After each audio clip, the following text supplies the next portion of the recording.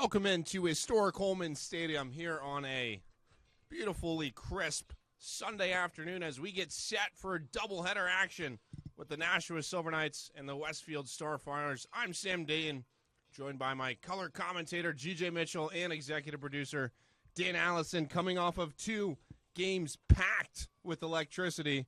And we, of course, want to talk about that and also get to today. I'll turn it to GJ. Yeah, I mean, again, you were right. A walk-off on Friday, sort of a walk-off-ish, or at least, you know what? I'll say it today because I didn't get a chance to say it yesterday. The first save of the season for the Nashua Silver Knights. Guy in Bagshaw came in and ended up getting the casual 2-5 put-out to end of the game. You know, the always popular 2-5 put-out. But again, this is Nashua collecting wins, building off of good vibes, and now they get a chance to go over 500 on the weekend with at least a split here. Yeah, GJ, and both teams coming in right now, different positions in the standings. Obviously, Westfield sitting atop the league right now, 13-7. Nashua at 10-13. But they're not quite dead yet. And in fact, they're not even close to being dead. The way things are working right now, GJ, the Silver Knights are in a position to leave the ballpark today after the 2 games in a playoff position, which is incredible to think about throughout where this team started. And I want to get to the pitching matchup. Kyle Savati taking on Andrew Shenevert.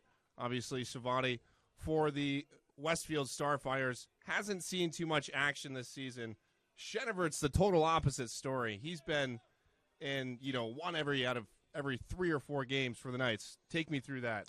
Yeah, again, Salvati, 2.07 ERAs, 2 games been in, one of them started, only 4 1/3 innings pitched. Pretty even strikeout to walk ratio, 6-5. Hasn't given up a hit, so that's certainly good for him. On the flip side, like you said, the workhorse, Shenevert, 2 wins, no losses, a 4.05 ERA, 4 games, all 4 of them started, 20 innings pitched, so 5 times as many as his counterpart, with an 18-4 strikeout to walk ratio, and has given up 16 hits. His last one against the Road Warriors, 5 innings with the win, with only 2 hits and 5 strikeouts. So should be a good matchup, very interesting. Westfield in here for 2. Couple of 7-inning games on the doubleheader on an overcast on a Sunday, and hopefully the weather holds out like it has this whole weekend, and we end up getting both these games in, and hopefully Nashua can get 2 more victories and sweep the weekend 4-0. Absolutely, GJ. There was a lot of uncertainty and doubt the past 2 days whether either game would get in. Both games went off on time without a minute being delayed throughout the entirety of the affair. And thankfully, both games were played out in full as the Silver Knights picked up 2 very electrifying wins, hoping to get a 3rd consecutive tonight. They've been on a roll recently, trying to keep that up. We'll turn it back with the national anthem in a couple of minutes and then bring you lineups and defensive formations. All that and more on the other side. You're listening to the Futures League Network.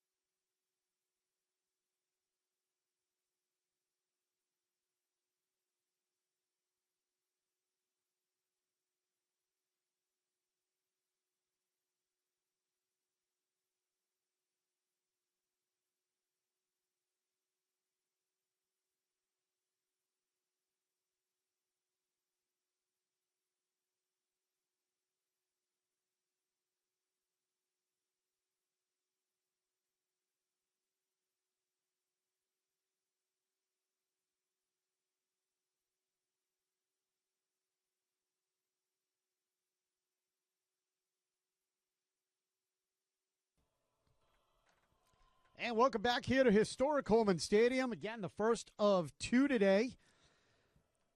We're going to start the national anthem on game 2. And you'll notice here something very odd is Westfield on the bump first, as this is a makeup game from a game that was supposed to be in Westfield. So Westfield gets the advantage of being the home team today for game 1. Nashua will be the away team. So let's go around. Let's do the starting lineups here for both teams. Starts with the away home team, Nashua Silver Knights. It will be Tommy Allers, number 16 in center field, leading off. Owen Carey, number 25, the right fielder, batting second. Drew Loikitz, the second baseman, wearing number 8, batting third. Nate Kearney, the first baseman, number 14, batting cleanup. 35, Aiden Zorn is the DH, batting fifth. Batting sixth, Scott Donahue's catching, and he's wearing 13. River Hart, a left fielder, number 33, batting seventh. TJ Laponis, the shortstop, batting eighth, wearing number 20. And number 26, Jeff Valdez, the third baseman, is batting ninth with Andrew Schenevert. Around the horn for Westfield here in game 1 is Soler, Garbowski, Lucas, and Redahan. In the outfield, Soltis, Merlongi, and Morris, with Novak catching Salvati. And I'll turn it over to my broadcast partner, Sam Datin, for the start of game 1. Some tough pronunciations there, GJ. Of course, I think the hardest part is adjusting to Nashua batting first. And time and temp at first pitch, 12:30 on the dot. A beautiful 75-degree day here in Nashua, New Hampshire. Salvati deals. That's backing away 1-1. No national anthem today because Nashua is the away team. And, of course, Ehlers lifts that one foul, leading things off for Nashua. It still feels a little weird, doesn't it, GJ? It almost feels like the bottom of the first inning in, first, if that makes sense. Yeah. And it's also weird because both teams are wearing dark jerseys. Westfield in their all blue kits. Nashua in the black with the white pants, as that's lifted center for out number 1. You know what it is weird? It just got weird now as I went to write it in the visitors side of the book and see Tommy Aller's name for Nashua. That's where it just got weird. Right.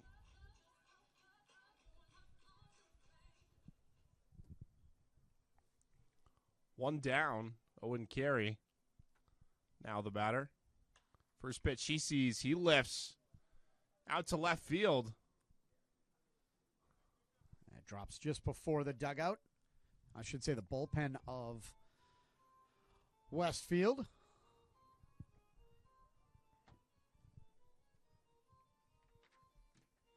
Awfully quiet here in Holman. Obviously, today we're playing a doubleheader. This one's starting at noon.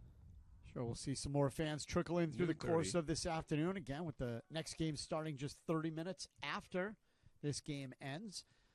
Again, these also are 2 7-inning games. There can be extras, so this can go to 8th inning, and then home run derby in the first or second inning. This one's popped sky high. And the shortstop is there to retire Carey. Garbowski makes the catch. Drew Loikitz will step into the box with 2 down.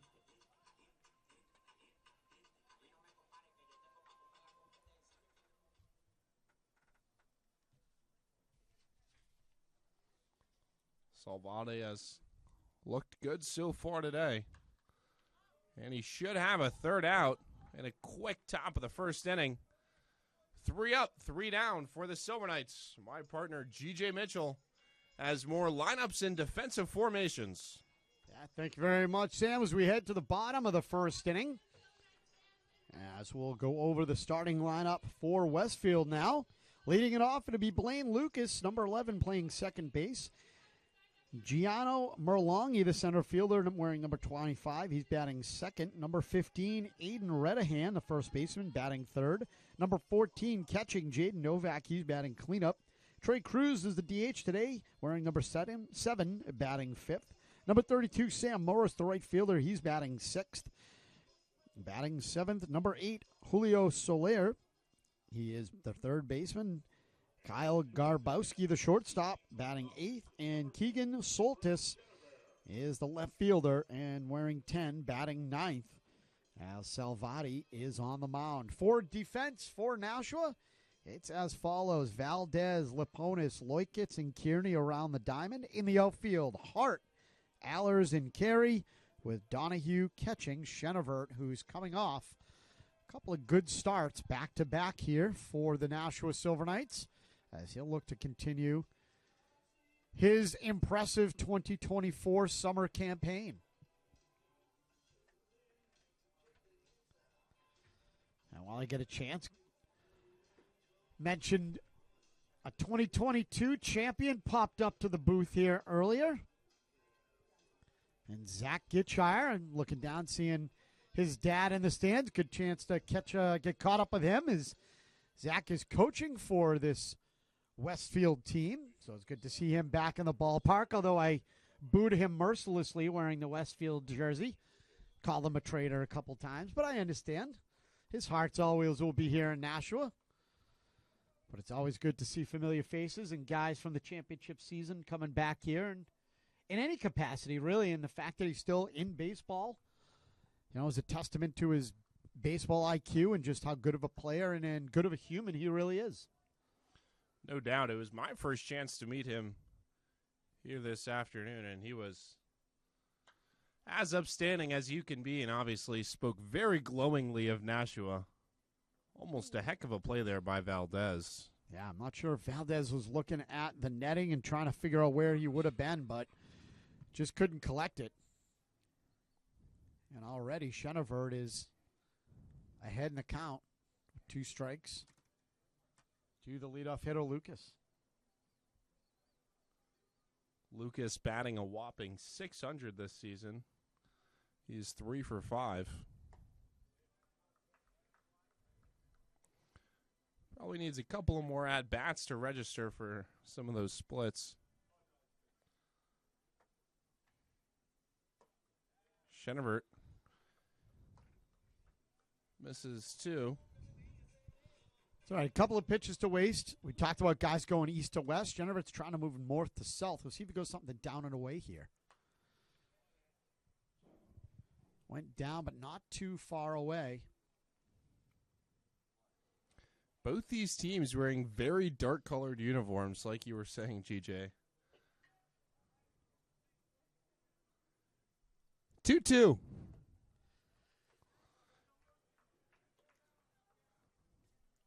Yeah, tried an off-speed pitch there, and that just stayed up high. Now he's got a full count. We'll see what he goes with here. 4 straight balls after, or rather, 4 balls after 2 strikes, and a leadoff man aboard here in the bottom of the 1st. Yeah, not a great start, and I know it sounds crazy just because of the fact that it's the first batter there, but you're heading the count 0-2 quickly on 2 pitches, and then you lost them. That's not a good sign for Chenevert, but now he's got a chance, got to knuckle down and possibly trying to get into turn 2 here. This one is a fair ball, and heading for third is Lucas. He'll get there.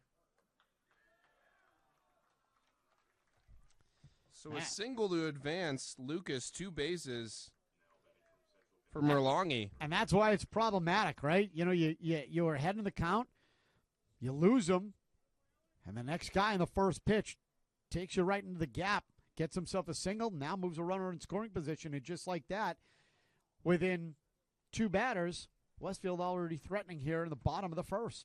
And again, reminder, being this is a doubleheader, you got 2 innings off, cut right off the end of the game, so you only got 7 today in both games. So you got to get on these teams quickly here and have that aggressive mindset, not only as a pitcher and from the defensive side, but also at the plate. You got to be out there starting to swing, and Westfield, they've came ready here in game 1 so far.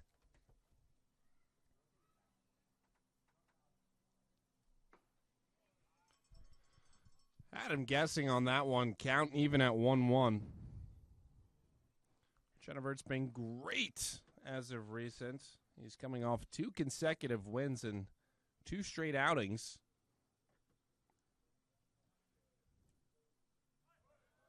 Runner takes off. He will fire over. There won't be a play. And we were just talking about being aggressive. That's Merlongi stealing second. So now you got 2 runners in scoring position, still with nobody out here in the first. And Chenevert's on his way to losing control of his game quickly here, right off the jump. 2 runners in scoring position. 2-1 is whiffed on. Yeah, nice pitch there.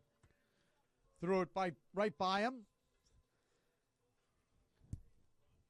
Strikeout would be absolutely huge here. Aiden Redhand is the batter.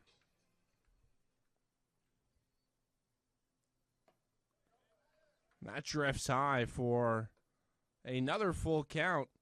The difference in loading the bases versus going 1 out, 2 men on, could be the difference in today's game. Who knows? It all rides on this pitch. It's lifted and popped up. Should be an easy out. Chenevert, the pitcher, is called off by Jeff Valdez, the third baseman, and he returns the ball for out number 1. Doesn't matter how you get it, as long as you get it. Yeah, that was a tough play for Valdez, but he was able to get under it, as that was sky high. But a big and a huge first out, not just because of the first one of the inning, but it keeps everybody where they are. And because it stayed in the infield, didn't give anybody a chance to even get off the bag or do anything. All the runners basically stayed right where they were. So huge first out. Runners stay at bay, and now you get a chance to attack again here with the 4th hitter.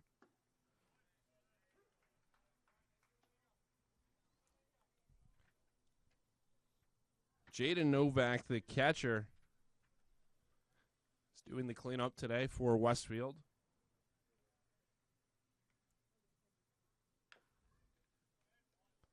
Punches that one foul, and Chenevert has another 0-2 count. Novak 9 for 29 on the season, playing pretty well, hitting at a .310 clip with 3 home runs, 9 RBIs. It's definitely in a lot of situations to punch in RBIs like this one. 0-2 from Chenevert. That one will probably get a run home. Have to fire over to first. Safe is the call from the umpire. As crazy as that may sound right now, that was a great play by Laponis to keep the runner at second. Went deep in the hole. You knew you weren't getting the runner at third. If the guy at second came off the bag a little more, I think they might have had a play to get what would have been the lead runner. But instead, looked the guy back, had at least an opportunity to get something at first, didn't get it, but keeping the runner at second and not letting to advance to third was a huge play. So you will definitely take a run for an out in that situation.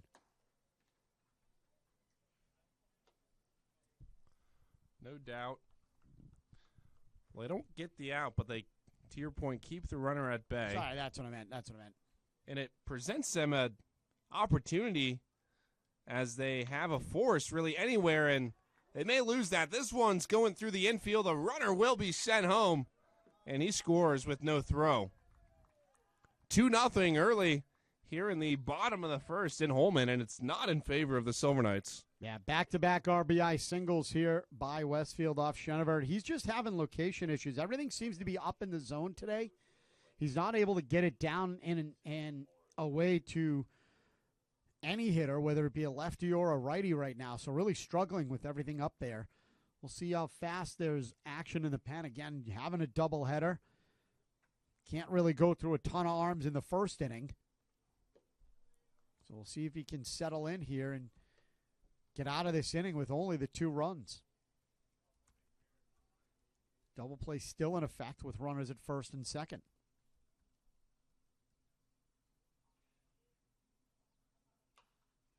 This one jacked up behind the plate. And back to the sweets area.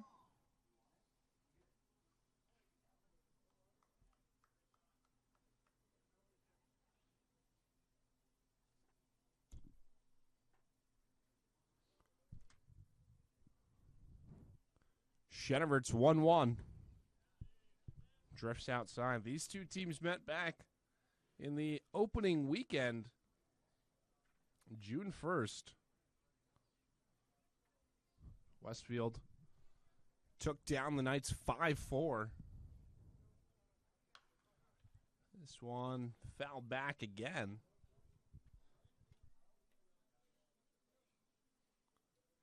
And it was a pretty interesting game.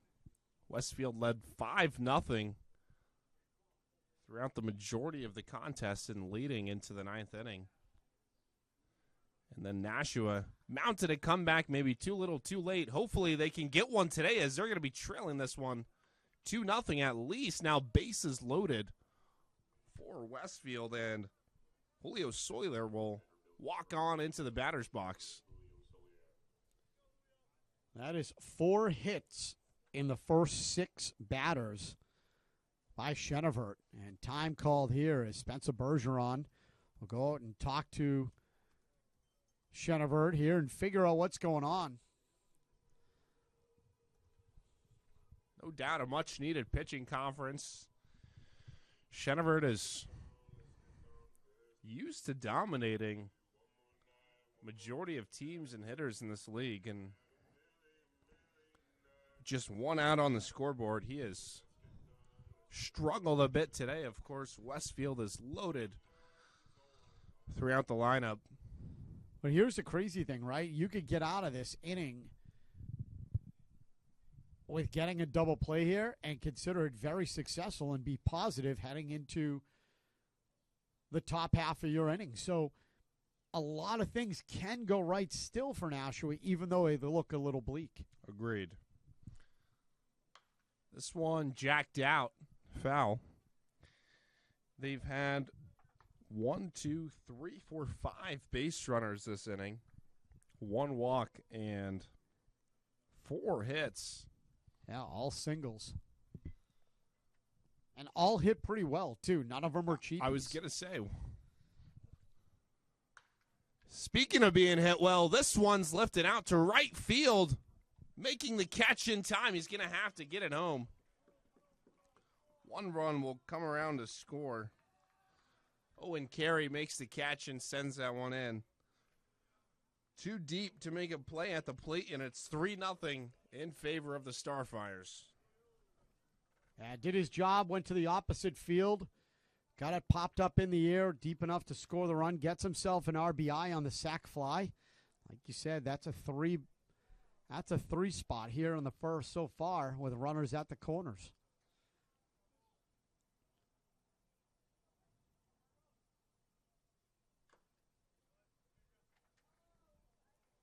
Two outs.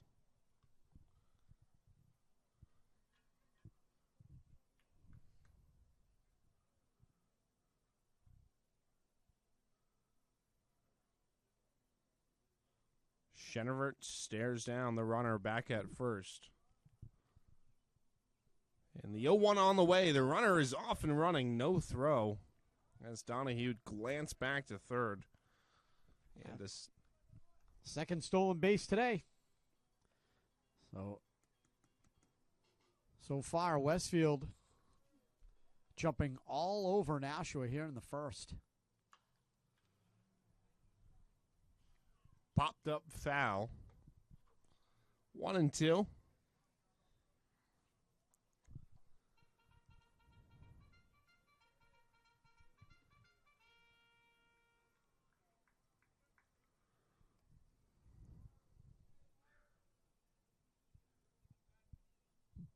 Shenevert trying to get out of this inning. That one outside, 2-2. Yeah, he's trying to nibble too much. Almost afraid to put it over as he's been hit so far with 4 solid hits here in the inning. Trying to get these guys to chase. Got to attack, man. Cruz leads off third. This one's lifted out. Ehlers drifting over. Will make the play in time to get out of the inning. Not before the Starfires tack on 3 here in the bottom of the first. We go to the top of the second here in Holman Stadium with Nashua coming to bat.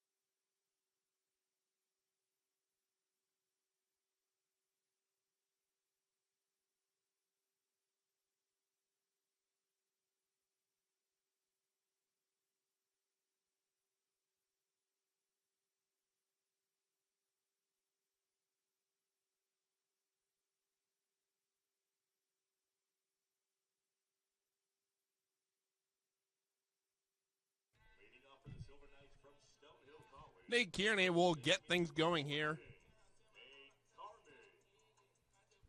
to kick off the top frame of the second inning. The Nashua Silver Knights are the away team today.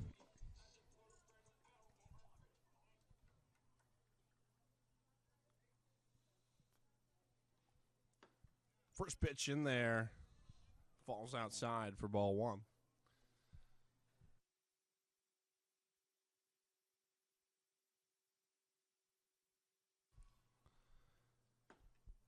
The Silver Knights will be the home team in game two, which should commence at 3:30 or whenever we can get done with this one. This one, little looper, just foul. Could have been dangerous if it was in fair play. Just a couple of feet off the line. Kearney coming in 279, no homers, 5 RBIs here on the season.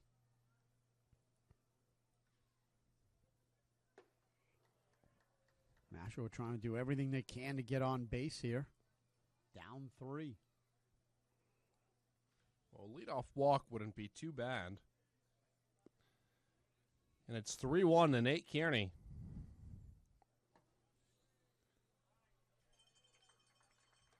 A walk will start the inning for the Knights and bring up Aiden Zorn.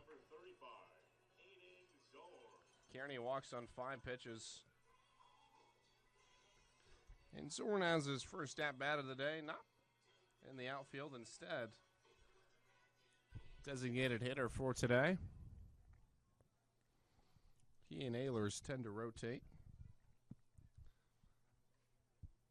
Zorn swings through the first one. And Kyle Savati has had some really good stuff so far this season for Westfield. He's appeared in 2 games, pitched 4 1/3. In that time frame, he's given up just 1 run. Good enough for a 2.07 ERA. 6 strikeouts in those 4 innings as well. Trying to get another punch out here on Zorn. He has him 0-2. That one low for ball 1. Yeah, tried to get him to chase there. Zorn did a good job laying off of it. We'll see if Savati goes back to that breaking ball on the outside corner. Tried to get him looking here. Kearney leads off first. This one chopped. They'll go for 2 over to second in time, over to first in time. A 6-4-3 double play. And the bases are back to empty with Scott Donahue, the catcher, due up for the Knights. Yeah, if there was anything you didn't want there, it's that. And ground ball double play, and now is Taylor made, like you said, 6-4-3. And quickly 2 outs here in the second. That one, some heat in there for strike 1.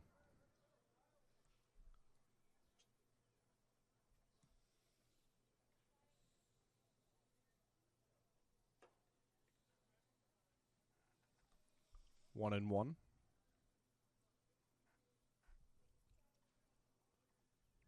Donahue trying to pick things up with the bat here.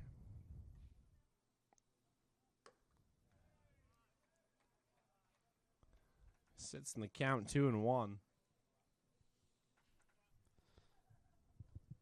Hasn't so much been his season, but he has confidence behind him. He's trying to turn it around. Maybe this will do it. That one shot out deep left field and over. Will not make the play, but it won't be a fair ball. Yeah, just went foul.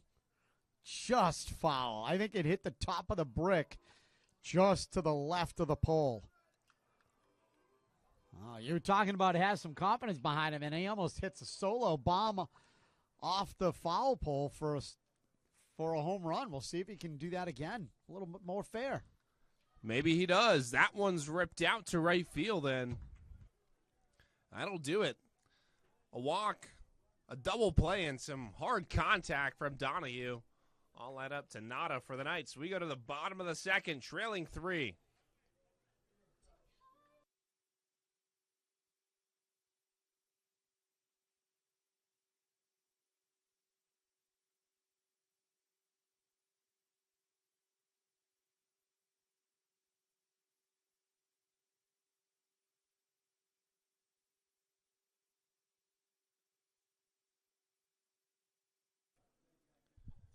We'll take a look here at the Futures Collegiate Baseball League standings. Westfield, who will come to bat here in a second, are leading the league right now. 13-7 is their record. Right behind them is Norwich, who the Silver Knights were victorious against yesterday. They're 14-10. Behind them, the Worcester Bravehearts at 13-11. Holding on to the 4th spot right now, which is a very loose position, is the Vermont Lake Monsters. They're 500 at 11-11. New Britain Bees trying to get back to that 500 clip. They're just one game under, 10-11. The Brockton Rocks, 9-11. The Nashua Silver Knights sit at 10-13, and of course, anything is possible, and they are very much alive and playing some of their best baseball right now. And to close it out, the Futures League Road Warriors sit at 3-9, and that'll do it for the FCBL standings, which brings us right back to Holman to kick off this bottom frame of the second inning. 3 up, 3 down, twice go the Knights. And after 8 batters came to the plate there in the first inning for the Starfires, Keegan Soltis will get his first chance to bat. Lifts that one up. And it's an easy grab there for the Knights left fielder, River Hart. Quick out for Shedevert, which is much needed. You can't underestimate the power of a quick first out, especially after that first inning where 8 batters came to the plate. Yeah, Shedevert's looking to go 1, 2, 3 here, get up and down and out of this inning as soon as possible. Try to get the boys back on the front foot. As again, we're already in the second. You could almost say a third of this game's already over, as crazy as that sounds, again, with only going 7. So if you're Nashua, you got to get back into the batter's box as quickly as possible. Another quick out for Shedevert. That one retired at the glove of Ehlers. The outfield for both teams getting a decent amount of action early. And the leadoff man, Bladen Lucas, goes down. That'll bring up Gianno Merlongi to the plate. Playing center field today for Westfield.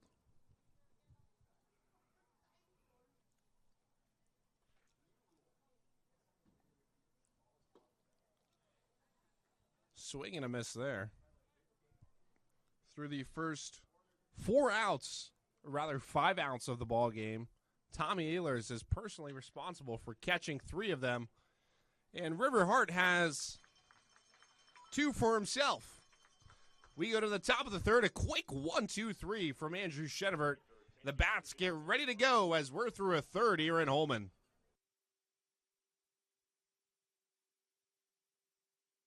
3, you're out! If you're looking for compassionate mental health counseling, contact Wanderlust Therapeutic Services. Specializing in anxiety, depression, ADHD, and PTSD, their clinicians are proud to service the Southern New Hampshire community because sometimes when we let ourselves wander, we find ourselves again. Wanderlust Therapeutic Services, 400 Amherst Street, Nashua.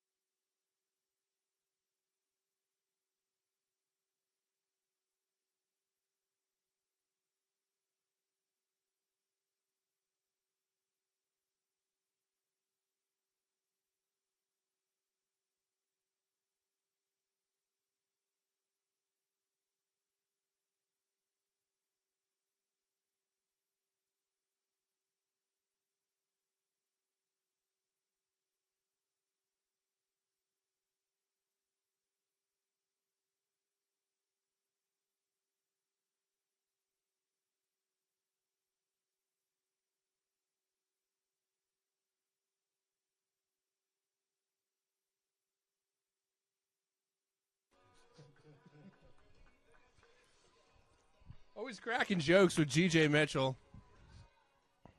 Sam Datin back in the booth with executive producer Dan Allison, color commentator G.J. Mitchell.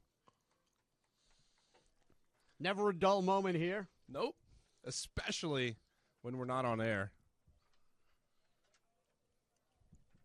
That's all I'll say about that. River Hart steps into the box and watches the first two pitches miss. It's quickly 2-0.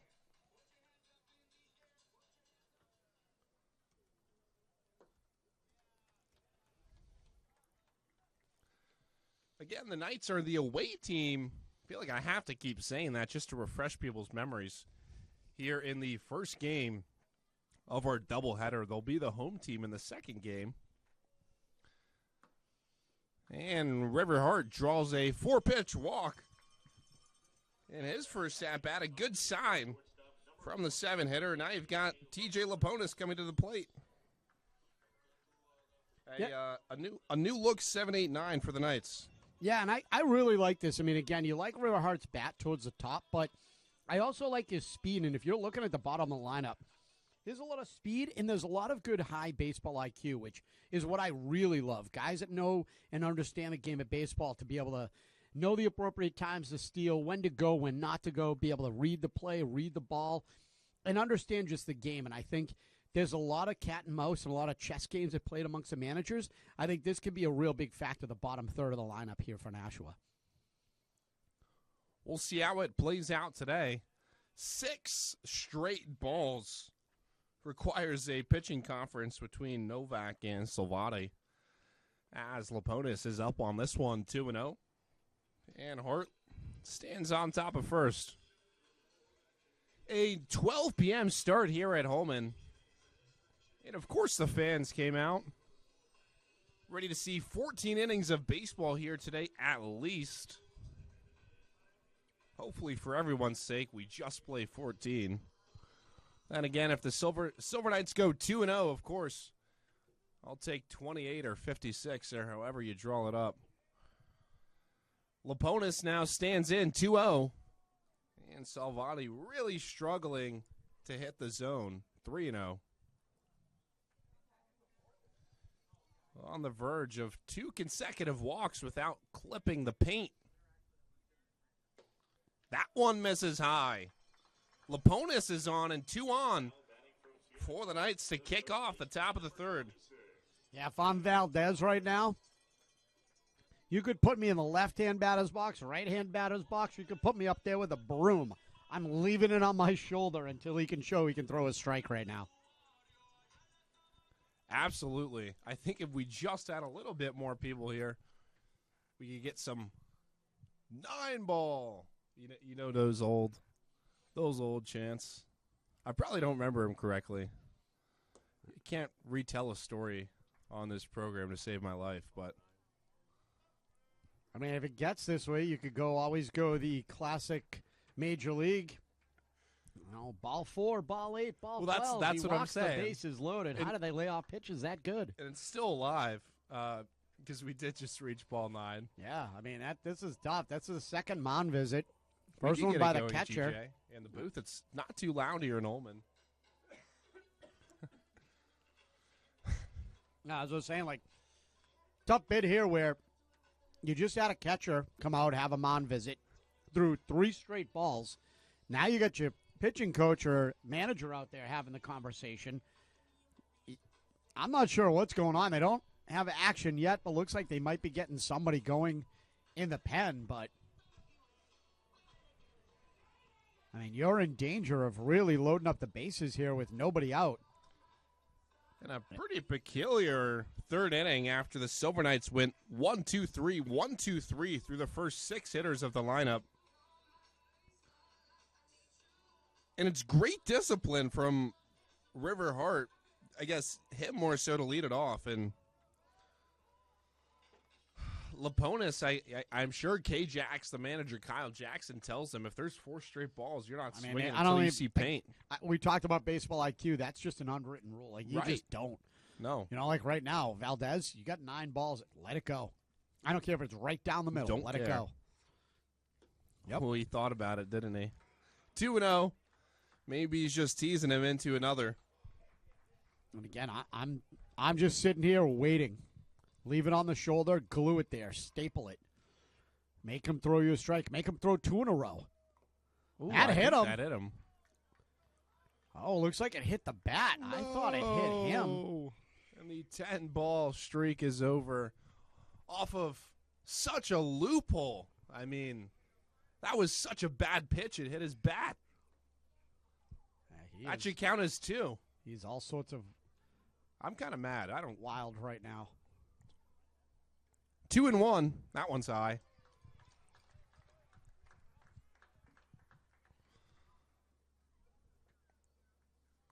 And it's 3-1 to Jeff Valdez. The only strike coming off the nub of his bat. Silver Knights looking to load him up.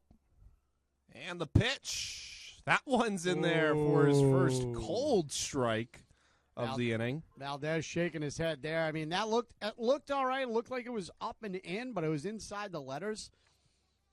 But again, I don't blame him. Everything else has been pretty erratic here. Full in the count. third. Runners go, and that pitch is going to be sent through.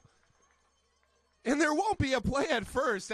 I thought it was going to get through the gap. It kind of died there on the infield, maybe with the water coming in.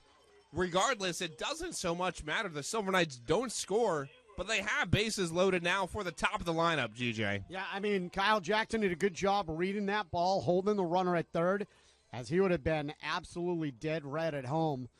But in that move, that makes everything perfect for Nashua. You got bases loaded and just on cue, top of the order, one of the hottest hitters in the FCBL this whole season in Tommy Allers.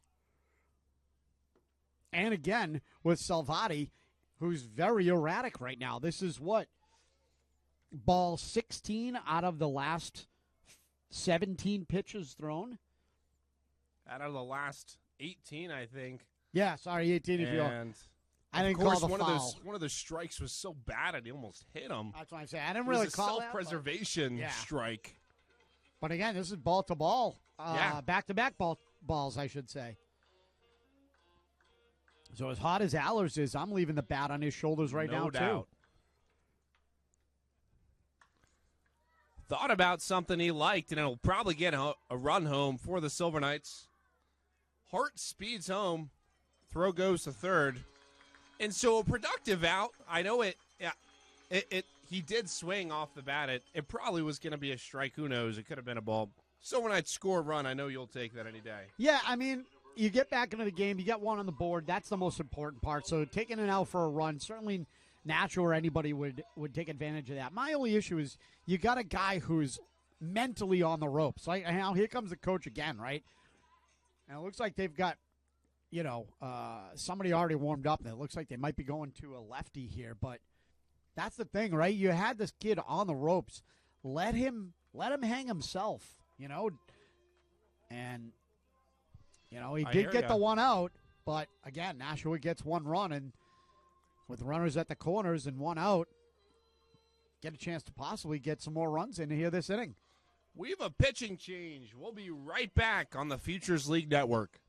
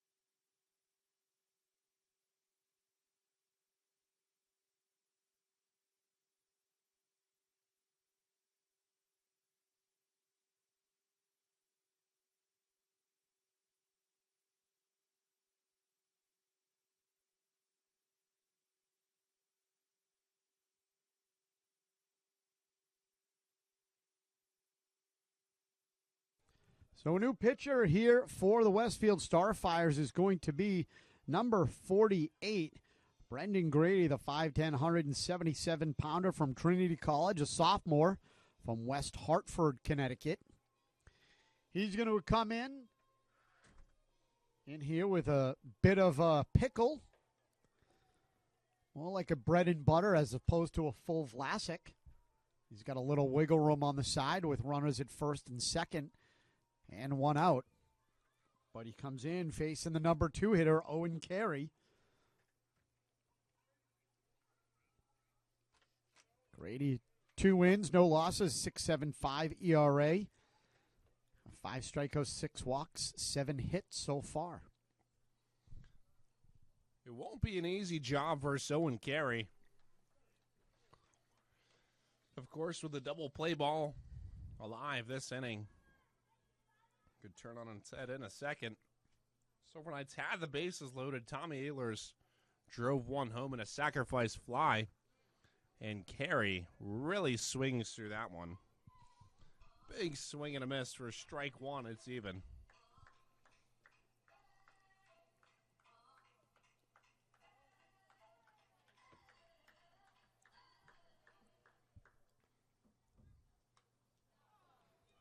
Foul back.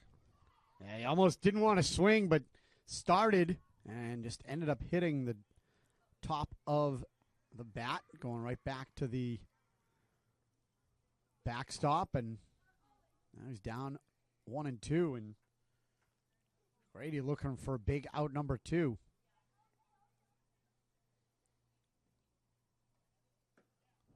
That pitch drifts off the plate, 2-2. Yeah, he tried to find the very top corner on the front left side of the plate, just missed. Carey's got an even 2-2. Got a little room over in left center. 2-2 is ripped right to the first baseman. He fires to second. It goes into left field, and a run will come home to score for the Silver Knights. A massively wild air from the first baseman, Redahan. And the Silver Knights benefit from it, and hopefully will look to take advantage. Yeah, that almost looked like it could have been a tailor-made double play ball, but you never assume the double play, and that is why, as the first baseman, Redahan chucked it into center field, but Westfield doing a pretty good job getting it back in quickly and keeps the runners at bay. So again, back to first and second, one out, but a run scored and only one more run. This one's rocketed. That'll get down in the gap. All the bases will advance. And Nashua, with an out here and down a run, has the bases juiced once again. And that'll bring up Nate Kearney. Yeah, again, I was just about to say, Nashua with an advantageous situation here. They get a chance to move runners over and possibly tie this game up. And just like that, a shot in the gap, one hops into the center fielder's glove. Everybody moves up 90 feet, and this inning continues here with still only one out. Kearney walked his first time up, and then he got the bad end of a double play.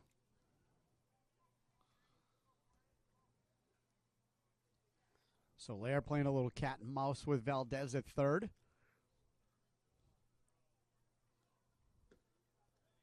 Valdez on third, Carey on second, and Loiketz, who just ripped that extra long single on first. And Nate Kearney stands in with a hitter's count, trying to do some damage. Even more so a hitter's count, now 3-0. Again, I know it's a different pitcher, but 3 balls, no strikes. Keep the bat on your shoulders, make him throw you a pitch. In fact, make him throw you 2 straight strikes just to prove he can do it. Grady fires, and that'll be on the plate. Just caught the outside part of the black. Nice pitch there by Grady. And again, if I'm Kearney, I'm still making sure he can do it again. 3-1. And that'll be outside and a walk-home run.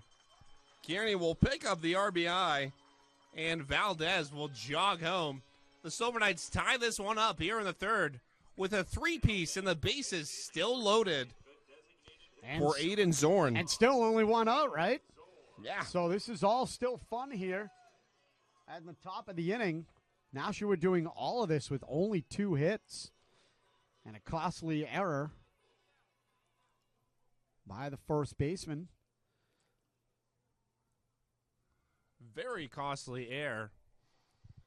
Had he chose to go to first, it would have been second and third with 2 outs in a significantly much more manageable situation. Absolutely. At this point, still leading by a run. 1-0 jacked up behind home plate.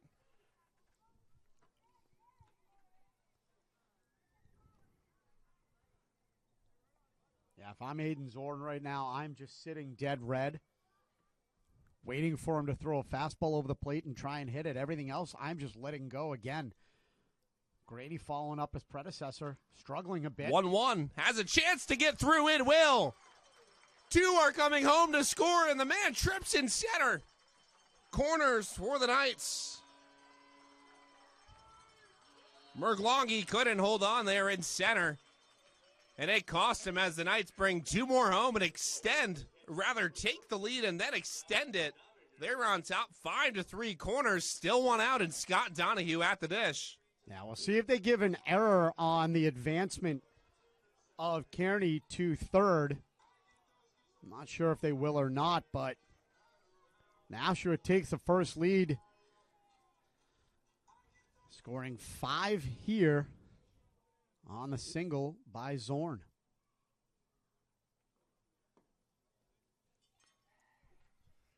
It's been a struggle fest to find the plate for the Westfield pitchers in the 3rd inning. Yeah, Donahue's the 9th man to bat. Nashua will be batting around in this inning here.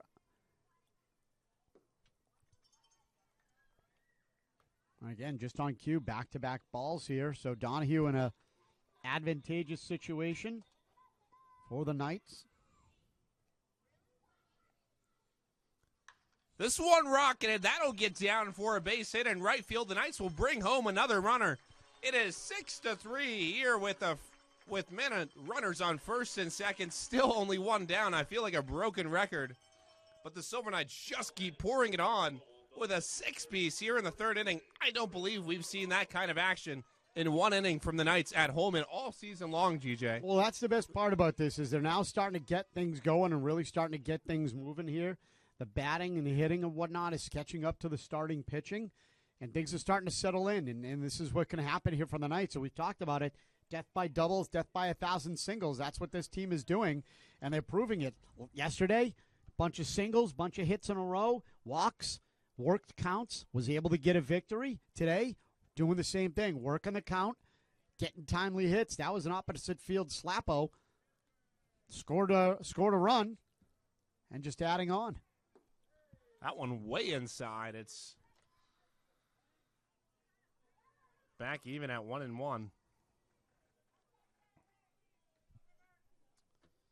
Yeah, Hart came out and walked Yeah, already in this inning. Scored the first run for the Knights. This one lifted as a chance, and it'll be foul over by the Silver Knight bullpen.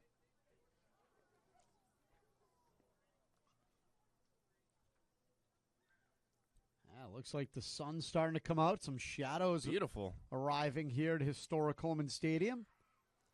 Just in time for the Knights' bats. They're not done yet.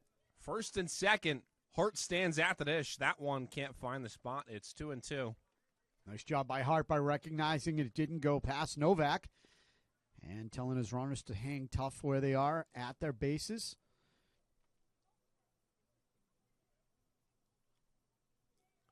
2-2 to Hart, and we'll take time here.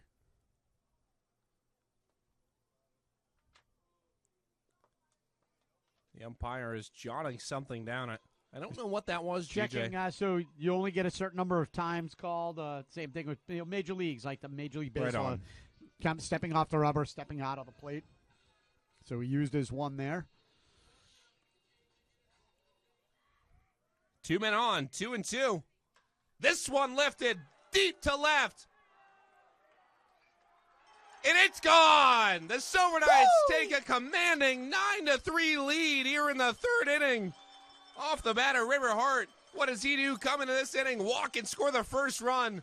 only to add 3 more and extend an infatuating lead for the Silver Knights. They're on top 9-3. You know what the stadium needs more? It needs more cowbell. Let's go. And as soon as he hit it, my hands went straight up.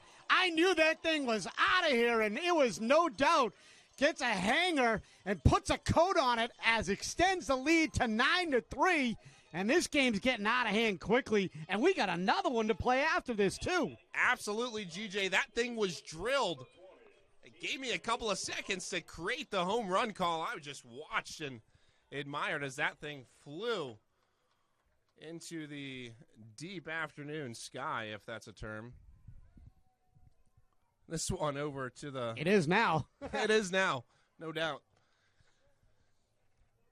And I'm kind of out of words, GJ. I think I just said 6 runs is definitely the most offense we've seen in one inning from the Knights at Holman so far this season. 9 is definitely the most.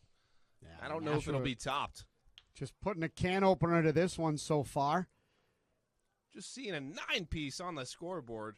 And again, this is off of 2 different pitchers, so it's not like you're tattooing one guy and you know, they're just leaving him in because of the doubleheader. They've brought in a relief pitcher, and he's getting hit just as hard as the starter was.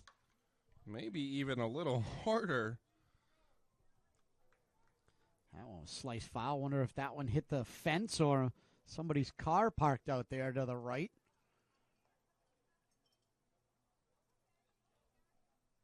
And that one chopped. Will be a tough play at third, and it proved to be too difficult indeed for Soiler to fire over to first. And I don't know if it's an error or a single. I think Laponis could have beat it out. Yeah, they're giving him an error, and I kind of have a problem with that. I don't know. I mean, maybe. If it is, it's a tough error to take because, you know, you really had to scoop it and throw quickly, and it was a hard one. But he also went front-handed. If he went backhanded on it, he might have had a better play, but tried to catch it on the front hand, hit out of the palm, and bounced right out. So an error there. Bare hand. And again, still only 1 out here in the inning.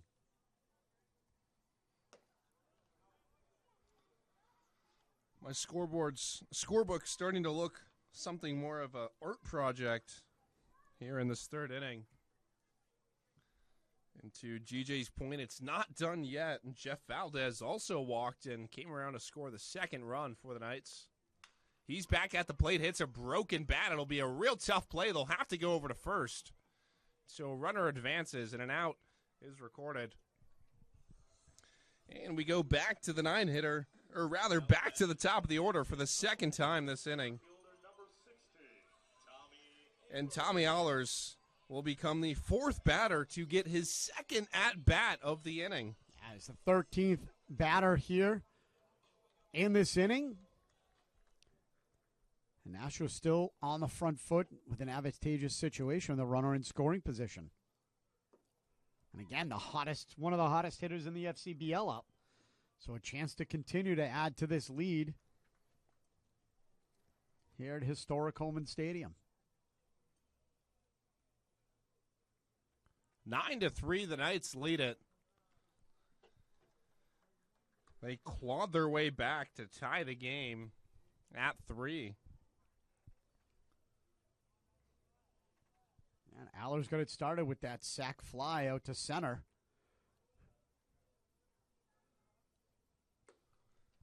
And then, of course, the big 2-run single put them up 5-3. An error kept them in it. Made it 6-3, and then River Hart, ultimately the final punishment. 3-0 pitch finds the plate. 3-1.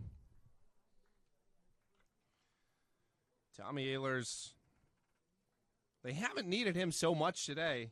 He actually got the first run home of this inning. The first RBI of the inning. He'll stand on first base as he walks. Almost seems like ages ago that he hit a sacrifice fly out to the center fielder. But that's where we are. Since then, the Silver Knights have scored 8 more, and he's standing on first base.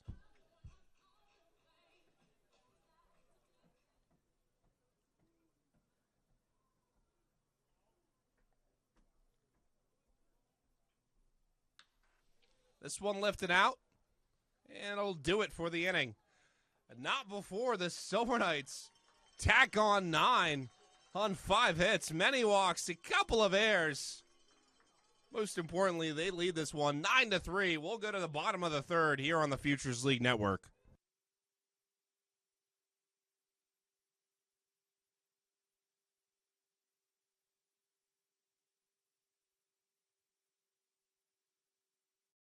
Years in the business, Juzak Electric has built a foundation as a company that you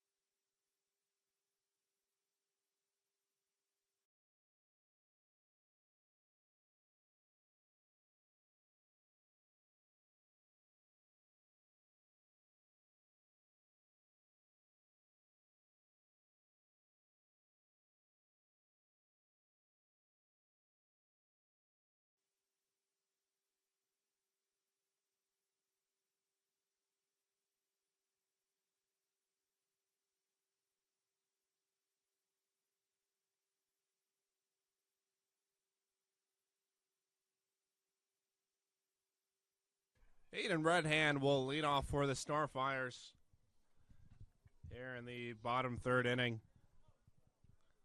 Schenevert goes out for another inning of work. Yeah, pretty comfortable lead, wouldn't you say now? 9-3. I'd say so. Last time he was up on the mound, the Silver Knights did their best to supplant him with a early 5-0 lead. Remember, that was that game where they scored 1 in the first, I believe, and 5 in the second inning. And they gave a Schenevert a 2-0 lead, which he just cruised through 5 innings of 0-run baseball and ultimately picked up the win that day. The Silver Knights won it by that score.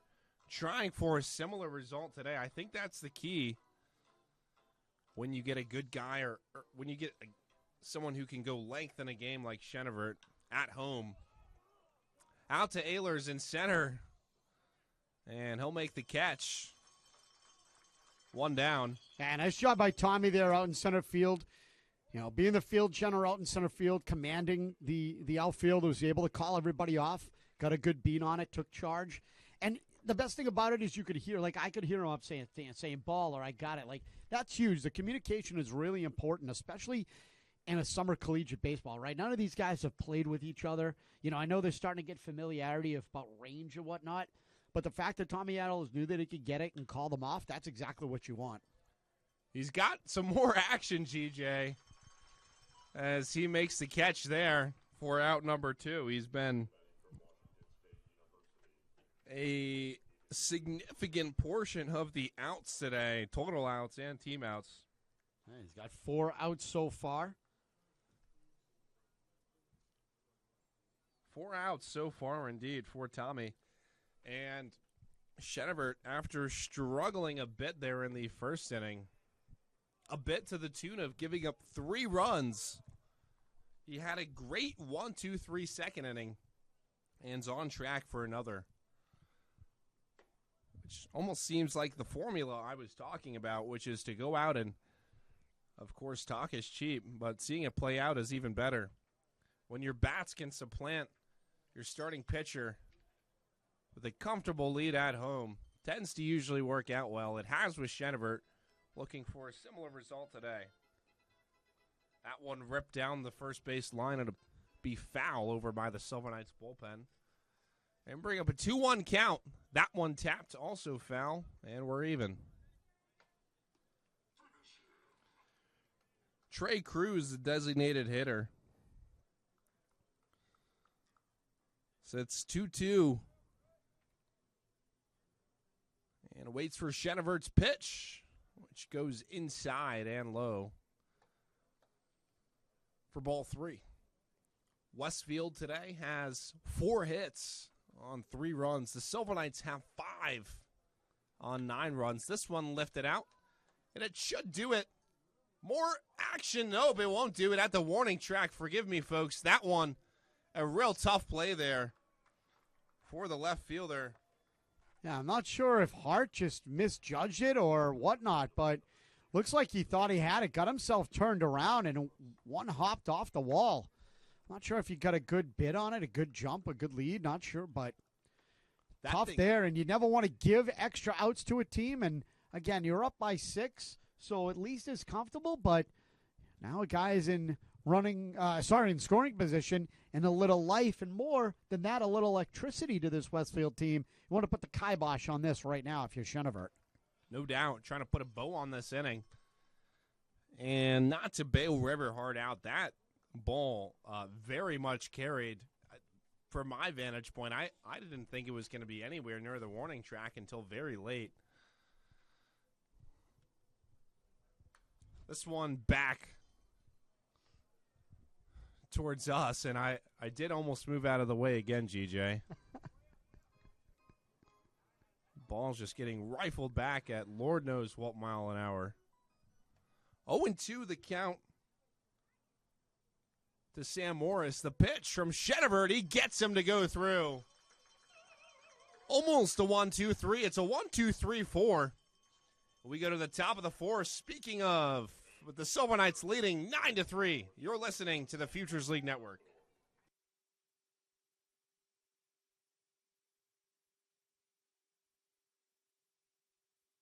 15 years in the business, Cusack Electric has built a foundation as a company that you can trust. Based on their core principles of quality, safety, and satisfaction, they have become the region's premier electrical contractor in the Northeast. Whether it's a commercial, residential, or industrial job, Cusack Electric can help with any project. Give them a call at 603-635-4539 or visit Cusack-electric.com to contact them about your electrical needs. Cusack Electric. Quality, safety.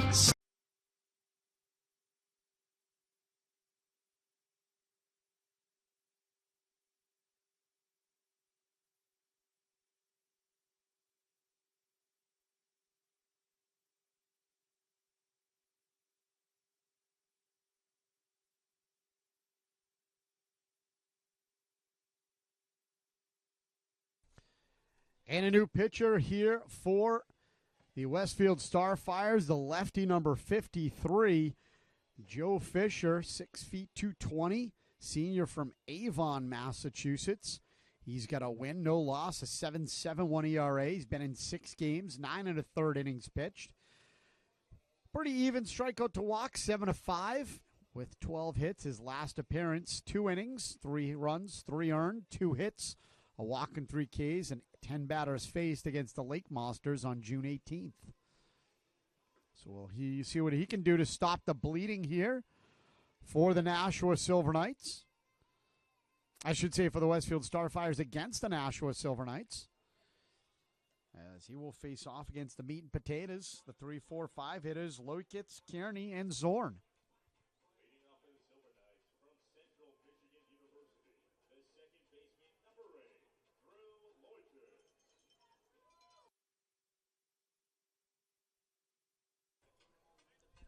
Drew Lloyd gets to the plate for the Knights after a thunderous top of the 3rd inning,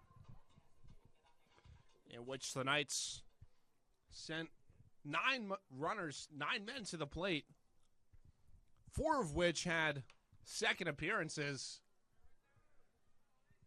5 hits, a number of walks, and most importantly, 9 runs. Has them on top of this one comfortably here in the top of the 4th. As we're just about halfway through this game, don't forget to stick with us in between the inning as we recap this one and everything it has been for the Knights. A quick 4-3 putout to start the top of the 4th. And Loikitz is retired. Kearney will come up. It's not often that you have someone bat in an inning who batted the previous inning. But not only that, he batted the previous inning twice. But that's the situation for Nate Kearney. Watches the first pitch just missed for ball 1.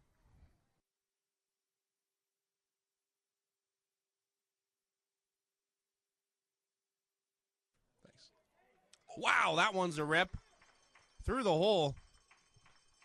And forgive me, his third at-bat in as many innings as he took one there in the second, third, and now fourth. And he's been on all 3 times.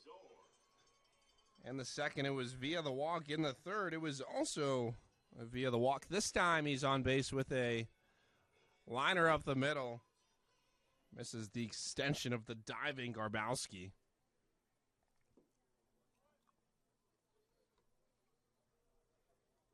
Another early base runner for the Knights. Aiden Zorn, the designated hitter, stands in. Zorn grounded into a double play his first time up after Kearney walked.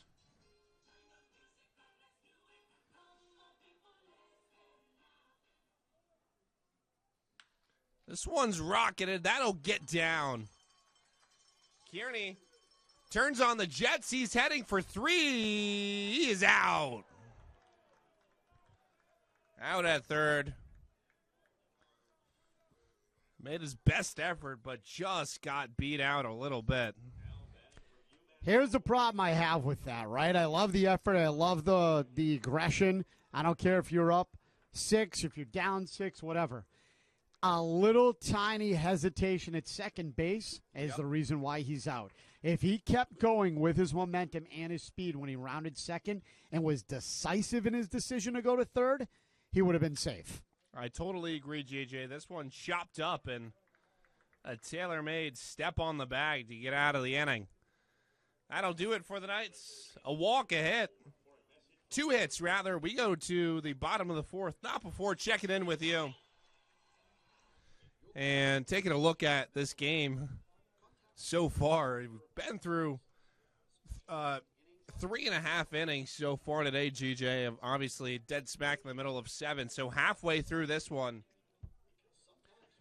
Shenevert struggled there a bit in the first, but got it back and has really been cooking ever since. But the story of the game was that top of the third inning for the Silver Knights. Just take me through it. Again, it really all started with River Hart getting the leadoff walk to start it off. Laponis, another walk, and then Valdez, the single. Then Allers with the sac fly. So, again, we talked about getting a run back and giving up the out, and then it just ended up being an onslaught of Silver Knights runners and men on base with a walk, a single, and then, again, River Hart coming through with the absolute no-doubter 3-run homer over the New Hampshire lottery sign. And that's exactly what you need if you're Nashua right now, right? Not just you'd want a home run and a big fly, because it's more about just putting men on and consistently moving around the bases. And that's what Nashua did to the tune of 9 runs. And here they sit ahead. We talked about, needed to climb back and climb back quickly because this is a 7-inning game. You got a pretty good opportunity here to shut down this team for the next 3 or 4 innings and get a win, and then go into the second game as the home team with this momentum. So big, big, big, big opportunity here for Nashua as we continue this game.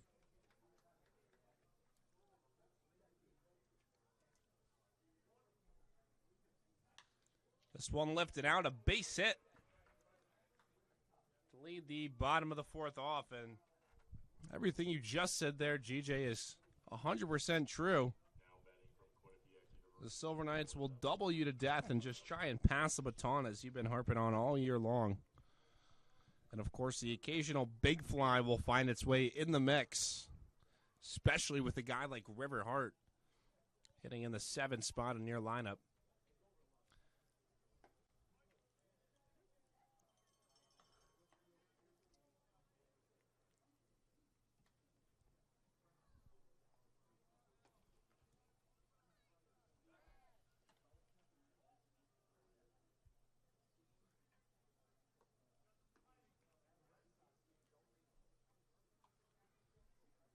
Shenevert returns for another inning of action. Westfield has reached in their bullpen not once but twice so far today. And the Silver Knights, fortunately, with a guy like Andrew Shenevert, don't have to worry about that for quite some time. typically through 5 innings. Yeah, Chenevert has settled into this game very nicely. Nice glove there from the first baseman, Kearney, over to second in time. They won't go back to first, but they do get the lead runner for out number 1 here in the bottom of the 4th. Yeah, nice job by Kearney to come in, attack the ball, scoop it up, get it over to the shortstop, the tag second for the leadoff force at second to get the force at second to get the lead runner. And, we talk about Chenevert. He's in cruise control right now. I know there's action in the pen for Nashua. Looks like there's nobody in the pen so far for Westfield, but Chenevert on cruise control right now as he's starting to settle in and find his groove, and that's a good sign if you're the Nashua Silver Knights here leading 9-3.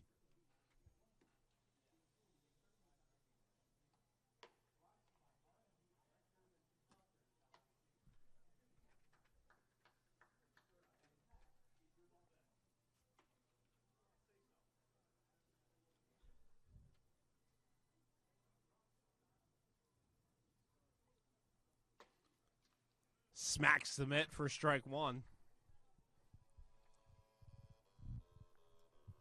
Keegan Soltis, the left fielder, stands in.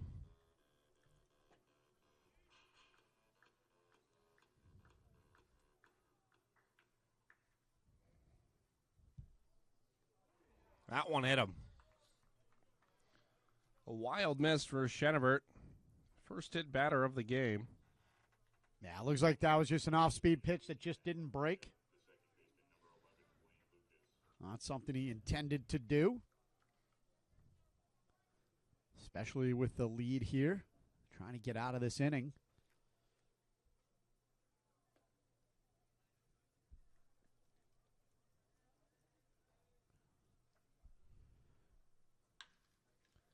This one rocketed. Could be 2. They go to second for 1. Over to first. In time for the double play. 1 hit, no man left. We go to the top of the 5th here on the Futures League Network.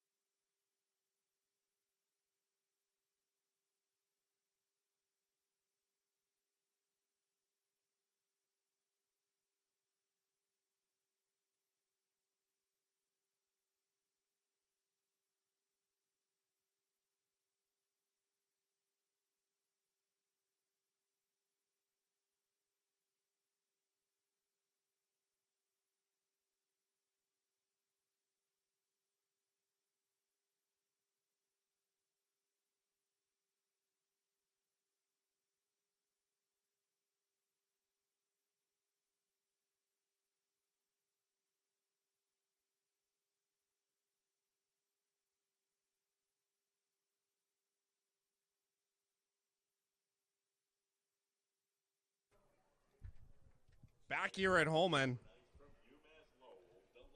And the Nashua native, UMass Lowell attendee, River Hart, steps back into the batter's box, hacking the heck out of the ball and having a heck of a season, especially with the long ball.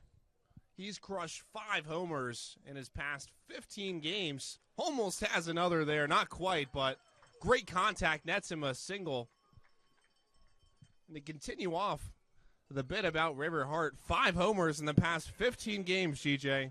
And just to put that in perspective, last year the Silver Knights home run leader had 5 total throughout 55-game season. Yeah, that was my man Shane McNamara, only with 5 through the 55, and Hart's already got 5 through 15, and a nice deposit into left field, good clean contact. And That hit him. As Hart looked like he was ready to go to second anyway, but now you got a couple of pitchers. You've got two runners on in first and second, and again, nobody out here as Nashua is threatening for more, and again, starts with River Hart. And we talked about the bottom of the lineup being good and being something that I think this team is going to be, really, really strength of this lineup is that bottom. And I said that starts with where River Hart is in seventh. So far, he's walked, scored a run, 3-run homer, and now is on second base here after a single. So pretty incredible. Looks like the 7, 8, 9 hitters doing it all here for the Nashua Silver Knights. Seems like a great 1 through 9 manager Kyle Jackson has found.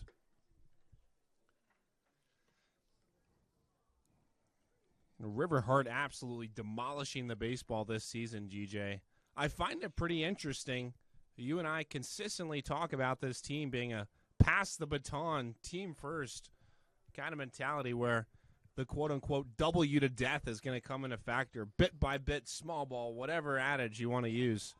And then you've just got guys like River Hart absolutely nuking the ball over the fence. Yeah, we've seen a couple of home runs over the last couple of days from the Nashua Silver Knights, and it's kind of like the polar bear in Arlington, Texas, Yeah.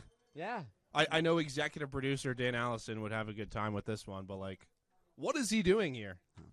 He's a polar bear in Arlington, Texas, man. That's home runs at historic Coleman Stadium from the Nashua Silver Knights. Very rare, but when they happen, they're always exciting, and certainly was for Hart here.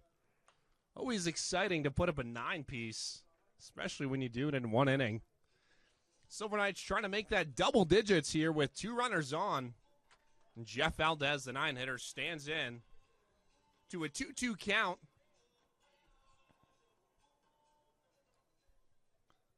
Yeah, he's already got a single and a scored run. Laponis, who was just hit by the pitch, has got a walk and a scored run as well. This one chopped. Will be a tough play. They go to second in time. First, yeah, he's safe. Absolutely safe. Nice call there.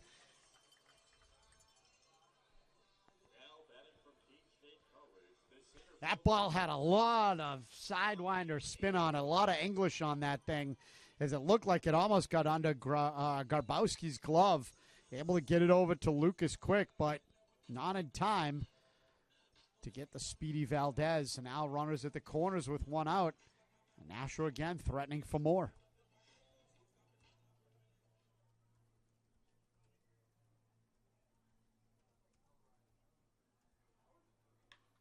This one jacked, a great play.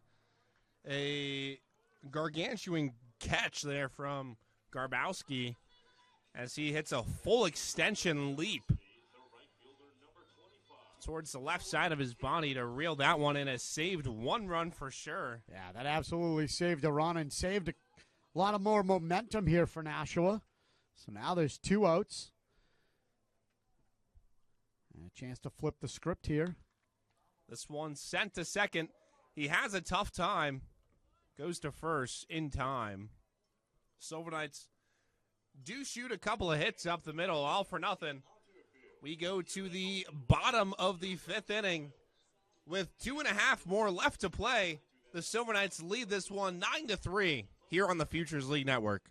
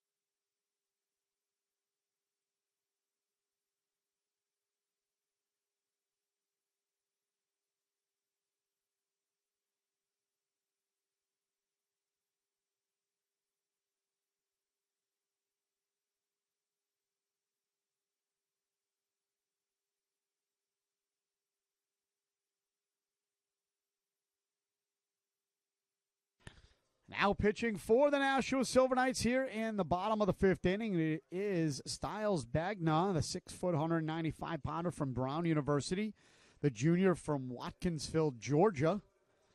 He comes in with a 3.85 ERA. He's been in 5 games, 4 2/3 pitched, 9-5 strikeout to walk ratio, and only given up 3 hits. His last appearance, 2/3 of an inning with a strikeout and 2 batters faced on a June 20th loss to the Bravehearts. He'll step in and face the 2, 3, 4 hitters for Westfield as they are down to their last handful of outs here in the first of 2 7-inning games on this doubleheader Sunday.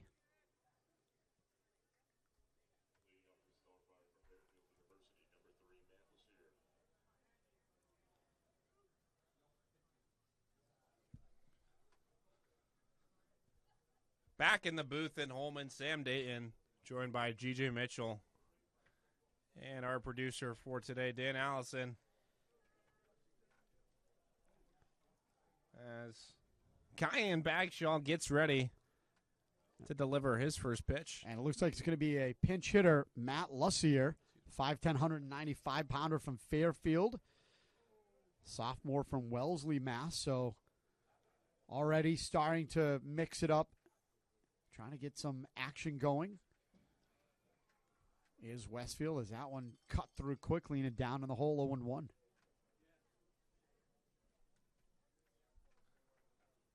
Styles Begnard, the pitcher for the Knights.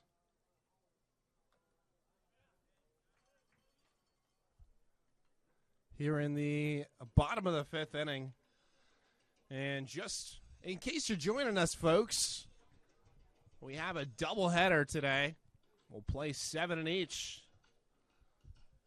And the Silver Knights will actually serve as the away team in the first game. They'll be the home team for the second game, which will start right after this one ends up. Yeah, about 30 minutes after, we'll take a quick TV timeout, long edition TV timeout. And we'll be back for game 2 here on what's starting to be a sunny afternoon here at historic Holman Stadium. Begnard can't find it. 1-2. He's made 5 appearances this season. This one sent up. Nice play there from the shortstop to fire over to Kearney. In time, Laponis. Nice maneuver there. That'll bring up the first baseman, Aiden Redahan.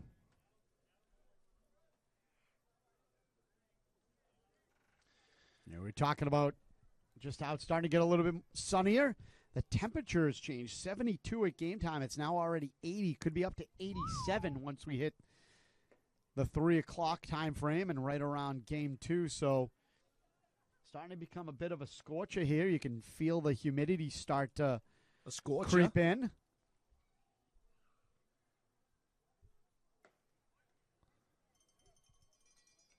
Clips the zone there. Nice frame from Donahue. I put that one in the Louvre. That was beautiful. Both the pitch and the frame up. Swung through that one. 1-2. And he's got back-to-back batters on the ropes here. Trailing in the count. As I was mentioning, Styles Begnard has made 5 appearances this season. He's only pitched 4 2/3. That one sent out and over to make the catch. In left field is River Hart. 2 outs here in the bottom of the 5th inning.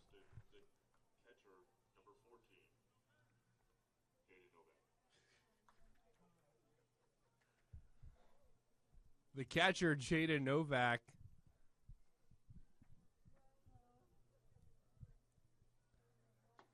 Checks his swing there. It's in there for a strike.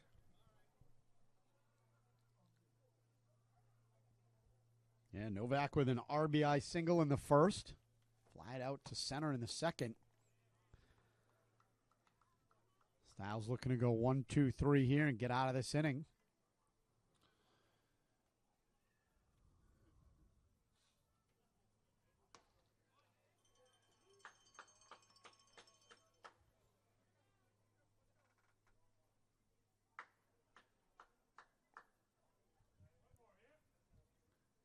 Scored and drove in a run back in the first inning for Novak when this was a much different ball game. Opportunity to go 1 through 3 for Styles Begnod. Fires away. It's in there. Some gas for strike 3. That'll do it for the 5th. We go to the top of the 6th. You're listening to the Futures League Network.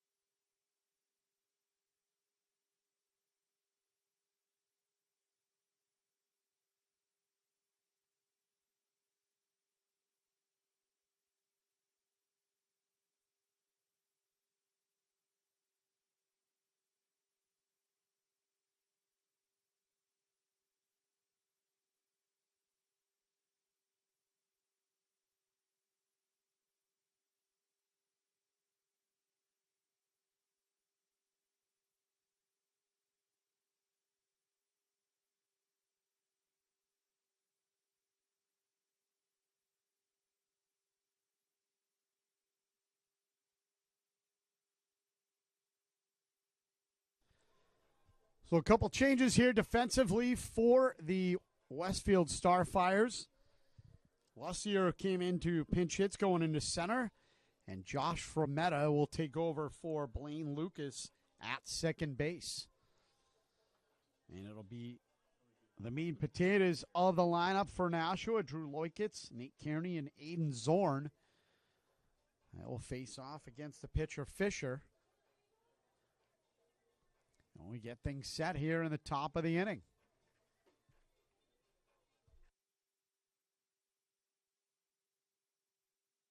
Thanks, GJ. Sam Datin with my counterpart and Dan Allison.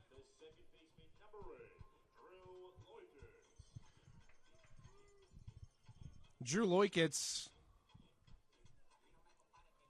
will clock in to start the 6th inning. It'll be Loikitz, Kearney, Zorn. Loikitz, one of the few members of this team that elects not to have a walk-up song. Usually left up to the discretion of the guys in our sound room or the discretion of his sneaky teammates. Wait a minute, you mean to tell me he really doesn't? That one's rocketed, by the way. Figure we'll make something He of that. really doesn't have his own walk-up song? He does not. I found it out today. Uh-oh. I am going to start picking walk-up songs for this young man then. Oh, we might have I got to trade. some bangers here, don't you worry. You're starting to worry me when you say that, GJ. Well, he's got a base hit regardless of the walk-up song. I've listened to more music in my lifetime that let me rewind. I've forgotten more music in my lifetime than you'll ever listen to. How so about believe me, I will pull some bangers for that young man. I've listened to more music than anyone my age and younger in this stadium combined. It's probably not right, but it extends my point. It's fair. Yours probably is accurate, maybe. Well, again, remember, I have 600 years on you. But I am catching up, buddy. Okay. Good luck. Some things will be futile, and Not necessary, but keep trying. As down the line that goes, that should be in there for a double. And Loikitz is going to come around to score. Kearney, a stand-up double to net the Knights double digits, and might as well bring out this little factoid. The Knights have played 2 doubleheaders so far this year. In both doubleheaders, GJ, game 1 of the doubleheaders, both times they've scored 10 or more runs. Apparently we should just get rid of half the games, play 2 every day, and let's go. Start the playoffs in July. I'm good to keep this score and just make this a 14-inning game and let it count for both. I'm fine with that, too. The Silver Knights pouring it on here.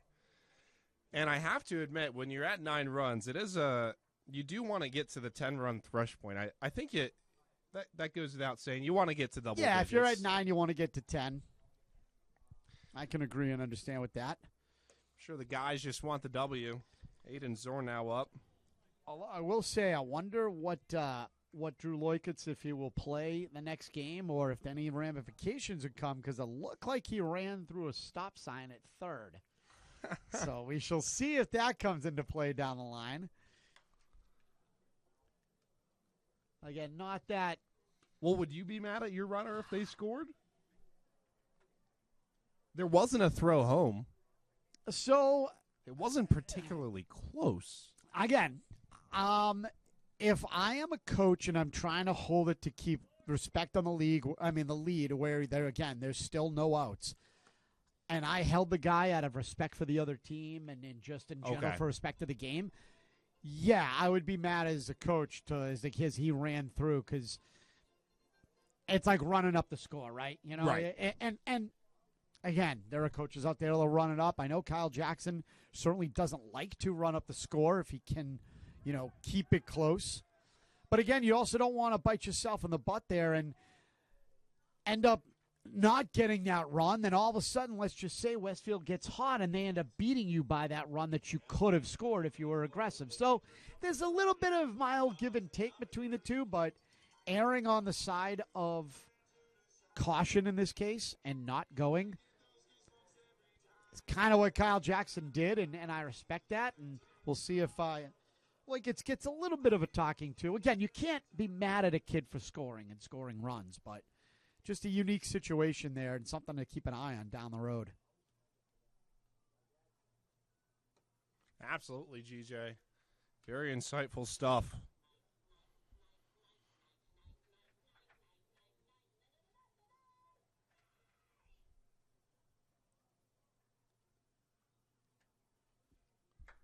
Sights Bagnod. Probably due to come back up.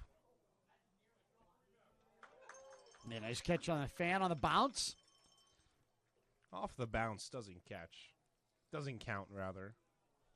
Well, it doesn't count as like an applaud situation. I get it, but it's still a nice catch off the bounce. Yes. Handle it cleanly. I think he was ready to throw it at first if needed.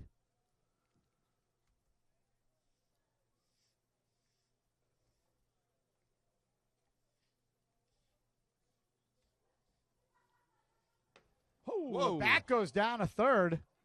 Right out of his hands. Yeah, he just goes over and says, I need some of that stickum, boys. As it goes right down the line past Kyle Jackson.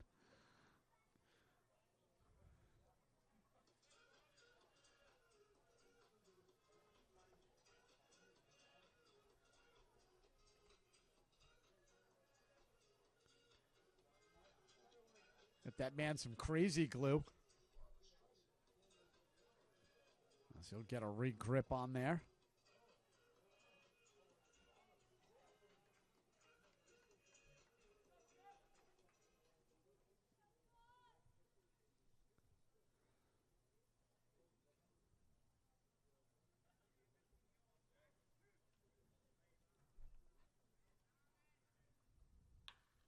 Rocketed over the third baseman.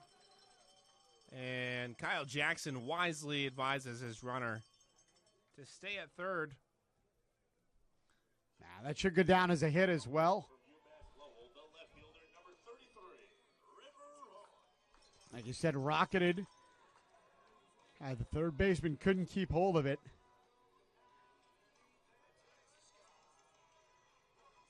And River Hart now, the man of the hour, comes up with one out and runners on the corners. I think we have a pretty good idea for the Ahern Equipment player of the game. Smooth operator, that is.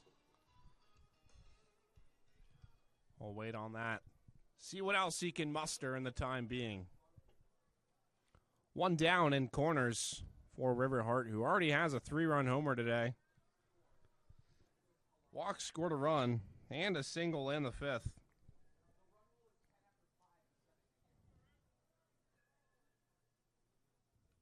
And that one hit him.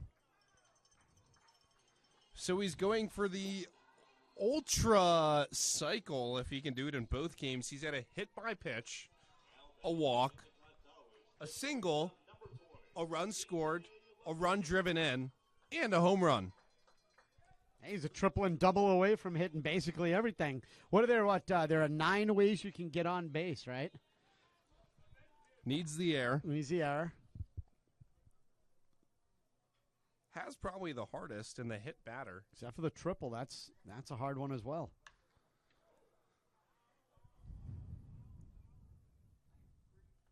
Foul out of play. The guys in the bullpen for Nashua. If you can remember back to those, I think it's a particular Disney movie where there's a bunch of birds going, bow, bow. Mine. Be Finding Nemo. The guys in the bullpen are yelling out. Foul, yep. foul. Of course, the 40-some-year-old guy sitting next to me. Finding Nemo, bro. That is absolutely classic. Nails the Crush, movie Squirt, name, the two but turtles. The 21-year-old kid just addresses it as a classic Disney movie. Come on now. Lapona stands in 0-2 and swings through that one. Runner on first, so he'll be retired without a throw. 2 outs here. That'll bring up the 9-hitter, Jeff Valdez.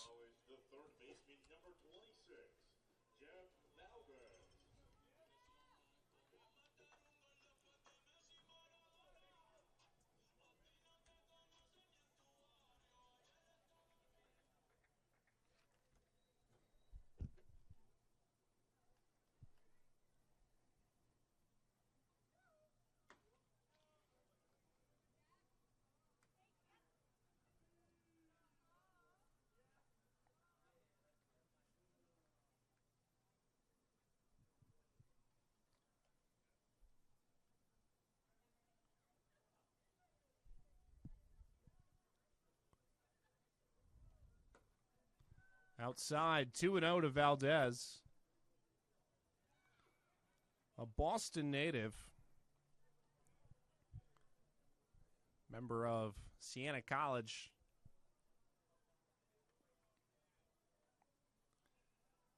A low-key bases-loaded situation for the Knights. Threatening to get more in a game of respect. I don't know if there's too much Kyle Jackson can do about a 3-0 count with the bases loaded. The Silver Knights might just have another. I was going to say, is this the one time you're given a chance to swing? Not that you're trying to add on, right, but you're just trying to, do something? He's watched all 4. That one drops in for a strike. I wonder if he was going to watch the 5th one here. Sure, he'd like to do something. He's 1 for 3 today. 2 fielders' choices his last 2 times up. 3-1 on the way. It's outside, and Valdez will drive in a run. He's scored a run today.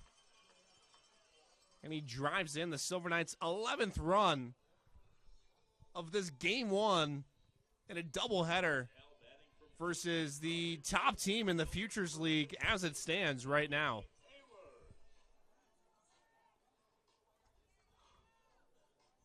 Looks like we're going to get another pitching change here, possibly, as the manager saunters out to the mound.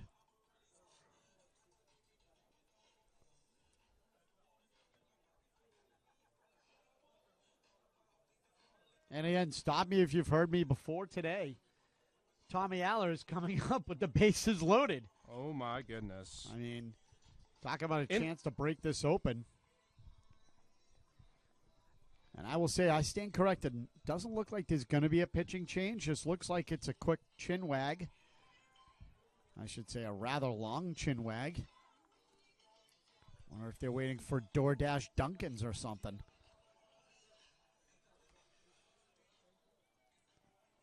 We're going to have to get a quick bite after this one because don't forget, folks, we'll take a 30-minute intermission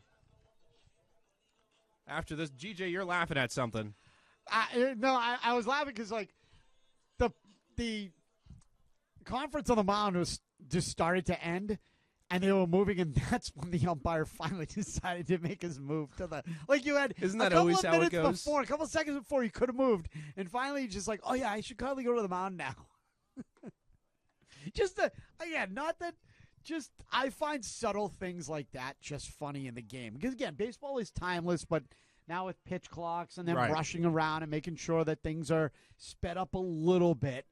We got a time capsule right in front of us. It's just kind of funny, just walking around like, oh, yeah, I got to get there. And starts making his way over when they start dispersing. Again, I find things like that just hilarious to me. Again, watching as many hours and hours of baseball.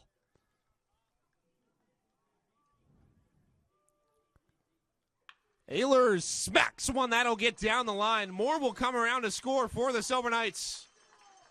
And they'll keep the runners at bay. Second and third. And Ehlers drives in a pair for himself. It's 13-3 with the Knights on top. Here in the sixth inning, they just keep pouring it on.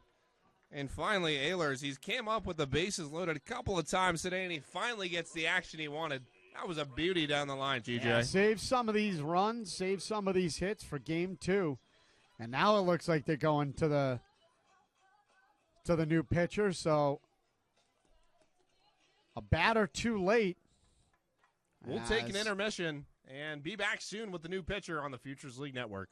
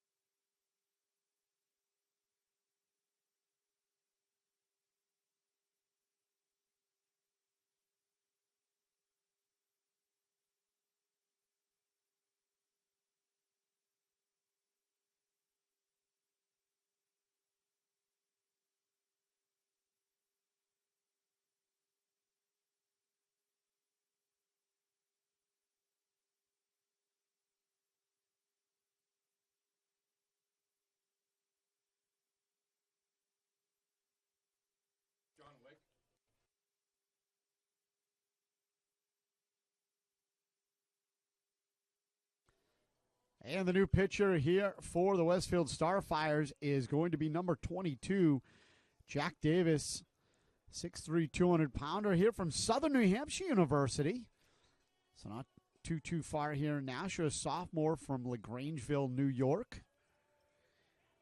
He comes in with a 9 ERA in 3 games, 5 innings pitched, a 3-6 strikeout to walk ratio, and 6 hits. His last appearance June 18th against the Lake Monsters, 2 innings, 3 runs, 2 earned, 2 hits, 3 walks and a strikeout and 11 batters faced. He'll try and get the final out here. And the top of the 6th. And stop the bleeding, trailing 10. Well, that's a good way to start. That's popped sky high into the air. You can hear the Westfield broadcast asking who is calling it out. They may have just heard me say that. We go to the bottom of the 6th here on the Futures League Network. Silver Knights on top by a lot.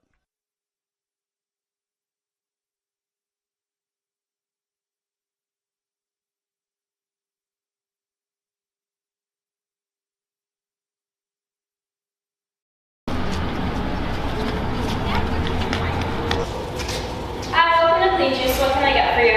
Can I please have a chocolate cherry smoothie? Yeah. And for you? We get a breakfast wrap, a Young's Bowl, the peanut butter smoothie, how about avocado toast? Chase, Oh, we gotta get going. The game starts soon. 16-ounce peanut butter smoothie, please. It's Clean Juice Nashua. Organic. On the go.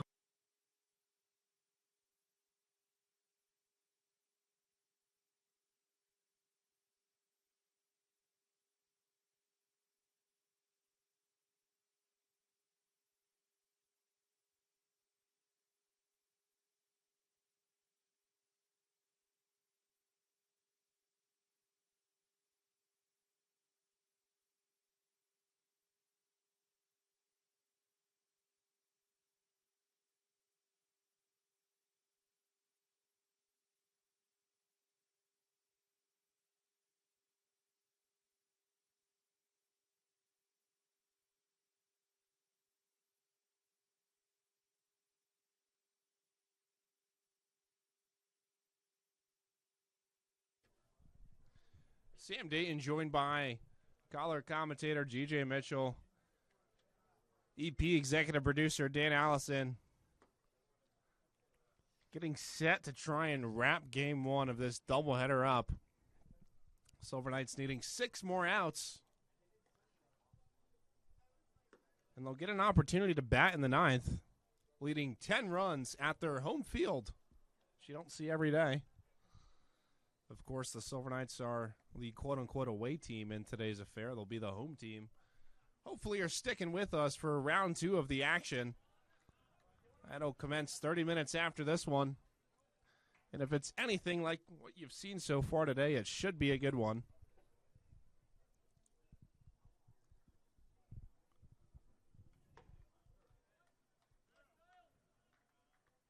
Thought he had the free base.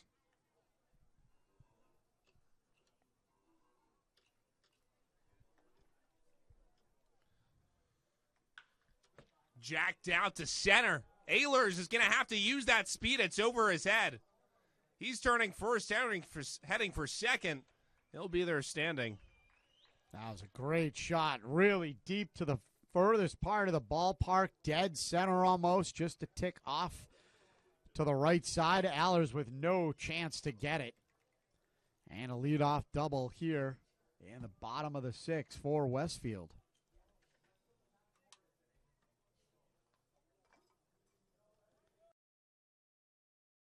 On base 3 times, a single, and now the second double in as many plate appearances. So he's hot for Westfield. See if you can keep him from scoring here with nobody out.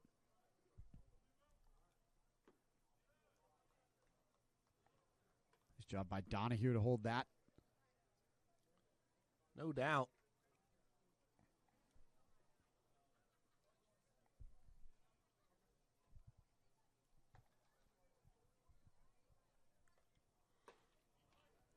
A heater inside. 79 off the gun.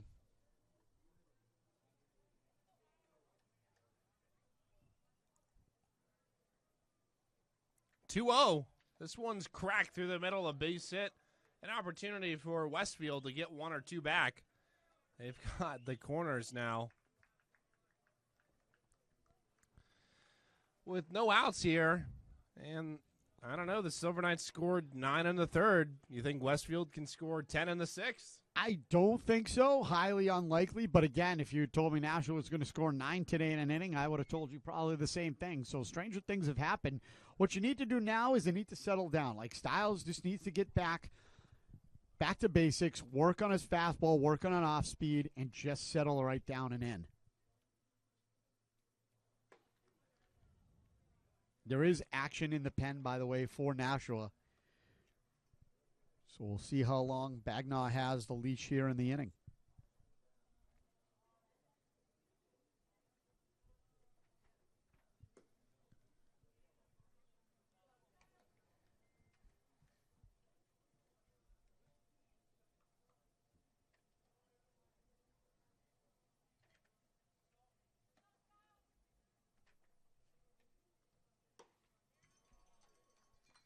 Couldn't hold up there in the high heat. Styles would love a double play. Give up a run to get two here. Got to get the ball a little lower, though. He's most effective when he's down in the zone from the waist or lower. Ball's staying a bit up. Staying belt to letters up. And that's problematic. So he's got to follow through all the way down through the pitch. Just like that. I was going to say, that's a good example, and unfortunately for the Silver Knights, Laponis makes a tough error. It was a very high ball, high chopper. But they had a tailor-made double play, and to your point, that's exactly what Styles Bagnall was trying to get on his pitch. Yeah, he did exactly what he needed to do. Threw a heavy ball down in the zone, got him to turn it over to the shortstop, and Laponis just couldn't handle it. Looks like he was trying to look towards second and first, kind of take a quick peek to see where the guys were before he fielded it cleanly, and unfortunately, he ends up having to leave with giving up that run, and has runners sitting at second and first now, as it looks like the new pitcher for the Nashua Silver Knights is going to be number 51, 6 foot, 193-pound righty from the University of Rhode Island, the freshman from Westfield, Massachusetts, Jake Cullen. Got a high ERA, was roughed up in his first outing. So he comes in with a 13.5 in only 2 games and only 2 innings pitched. He's got no strikeouts, 3 walks, given up 2 hits. So he's looking to bounce back after these last couple of outings he's had. Last one was on June 15th against the Rocks, went an inning and a third. No runs, no earned, no hits, a walk, no strikeouts, faced 7. So he'll look in and try and get 3 outs here. And we'll see if he can get this done for Nashua. They'll face off against Garbowski, Soltis, and then Fremetta, who took over for Lucas last inning in the field. So things still in control. You're ahead 9, but you do not want to let this game get away from you for a number of reasons. One, you don't want to lose a game that you're leading by 10 or more. And secondarily, and just as important, you've won 2 in a row. This would be 3 in a row that you win. See this game out. Keep the positive energy going into Game 4 and have a chance to sweep the weekend. You start giving up runs, you start giving up hits, you're going to start doubting yourself heading into Game 2 and beyond, and that's not what Nashua needs right now. They have got a positive vibes in the air, in the clubhouse, in the stadium. Keep that going and keep the momentum that you've worked so hard to get. This is one of the best starts in the last few years for the Nashua Silver Knights on paper as far as record goes. You don't want to lose that momentum as we head towards the next third of the season. It's a very good point, GJ. The Silver Knights at 10 and 13, they're clawing their way back to 500. They started the season and just terrible. They've been great ever since. It looks like that ball just ricocheted off of Donahue as he keeps looking at his arm and checking. Seems like he's all right, though. Home plate umpire casually taking his time to stroll on back, making sure that Donahue has plenty of time to recover. And here, if I'm Cullen, I go inside and down. He does that indeed. Pretty much exactly, JJ. And to be honest with you, that was an absolute great piece of hitting I by was Grabowski. just about to say. I mean, you can't script it better. He did exactly what he needed to do. Went down and in. Grabowski was able to keep the hands back, turn on it, get the barrel of the bat out, and takes a slicer into left and loads the bases up with nobody outs. And again, thankfully, Nashua ahead by 9, but already 1 run crossed the plate this inning. So don't want to give Westfield any momentum here.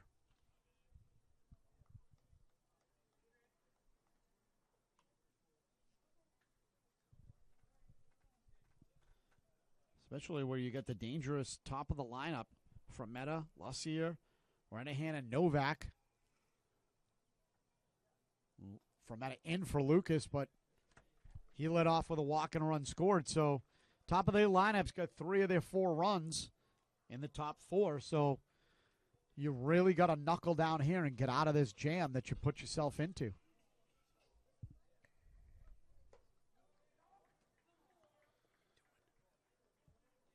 You just want to get out of it as quick as possible, and this is the last way to do so. 3-0, trying not to walk in a run.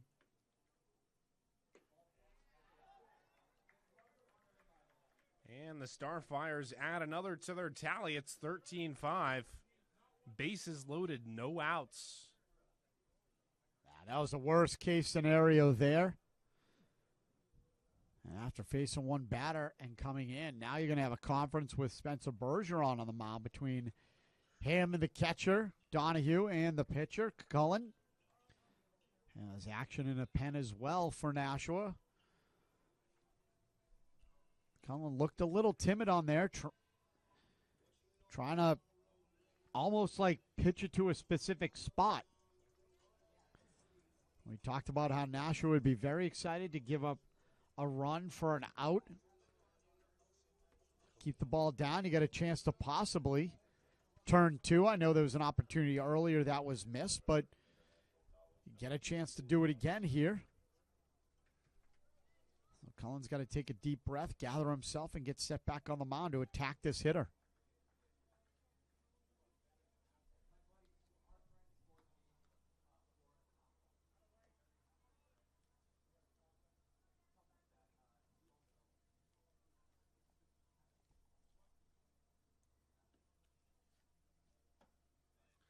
That finds the zone.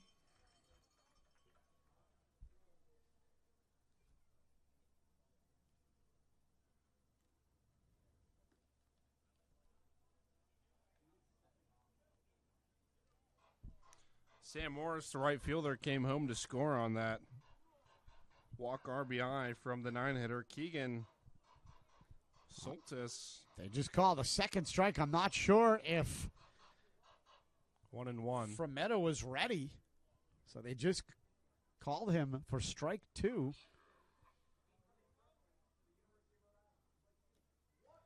Swings through that one. They'll get a run home as a result. Boy, the Westfield broadcast really is not happy, GJ. It looks like, sorry, that was strike 2. I'm not sure what they were talking about on the 2. Maybe it was a second step out. I'm not sure, but umpire had me a bit confused. But yeah, the pass ball scores a run. I think I did see a motion 1-1. This one's jacked out. Deep left field, and there will be a play there. Riverheart throw to third, no play. Another comes home for Westfield, but you take it for an out number 1.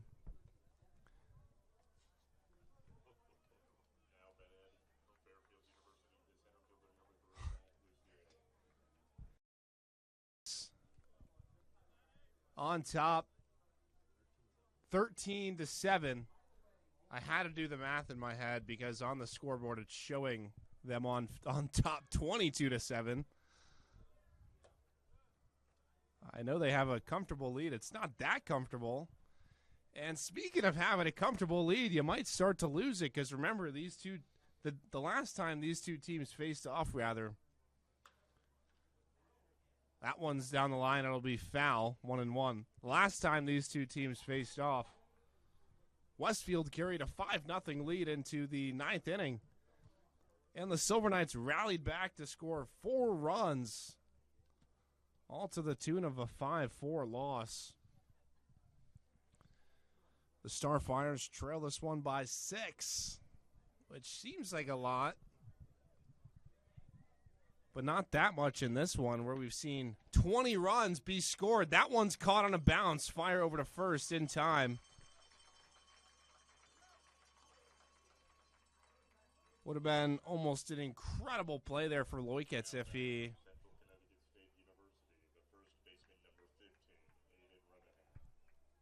was able to catch that one on the fly. And another run scores there. So base is completely empty. And 2 outs here in the inning.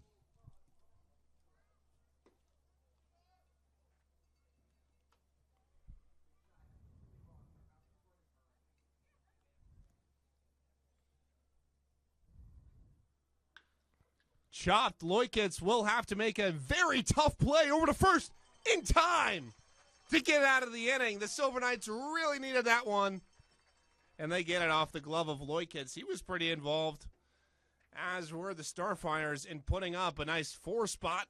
Good enough to have them trail 6 runs as we go to the final frame, which is the 7th inning on the Futures League Network.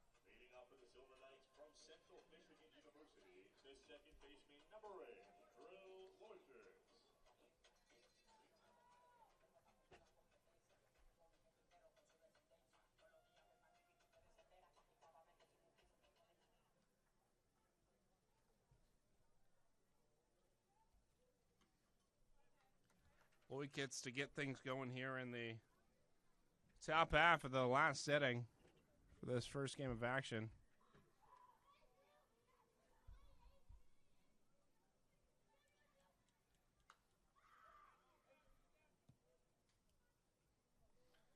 Back out of play.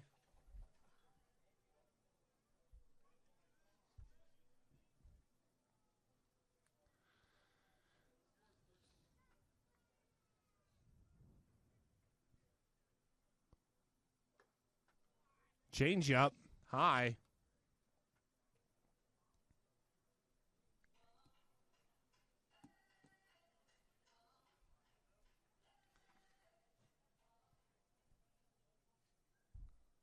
Swings through that one.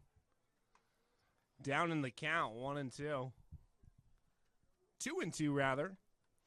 Thank you for that correction. Home plate umpire.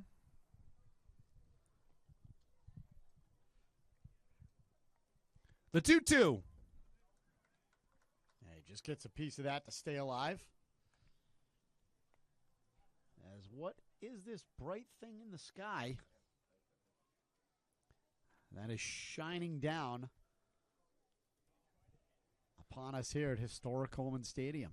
I believe that's what they call a sun, GJ. A little blue sky starting to crest across the screen, so that's kind of nice here.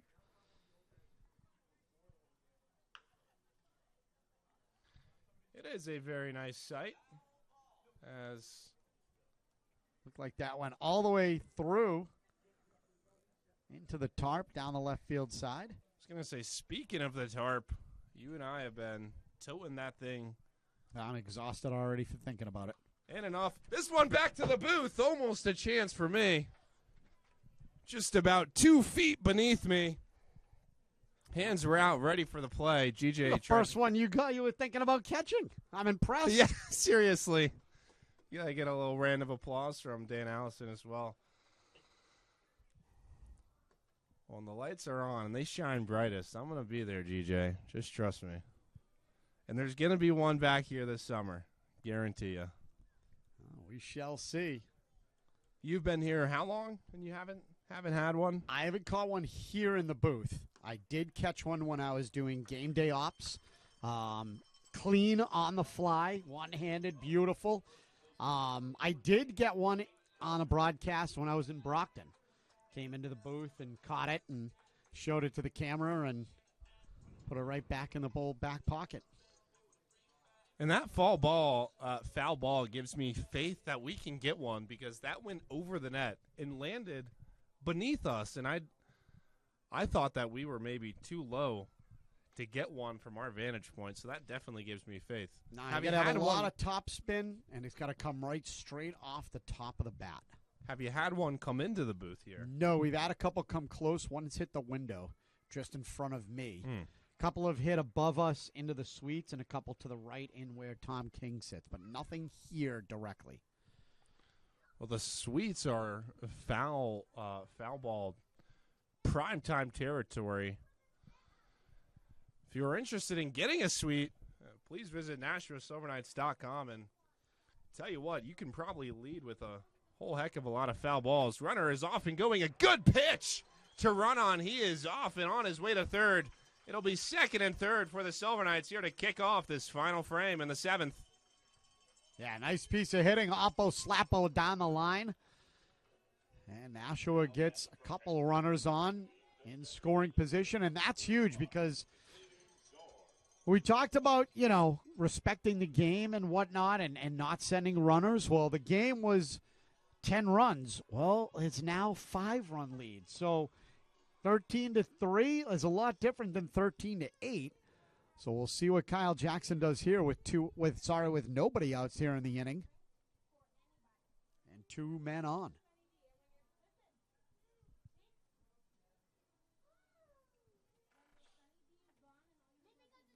First pitch in the dirt.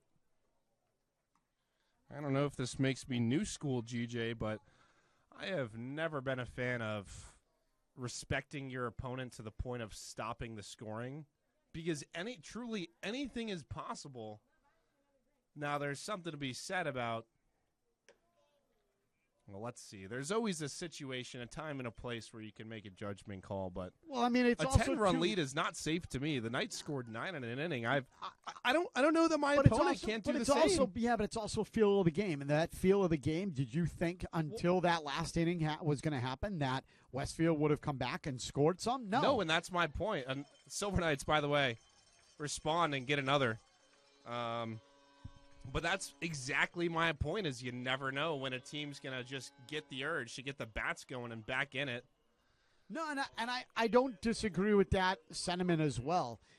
The good thing about it is, and this is kind of why I say you respect the game, right? You didn't necessarily score when you had to. They've only gotten 5 runs when you had to. That just sounds so silly. Hold on a second. Hold on. You didn't score when you had an opportunity to run up the score, right? You respected the game. They got 8, or in total, you just got 1 back, right? It's karma. Plus, the other thing, too, is you also have to play these guys again today, right? Well, just when you say you don't score when you have an opportunity to score, sounds silly. Yeah, but when you're leading by 6 runs. I mean, it's you're now it's not leading a by 6, but lead. then you were only leading by 10. And that's a huge difference when you're trying to run up to get 11, I'll take 12, a lead, 13. I'll take a lead up to 30 before I start thinking about holding my runners. The new school approach versus the old school approach. Sam Datin and G.J. Mitchell always going right back and off the forth. back. Speaking of going into the back, and that one's over to first. All sorts of a circus here in Holman. Runners having to dance around infielders, and oh my goodness, I don't even know where to start. You can just take it away. That should be an error on the pitcher as it went literally right back up the box. Hit him just on the back, just above the belt. Couldn't get the ball over, tried to rush it, throws it to first. Another run comes in, and Riverheart with a chance to come up again with another opportunity to hit a 3-run homer. And we'll just say it now. Riverheart, our smooth operator, our Hearn Equipment smooth operator, player of the game. That 3-run homer certainly will do it. We can see if we can add to the legend here. Ooh, that one's high and inside.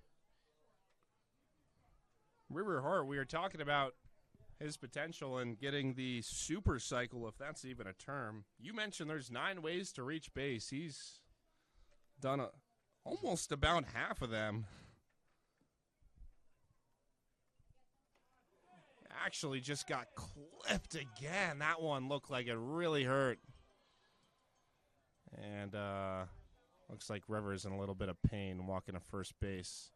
Boy, River, stop walking. I just heard somebody just say that was no accident. Oh, man. And it looks like he is in a lot of pain as he heads to first base. You hope he's okay. It's his second hit by pitch and his second consecutive at bat. If I remember correctly, the first one went in a similar position. We're going to get Riverheart checked out. It looks like he's going to be coming out of this game here. And that's unfortunate because that young man has had a phenomenal game so far. We'll see if he can go for the next game. We're not sure. We'll effort to find some information, but that's certainly unfortunate for that young man there.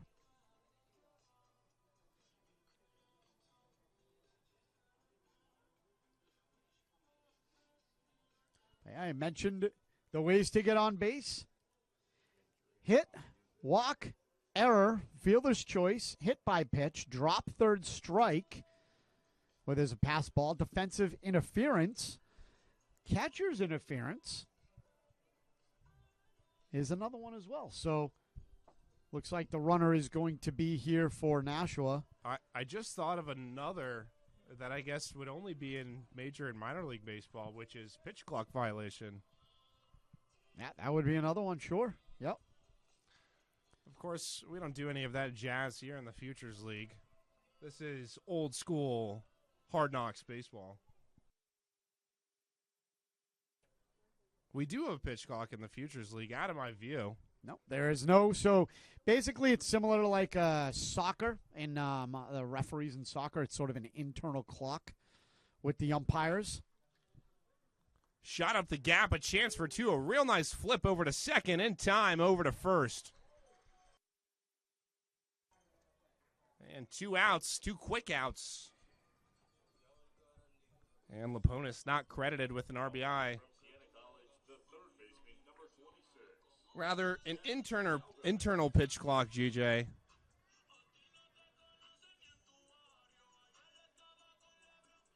Yeah, there's been a couple. I was going to say there's been a couple of times that in past games that I've seen the umpires call time and have said that's a ball or that's a strike. So there's nothing. There's no clock that we can see. There's no clock that you can see on the broadcast, but there is a clock that these umpires keep track of and will call balls and strikes based on timing if they think it's too long.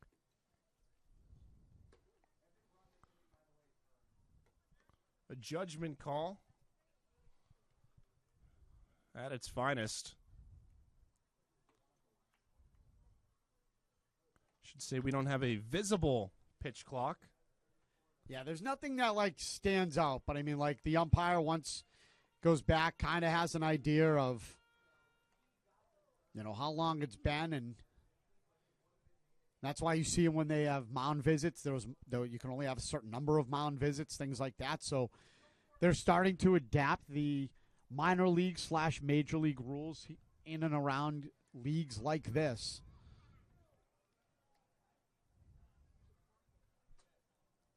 And I personally think it's good, in my opinion. The reason being is, if major leagues have adapted the pitch clock, then leagues like this should as well, to get these young men ready for the next step in their careers if they all have an opportunity for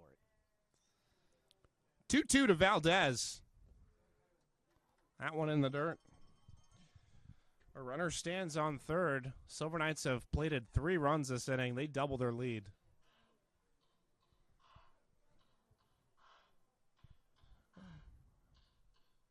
They've got 15 hits.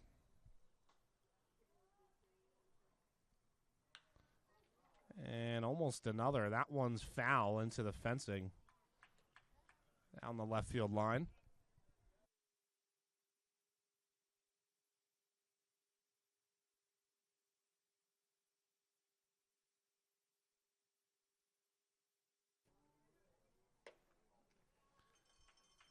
Walk for Jeff Valdez. It'll be corners now for the leadoff man, Tommy Ehlers.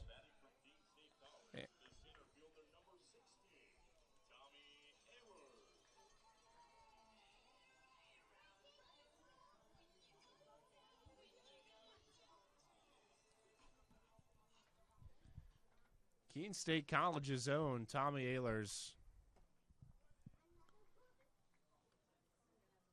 He got rewarded his last time up with a 2-run double.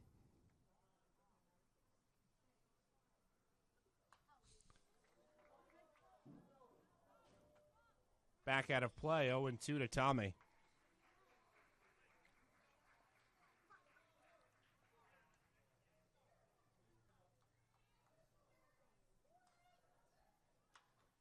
Cracked out.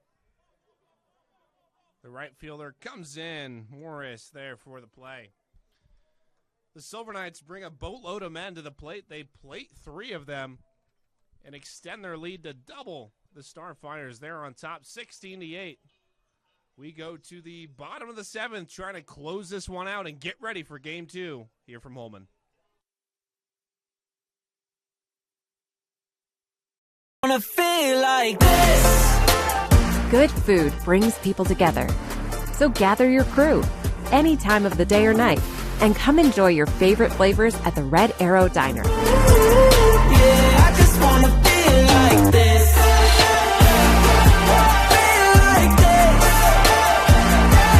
Feel like this. Red Arrow. Come for the meal, come back for the memories. I just wanna feel like this.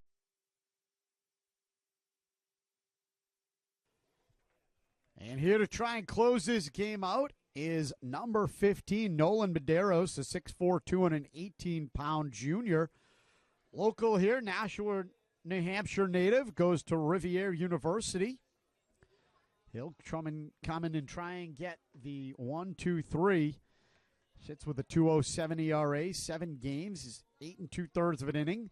Pretty even strikeout to walk, 6-5, and only given up 7 hits. His last outing, June 18th against the Bravehearts, an inning pitch to walk batter and faced 4 batters. No strikeouts on that one. So he'll come on and try and close the door and end Game 1 for Nashua. As we'll have a quick recap at the end of this game. And then stay tuned for about a half an hour after for Game 2 against the Starfires and the Nashua Silver Knights. Again, reminder, Game 2. We'll flip the script. Nashua will be the home team as it was a scheduled game for today. So we'll be back to normal here at historic Holman Stadium after this game concludes.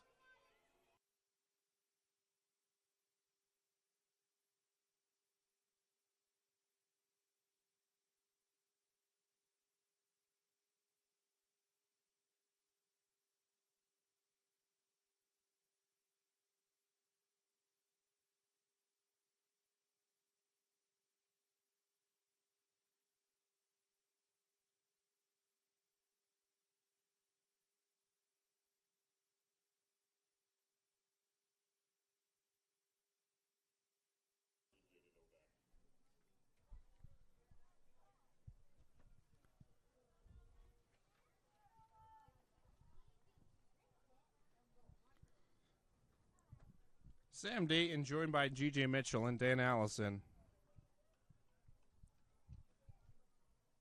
Here in the bottom of the 7th inning at historical Holman Stadium. On the verge of putting a bow on this one. It's been Silver Knights all day. Love to keep that trend going. And game number 2. Nailed on the first pitch is the catcher, Jaden Novak. He'll have a free base.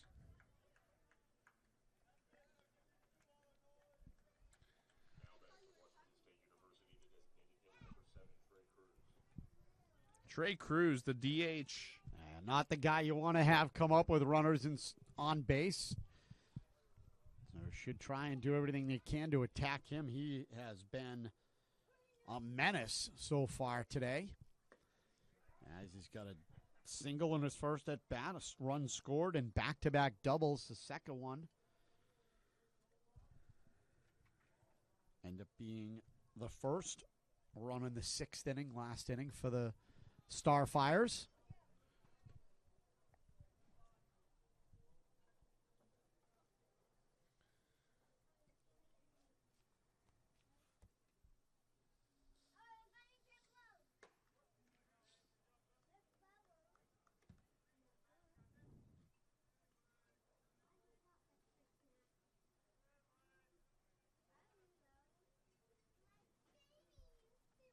.30 in there.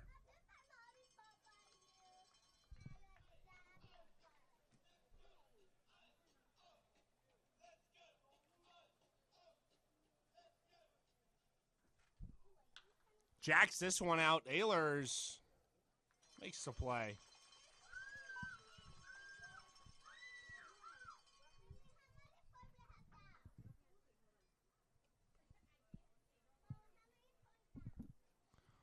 One gone here in the bottom of the 7th. Silver Knights need 2 more to wrap this one up. If you're joining us or joined us recently, the Silver Knights have a doubleheader, obviously. And they're the away team in the first one as they missed a game in Westfield and are having to make it up here this afternoon. They'll go to the second game as the home team, of course, in their home stadium. And pick up a win on the road at home.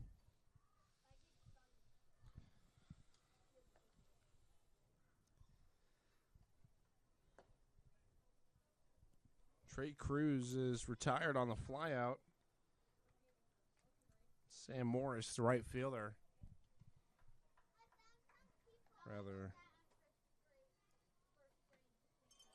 Sam swings through that one. Quickly in the hole, 2-2 evened up.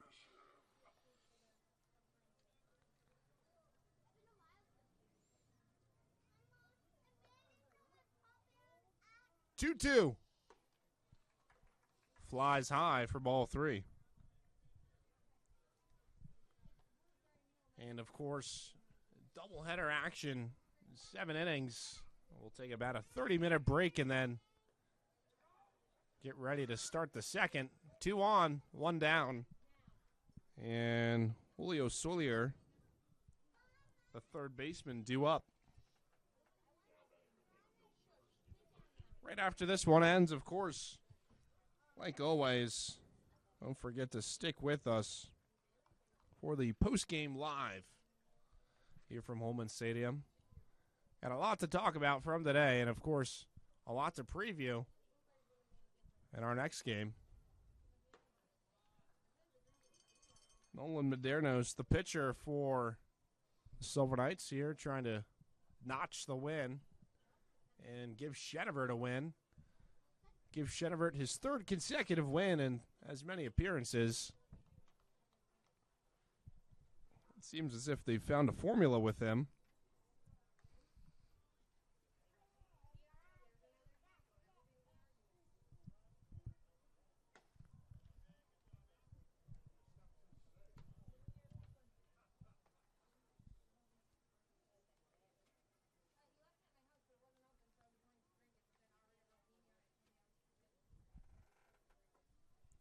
Two and one, that's inside.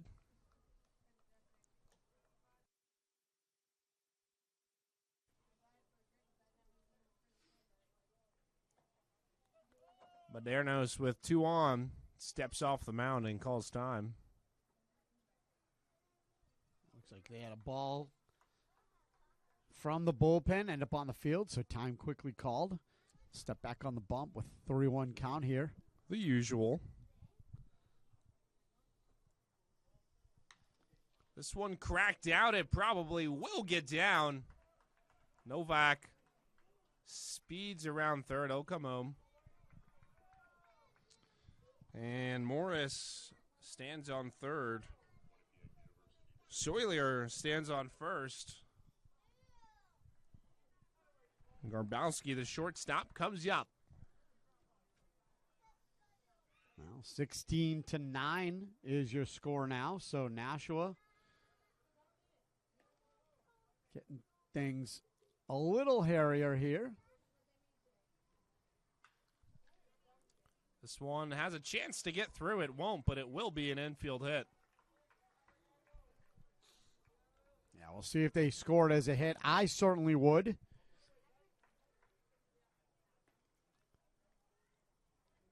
It looks like they gave him an error on that. I don't know if I would have done that, but that's all right. They are happy.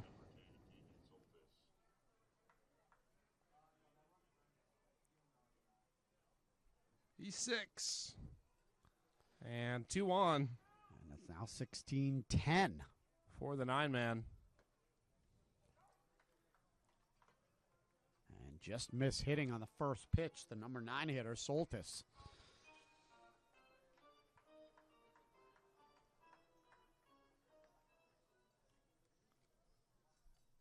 A hit batter, a walk, a single, and an error. So 4 men have reached, all by different ways. And Soltis is trying to make that 5. He walked and hit by a pitch today. He also flew out in the second. Silver Knights could use one of those. Finally, Madernos finds his own, and it clips it for 2-1. Maderos needs to knuckle down here and try and induce a ground ball. Let's see if he can get an inning-ending double play here. That would be nice. Back at a play to even the count.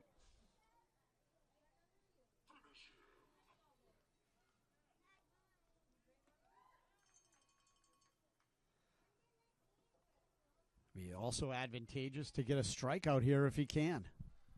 Out any way you can get one, leading 6. This one jacked and it will get through. Speeding around third and heading home to score is Sawyer. And the Starfires are not done yet. Yeah, Kyle Jackson's seen enough. He's going to get right to the pen. An early outing. A short day for Nolan Madernos, and we will take a short break and find out who the new pitcher is.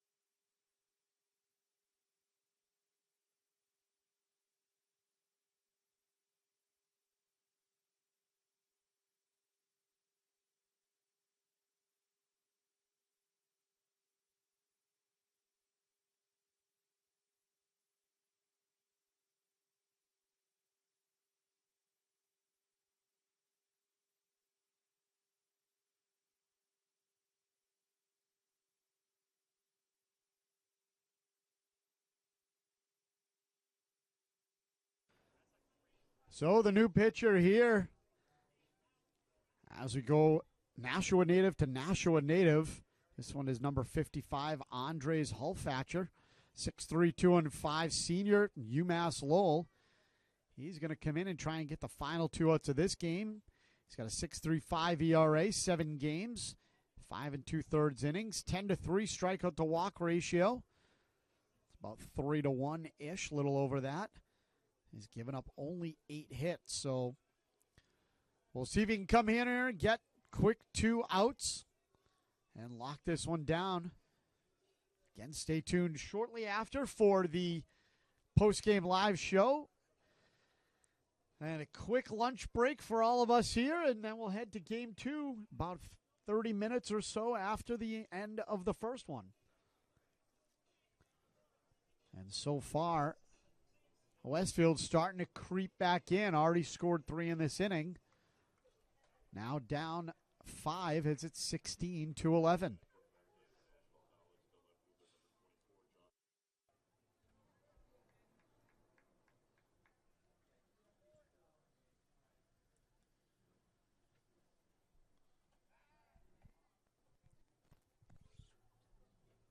One down here in the bottom of the 7th. Equivalent to the bottom of the 9th. You're in a doubleheader. Foul back. And Donahue racing over won't have a play. That one's into the seating. It finds its way almost back into the field.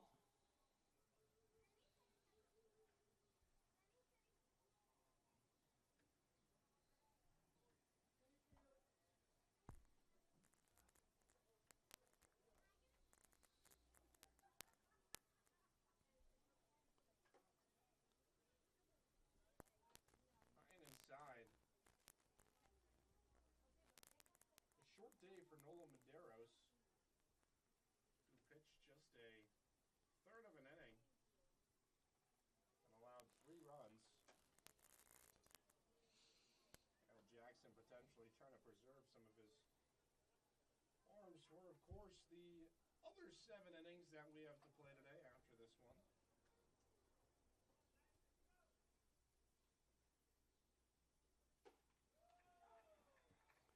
3-1, still looking. I'd be willing to bet dollars to donuts he's not going to take the bat off the shoulder, so just pump one in there, get yourself a strike, then you'll have any opportunity to throw whatever you want there, 3-2. They go over to first instead. Again, I don't mind that. You want to do anything you can to disrupt the timing of these hitters who, again, have already put up a number of hits this inning and scored 3. That one missed just by a little bit.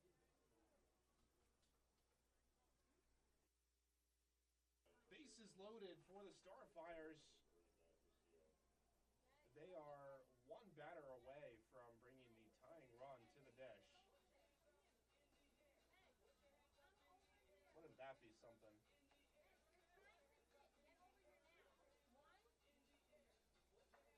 Silver Knights just trying to put a bow on it and forget about the last 2 frames. At least with 1 out and the bases fully loaded, got play at any base, which is huge. But you got to get the ball over the plate now in order to give your defense a chance to help you out. That's what Nashua's struggling with right now.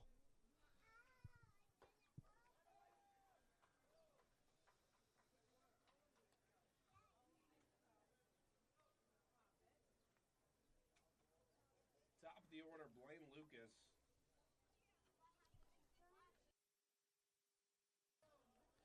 Correction, it's Josh Frometta. He came in as a defensive replacement in the 5th inning.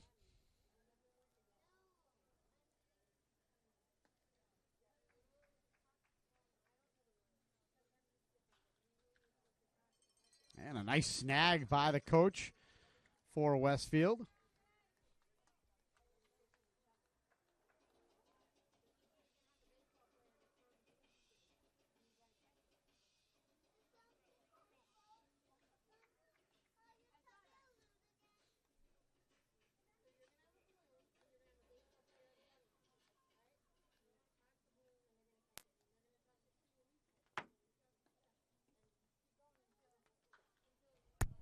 And that one's pulled to the other side. Nice catch by Nashua. So nice job back-to-back defensively in foul territory.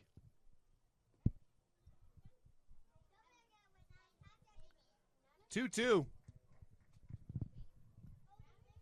Trying to lock down the second out of the inning. No. He called us out. He leaned into it. He called him out. Great call by the umpire.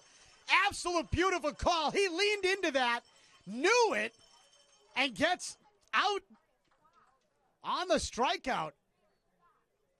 Again, judgment call, but he absolutely leaned his elbow into it to wear it. And then he kind of looked at the umpire after and taking his trot to first. He tried to sell it, but umpire was having none of it. And it seems like the coach is satisfied, although not happy about it. And a very fortuitous second out here for Nashua as they are, for lack of a better way of putting it, clinging to a 5-run lead. And is that like, it's not a backwards K, is that like a I think it's weird K? Like you put it upside straight down. Up? But it's not, though. It's not looking. It's not a backwards K. How do you score that? Dan is suggesting upside down and vertical. So a horizontal K? I like it. That has potential. I like it. Horizontal K.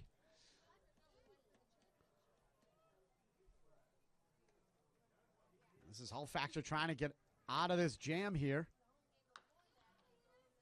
1-2, sitting one pitch away from wrapping up this one. Don't forget to stick around with us for the post-game live coming up next here from Holman. And, of course, in just about 30 short minutes, we've got Game 2 against the Starfires kicking off. There's a crowd getting into it, trying to get the last strike, last out here. And just outside.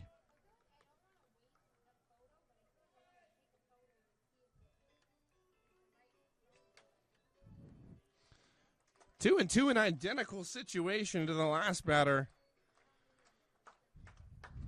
Trying to get another punch out. The 2-2 swung on and missed for strike 3, and that'll put a bow on this beautiful ball game. The Silver Knights plate 16 and win this one by a final of 16-11. Andrew Chenevert went 4 strong innings for the Silver Knights and picks up his 3rd consecutive win in as many outings. A lot to talk about, GJ. We'll just start with the bats. What do you think was so effective for the Silver Knights lineup 1 through 9 that allowed them to be so successful today? Being aggressive, right? Not sitting back and waiting for the game to happen, going out there and taking it. And it was a great job in the 3rd inning, getting those 9 runs across. And again, River Hart, our Hearn equipment, smooth operator to the game. He ended up going out with a hit by a pitch. I did check. He ended up missing the guard completely, and that was the pain that he was expressing. He has some ice on it now. He did leave. I'm not sure if he's going to get checked out, but didn't seem like it was broken. So that is obviously a good sign there. It's probably going to feel it, and he's going to be a little sore in the morning, but I think it started with the job by Chenevert, right? No doubt. 3 runs in the beginning, but then ended up locking it right down for the next 4 and really giving Nashua a chance to get back into this game, claw back into this game, and claw they did.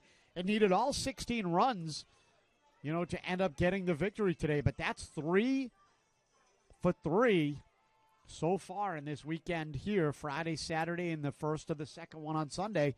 Nashua will leave the weekend with a .750 winning percentage if they end up losing Game 4. At the minimum, a .750 winning percentage on a Friday, Saturday, and Sunday. That's pretty impressive where Nashua was, I don't want to say dead in the water, but not too fiery from a standings position. Now creeping up, and we'll see where the standings end up after this game with all the other games coming up this day. But great win, great job by Nashua. Again, 16 runs, 15 hits, couple of errors that didn't cost them much. Westfield brought it on late, got 2 innings, inning 6 and inning 7, scoring 8 runs. That's certainly problematic if you're Nashua. Don't want to have that come up here in Game 2. So if you can hold things down and get another victory and lock it down, you're going to have a pretty good sizable victory against the top team back-to-back in the FCBL. I say the Silver Knights did their part in today in picking up at least one win versus what is by record the best team in the FBCL, the Westfield Starfires. They win it by a wide margin today, and in game ones of doubleheaders, they have been electrifying so far this season. And just to your point, GJ, they're already 3-0 so far this weekend. The first two wins were electrifying nail-biters down to the very last pitch.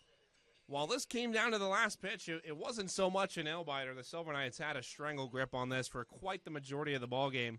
They win it by a final score of 16-11. Game 2 will start at 3:40. We bring you all the action and more from Holman Stadium come that time. I'm Sam Datin. For everyone else, GJ Mitchell, color commentator, and Dan Allison extraordinaire on the producing. Thanks for joining us, and hopefully a see you in a little bit for Game 2.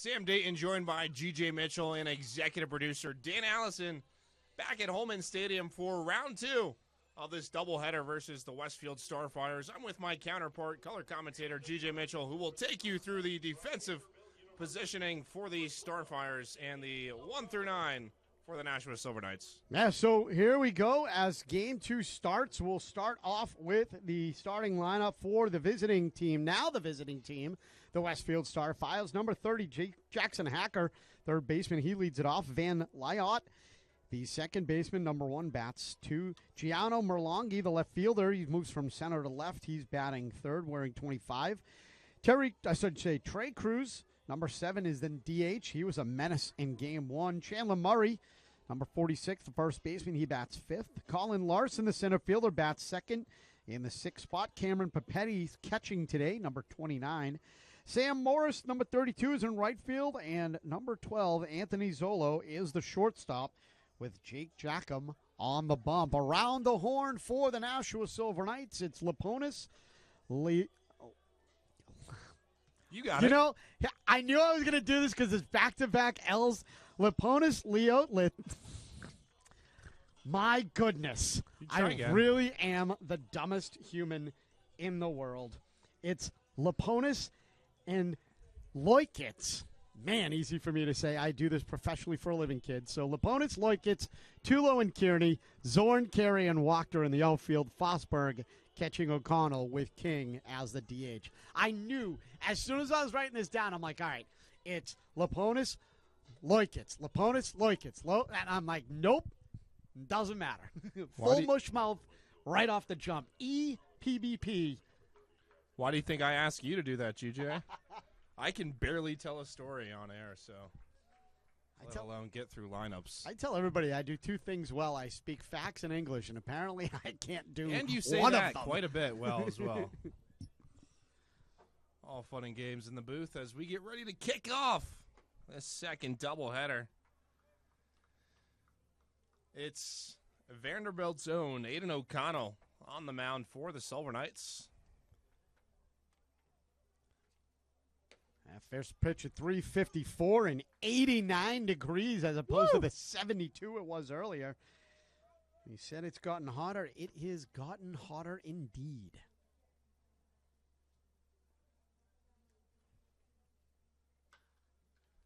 Chopped foul down the third base line. And this weekend, Silver Knights 3-0, playing very well, but if you just observe game times, Friday and Saturday were both hovering around 2 hours, kind of 2:05, 2:10, 2:15. The first game of this doubleheader pretty much went that length in itself. This one's lifted out. That'll get down and nearly split the gap for an extra long single. Just offensive firepower from both teams there, and the Silver Knights kind of had the game in hands, leading 13-3, and we didn't see the highest quality of starting pitching to relief pitching to end that game. Yeah, but they got the job done. That really is generally matters. what matters, exactly. And, you know, now you got a chance to sweep the weekend, Friday, Saturday, doubleheader on Sunday. But the good thing is no matter the result, you've gone 750 on a 4-game stretch, and that's huge if you're Nashua. They've already crept back up in the standings. We'll go over those in just a bit. But little small steps forward each time will get you to the final result. Popped out about mid-center right field, and there to make the catch is Nader Watcher.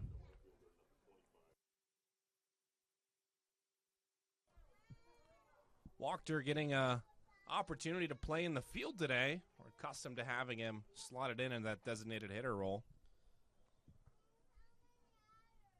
Yeah, taking over as they need to move things around as River Hart got plunked. Swing and a miss.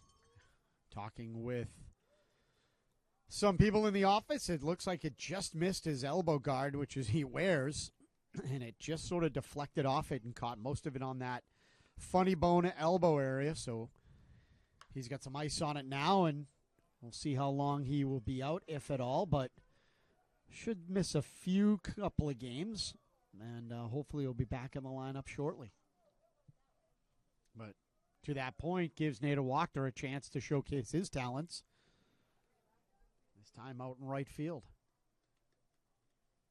0-2. Back behind play. Do it again. Van Looy, the second baseman, stands in.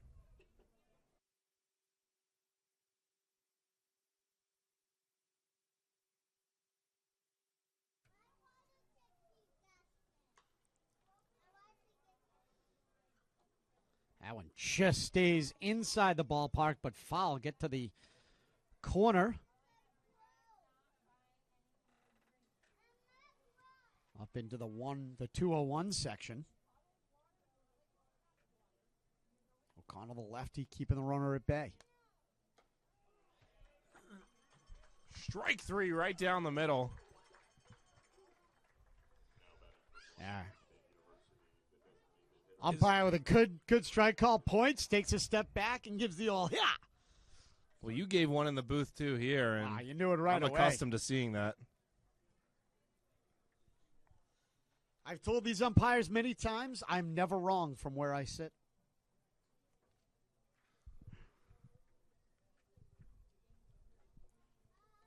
You're right about that. Ooh. That looked like a good pitch. Ooh, that off-speed pitch just touched the corner. Didn't get the call, but that was beautiful. But what I love about it is that was east and west. That's going to be able to set and widen that strike zone. Now coming inside.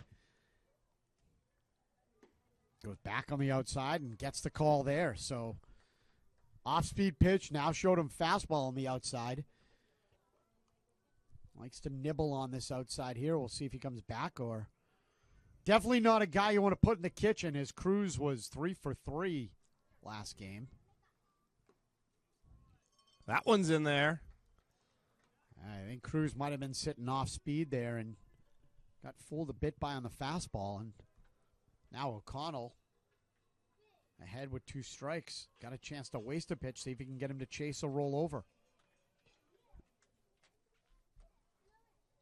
The 1-2 on the way. Swing and a miss. Got him chasing outside. A pair of strikeouts, a runner left on base. And none across the plate. We go to the bottom of the first on the Futures League Network. This time, the Silver Knights are the home team. Get ready to come out with the bats. As we'll switch over to the bottom of the first inning, give you your defensive alignment and starting lineup. We'll start with the starting lineup for the Nashua Silver Knights. It'll be as follows. Leading off, it'll be Nader Wachter, number 41. He's in right field. Owen Carey will take over in center field. He's batting second. Drew Loikitz, the man whose name I couldn't pronounce earlier, the shortstop, batting in the 3-hole, wearing number 8. Nate Kearney, first baseman, batting cleanup, wearing number 14. Aiden Zorn back out there again in left field, wearing 35. Will Fosberg will do the catching. He is batting 6. TJ Laponis, third baseman, batting 7th. Number 1, Ben Tulo, batting 8th, playing second base. And number 9 hitter, number 18 in the scorebooks, Justin King, will be the DH. And that'll be the starting 9 for the Silver Knights. Defensively around the horn, it's Hacker, Zolo, Liot, Murray with Merlongi, Larson, and Morris in the outfield. Papetti catching Jake Jackham with Cruz as the DH. So Nashua will get looking here to get started quickly. Pick up right where they left off. Again, having a total of 16 runs last game. So they are looking to get things started here. Last game, beginning of the doubleheader, 16 runs, 15 hits, 2 errors for Nashua, who ended up being the visitors, as that was a makeup from a rainout in Westfield. The Starfires into the game with 11 runs on 11 hits and 3 errors. So Westfield will look to get back here into the win column. Nashua looking to go and get their 4th in a row Well, we'll see what happens here as Nader Wachter will get things set, and I'll turn it over to my broadcast partner, Sam Datin, for the call of the first inning. Nader Wachter gets things started off here to kick off this bottom first.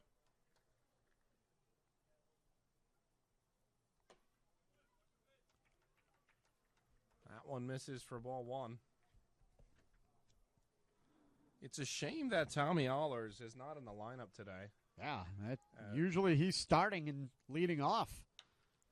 That one's drilled out, and it's hooking foul. Just died in the bullpen for Nashua, but not too far from an Oppo-Slappo homer. Walked it just a little slow at the bat speed. If you can get that head around quicker. There it is. Oh, just a bit quick. Now he's got it timed it both ways, right? So now the next one's going right back up the middle.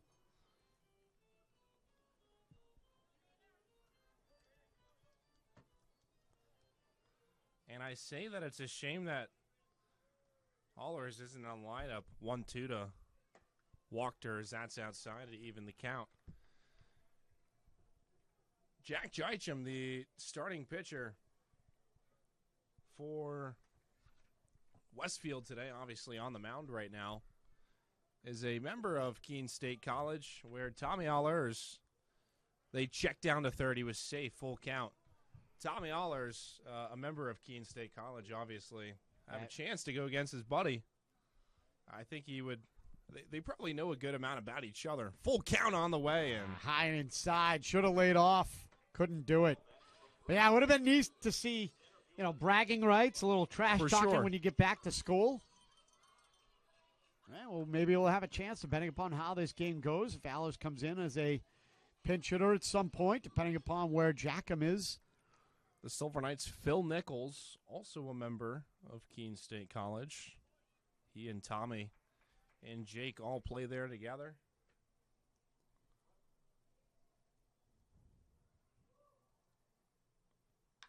Westfield, that's dribbled. Air at second base to start the afternoon for Ben Tulo. One on here with an out. Layard had an opportunity there to field it cleanly and go 4-3. Took his eye off it, was looking at the runner, and just like that, Carey's on first. But it was neat to see Carey watch. You saw him slow down his swing. He recognized the off-speed pitch, waited a half a second, and got the ball in play. Fortunate for him, it's an error, but I like the approach and the ability to pick up that pitch. See if he can work on that and continue that trend going forward the rest of this game.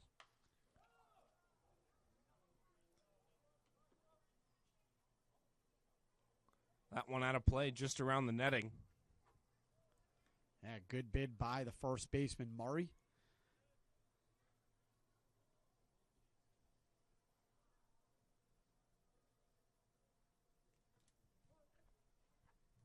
I think Murray just tucked the foul ball back in his back pocket. I mean, hidden ball trick. I was gonna say no. I mean, listen, I know that there's no shenanigans. I just didn't know that you could allow that. I mean, not that it matters. I mean, it just doesn't. Off and running. May have been the right pitch or not. That one out and retired in right field is Loikitz, and Carey retreats back to first base. Yeah, he tried to go behind the runner, which would have been a smart move. And it just hung up. Great piece of hitting there. Yeah, it's funny. I keep looking. Murray keeps playing with the ball in his back pocket. I don't care. I just didn't realize you could keep one on the field of play. I thought they would have stopped play and waited, but it's funny looking.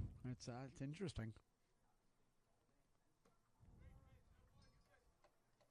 Ooh, that one was called a ball to Nate Kearney. Steps in on the left side with 2 down now. Man on first. That is an Owen carry. 1-0 to Nate Kearney, and he bounces this one over to Short, who has to quickly throw over to first to Murray in time for the out. No hits, no walks, 1 error, and 1 base runner left for the Silver Knights. We go to the top of the second on the Futures League Network.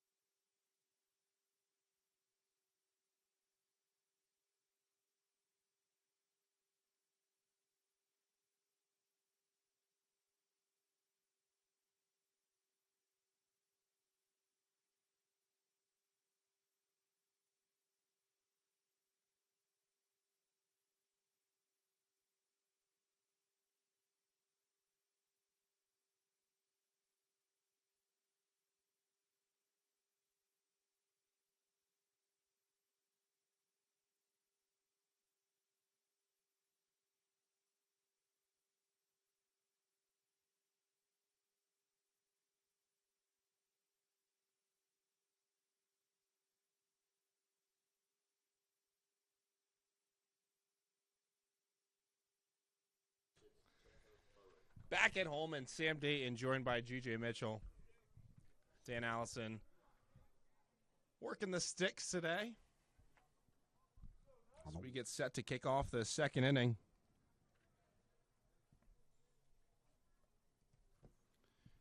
Chandler Murray, the first baseman, watches ball one.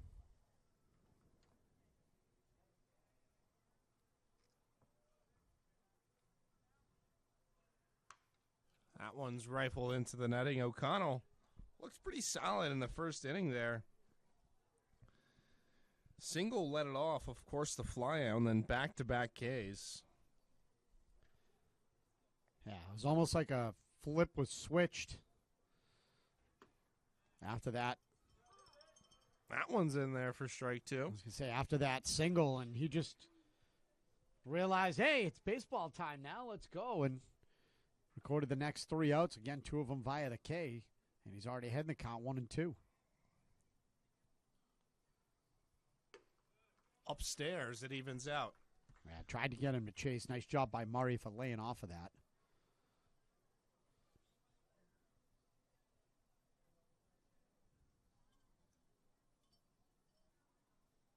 2-2 on the way.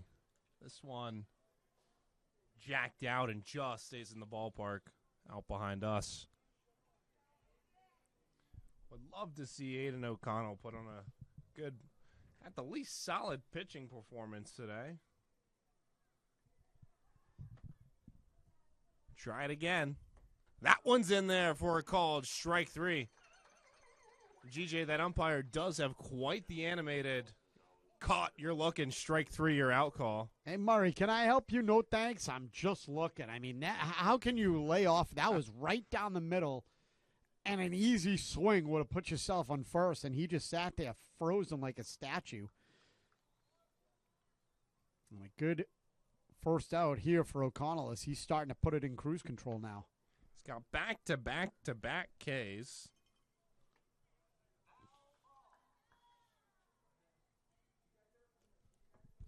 The first and last, of course, being Looking.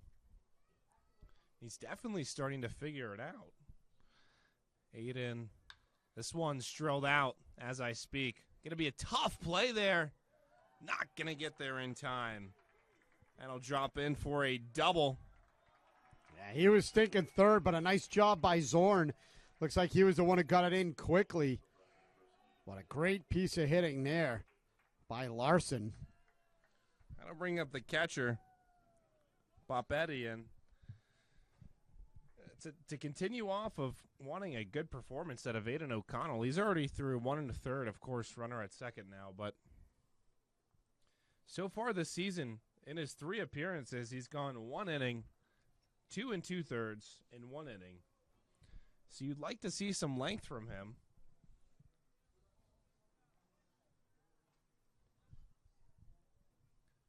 Good opportunity here if he can get out of this. First pitch low and away. Tried to get him to chase. Papetti, smart up there as a catcher. Usually catches some of the most cerebral ball players as they got to understand everything. And that's hit deep. That is deep. Back into the track and making the catch. Just in the nick of time is Owen Carey. However,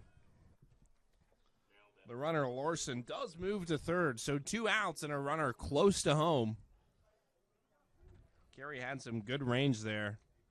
Yeah, caught that just on the corner of the Performance Rehab Bank and Nashua Riverfront Dentistry, just in front of the wall there. Runner able to move up 90 feet, but a huge out because of the fact that you kept a run from scoring.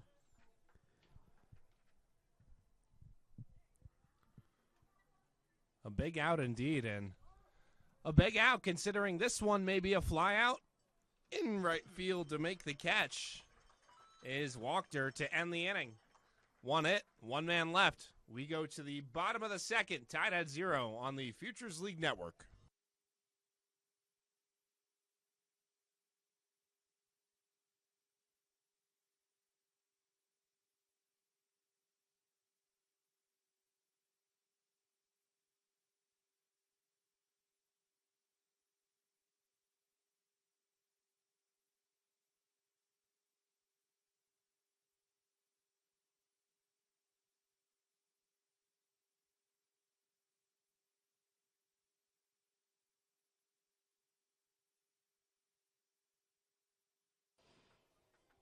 And welcome back into the broadcast booth as we'll get you caught up on the standings here in the FCBL.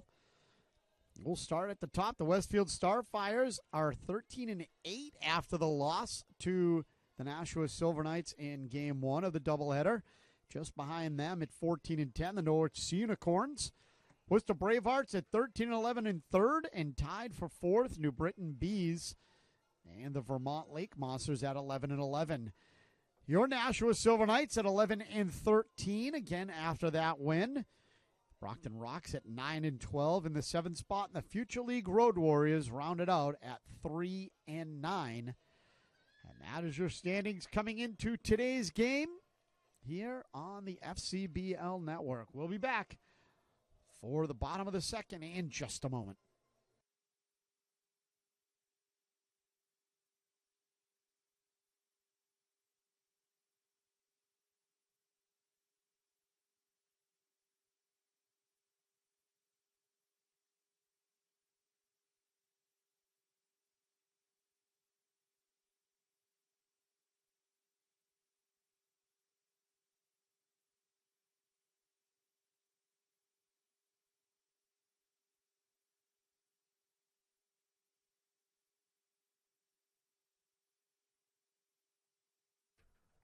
Back at Holman. First pitch at the bottom of the second underway. Out of the arm of Jake.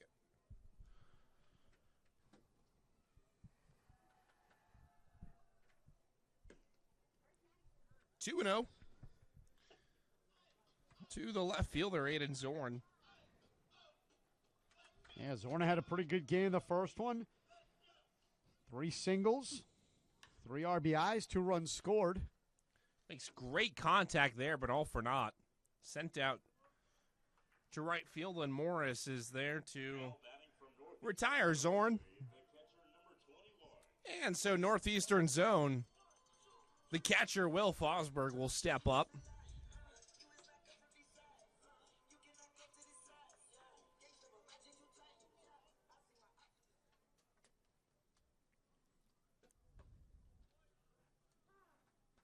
That one's in there for strike one. Yeah, nice pitch there on the outside corner.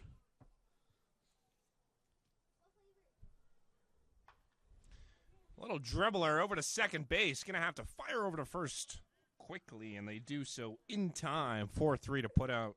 It's crazy. I feel like he rushed that. He had like another second and a half or so to do it, but I don't know. It just, he almost threw that away, right? Yeah, kind of like he had a moment to collect himself. So that, again, something to watch out for as Lyotte, maybe getting himself sped up a bit.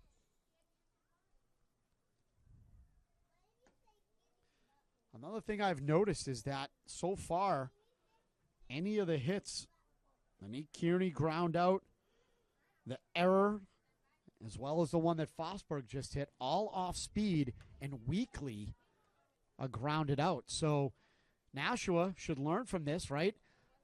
Sit on the fastball and watch the off speed and try and time that one up. I would say so.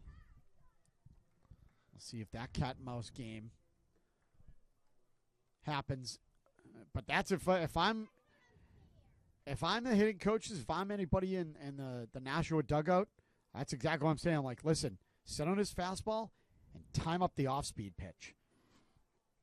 Maybe that's what Laponis is trying to do. It's 3-1. 3-1 to him. That would be a smart move.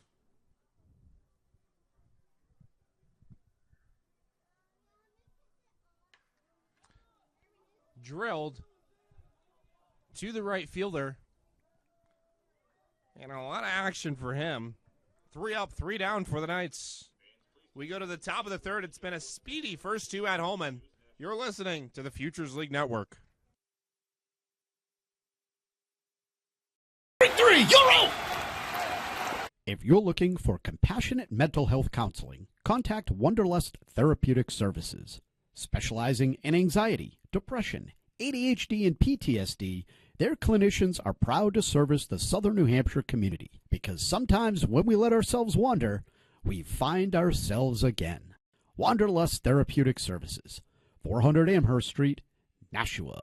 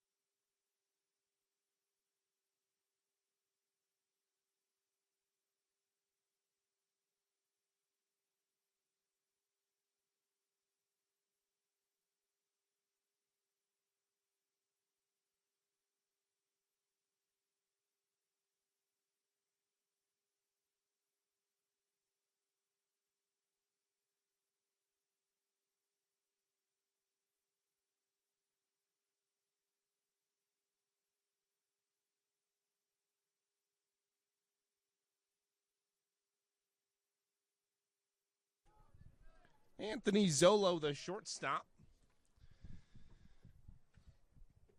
will lead things off, the 9-hitter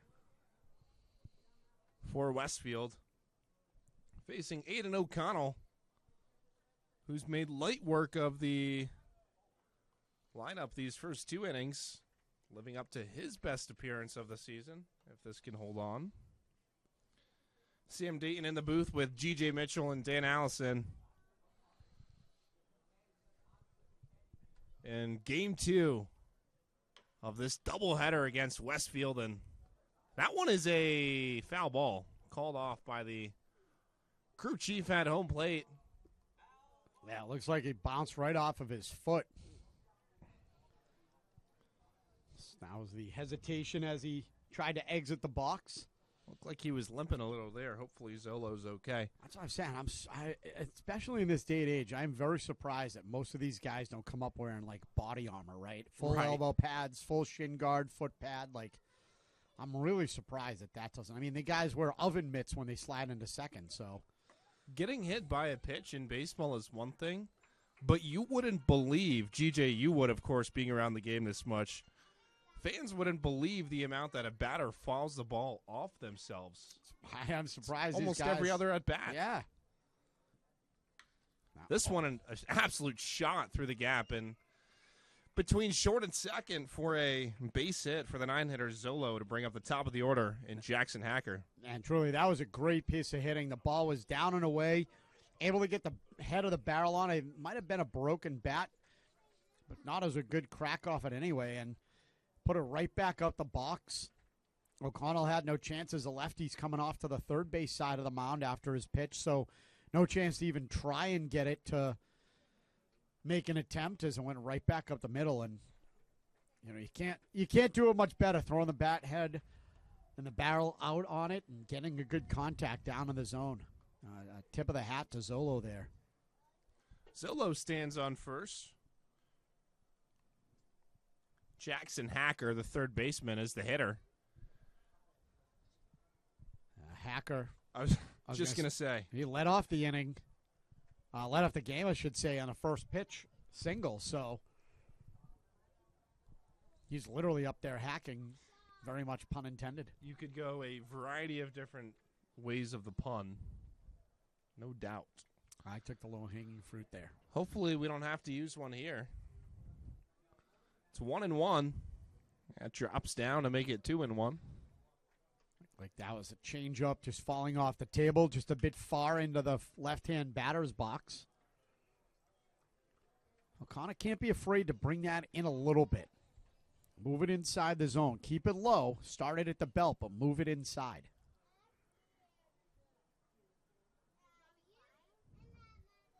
delivers the 2-1. Runner is off and going. A good throw down to second. Oh!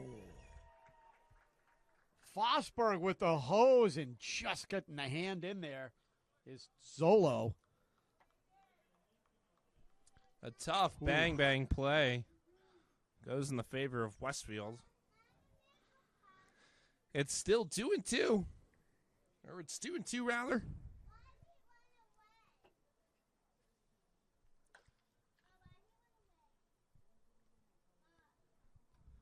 That ball goes in towards the dugout for Nashua.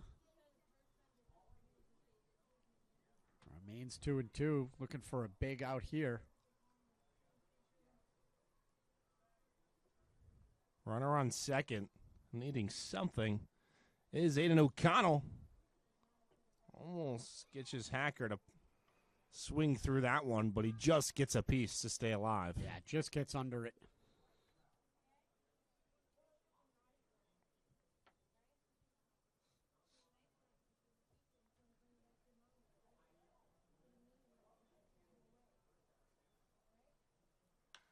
That one sent out. That'll get into center field for a base hit. They're going to have to hold him up at third because it was a great and immediate read from Owen Carey, who was ready to fire home.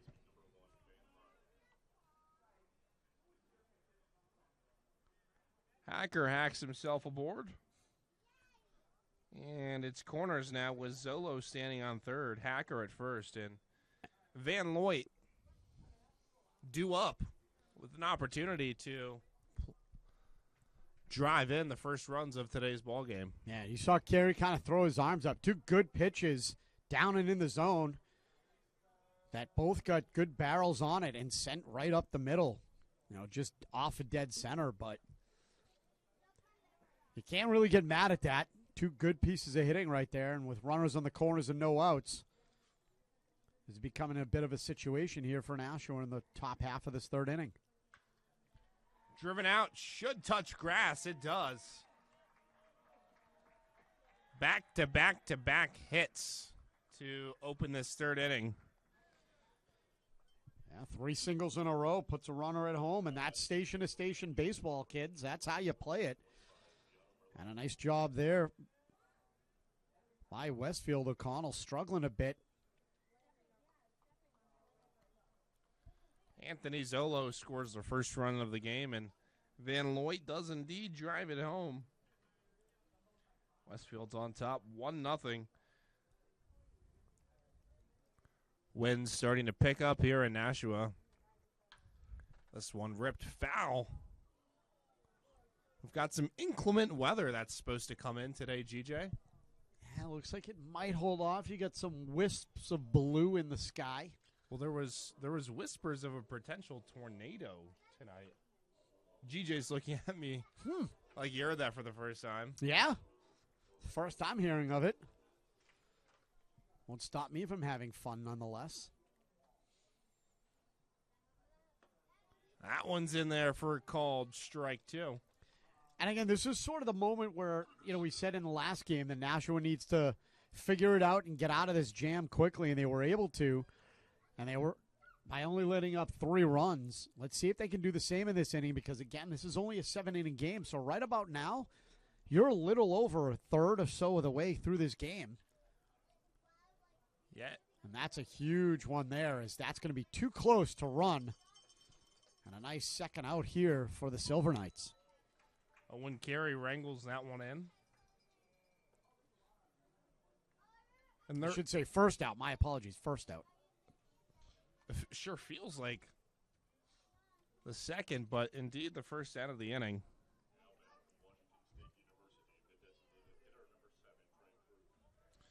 Trey Cruz, the DH, had himself a heck of a day in game 1.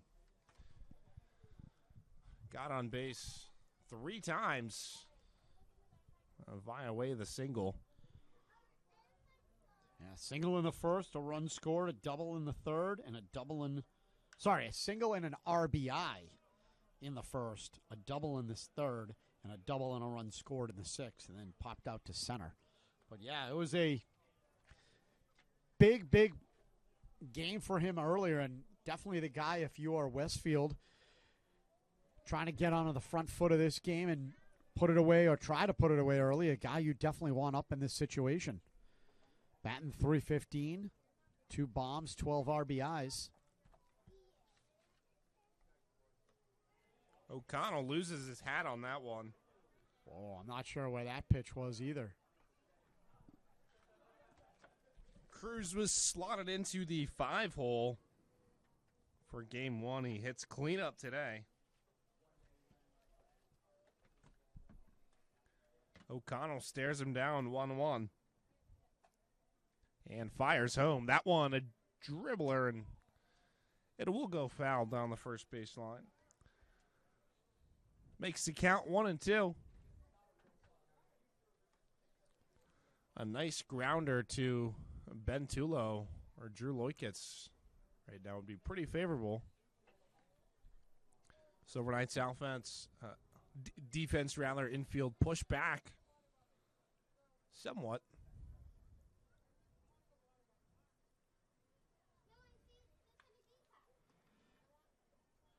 Tried fooling him up upstairs with an off-speed pitch. We'll see if he goes down on this next one. If I was him, try and go down and away. Cruz, certainly all his power to the pull side. Most lefties have that naturally, so go something down and away. Force him to chase. Doesn't need the chase because he gets the call himself. Another animated punch out from our guy behind the dish. What did I say? Go down and away. That's exactly what he did. Like you said, didn't need the swing, didn't need the attempt. Got the call anyway, but that's exactly what you want to do. Stay away from a power hitter in his power zones, and that's what O'Connell did with Cruz. He gets another big out here, trying to keep this only a one-run game. And again, starting in this inning, we were looking 3 straight singles, 1 run already in, and it looked kind of bleak at least. Now you're looking here with a chance to leave a couple of ducks on the pond and get out of this only down 1. Yeah, I think O'Connell would be leaving the field hat held high. Yeah, I'd be stoked. Got a couple of punch-outs today. He's looked pretty well.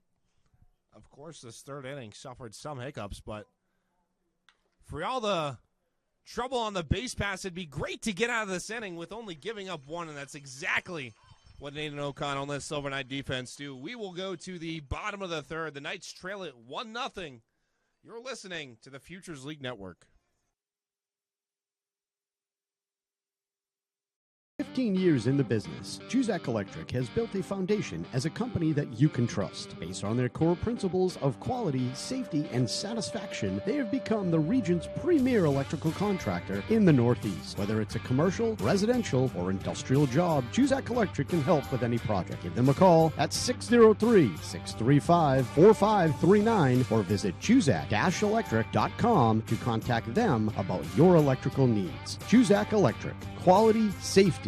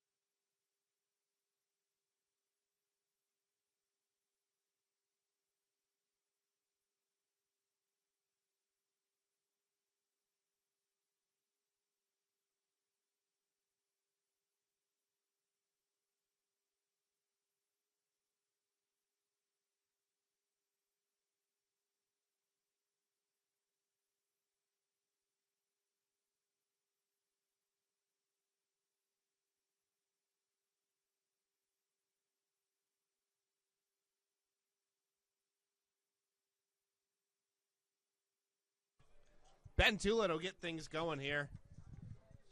He just wrapped up that top half of the inning. Nice ground out. And that was a fairly dangerous top third inning. This one shot out, a base hit. Yeah, what could have been a very dangerous inning, only giving up one. As we said, starting with 3 straight hits and 1 run. Could have been very, very disastrous for O'Connell, those Silver Knights. But he did what I asked him to do, knuckled down, got a couple of Ks, got out of the inning, or should say got a K, got out of the inning. Now Nashua with a lead runner on and a speedy Tulo. And give props to Aiden O'Connell. Also give props to manager Kyle Jackson because failing to record a single out and nearly loading the bases up or whatever the situation was for O'Connell. Another base hit for the Silver Knights. That one off the bat of Justin King. He stands on first, Tulo on second. And a no-out rally here going for the Silver Knights to try and respond. Yeah, nice oppo slappo there, right between the first baseman and second baseman. And now gets Nader Wachter up here. Opportunity to tie this up. And we've been looking for Nader to get going this season. This would be a great opportunity. And to go off what I was saying, Kyle Jackson decided to leave O'Connell in there, no outs, and however many base runners. Ended up giving his guy enough confidence to complete his longest start of the season, which is 3 innings, giving up 1 run. His best performance to date. Hats off to O'Connell. That one just missed.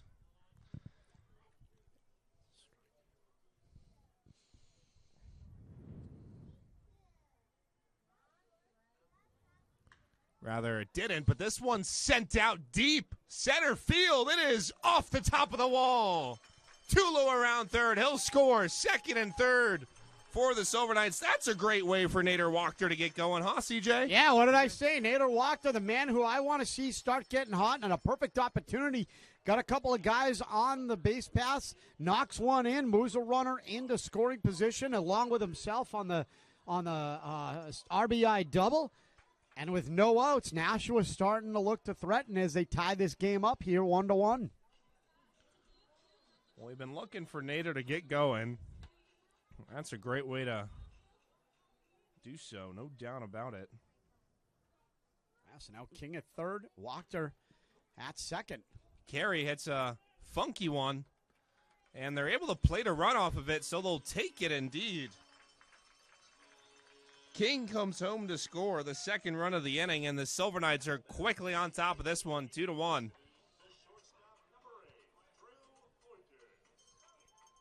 Yeah, Wachter had to hold it second for a moment just to see if it would get through.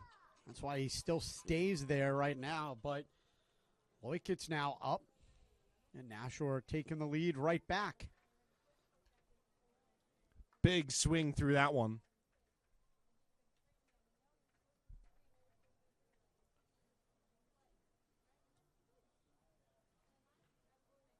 Drew Loikitz at the dish.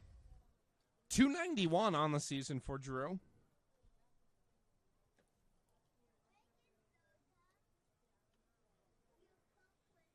And behind Loikitz, Kearney and Zorn. Hopefully we'll see both of them come up. I think we will. That one shot out into center. It'll be corners for the Knights. Wachter on third and Loikitz on first, and Kearney to the plate. Yeah, nice job there. Able to keep the head of the barrel back down and through the zone. Pops it right over the second baseman into the right center. And like you said, runners on the corners with 1 out and Kearney up now.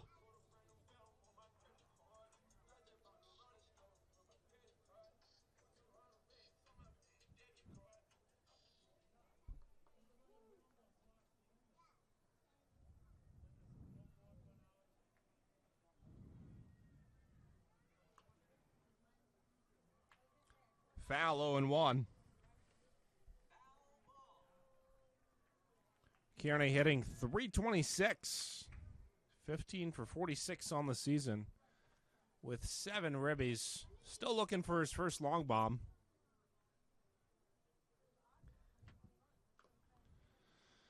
Gets a changeup, tries to make a hack at it.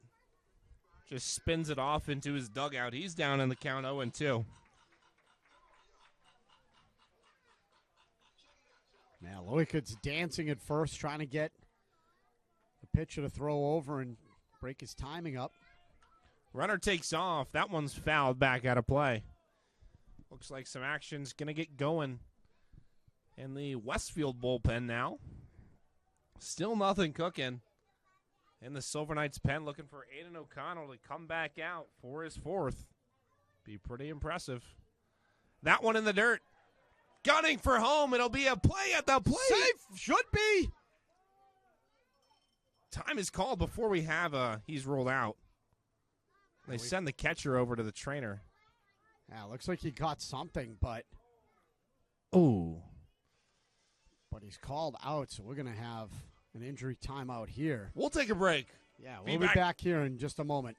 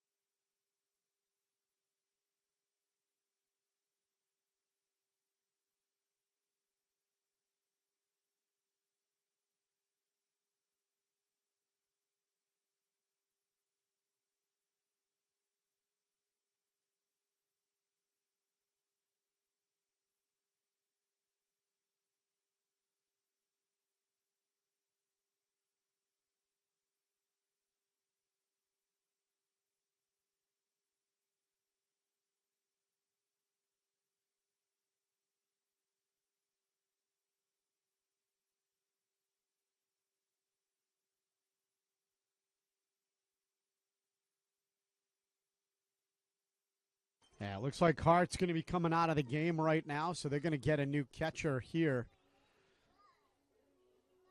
So it looks like he got a cut possibly above the eye. And it looks like Wachter was called out. Yeah, tough play at the plate, no doubt. And it was close. I mean, I don't think it was as clean as the out was. It looked close. Looks like to me the tag was a little high and that his leg got in. Agreed. But nonetheless, you hate to see Papetti get injured.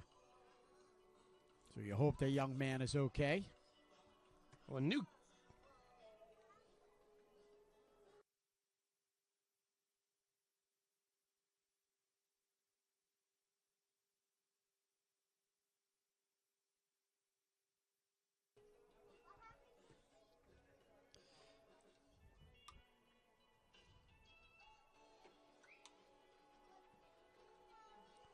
Just like a pitcher needs his warm-ups, the catcher does too. Just based on last game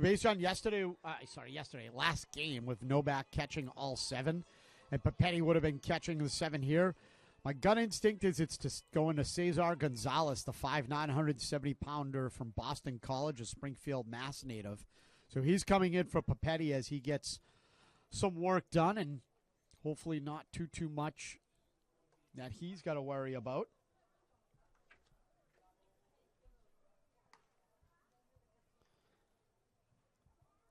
As Nashua, a little injury filled here today.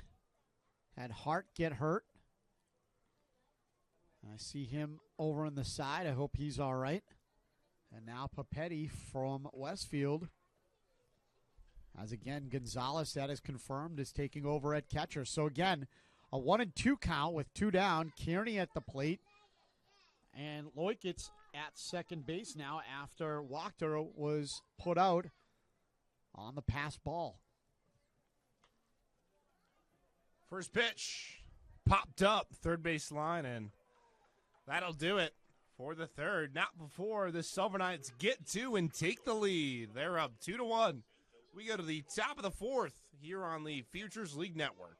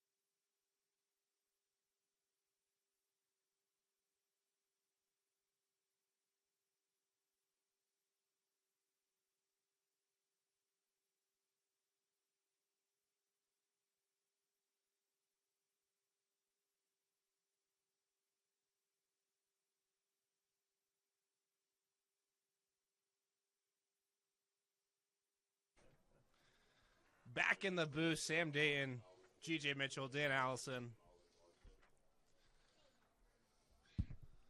And we get set to get going here in the fourth inning. Now, O'Connell finally comes back to the bump with a lead now. I was going to say, it's a great performance from O'Connell so far, and his manager, Kyle Jackson, the confidence to leave him out there. He's rewarded with a first pitch out, 4-3 on the putout to retire the first here early in the fourth. Back-to-back 4-3 putouts here for O'Connell. One to end the third frame, one to start the fourth. That's the way to do it. And that'll bring up the new catcher. So, how about this? You sub in for about 2 pitches on a whim. Go to the next frame. Next pitch later, you're at the dish. Sure, you didn't expect this 5 minutes ago. No, but you got to be ready. You do always indeed. Never know when your opportunity is going to come. And this young man will try and take the most of it here. Hoping for the best for Papetti, who left the game. And what GJ just said, Cesar Gonzalez, the new catcher. Student athlete at BC. Playing for Westfield this summer.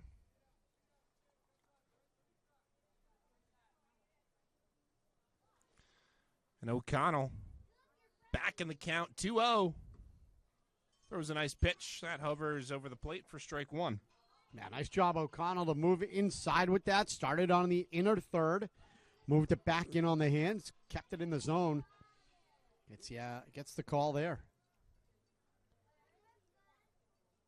2-1. That one hits the dirt.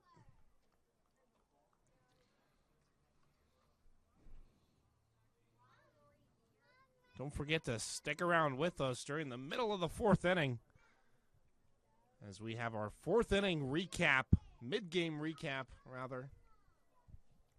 Score looked a little different last game when we did this, as there's a 5-pitch walk to the new catcher who bumps up his OBP, Cesar Gonzalez. And so Gonzalez walks to bring up the right fielder, Sam Morris. It looks like Joe Fisher is going to get loose in the pen.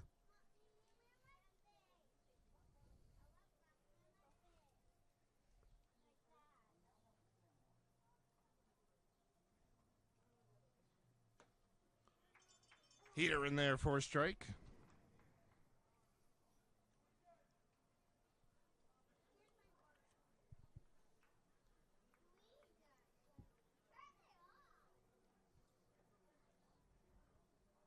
Trying to create something.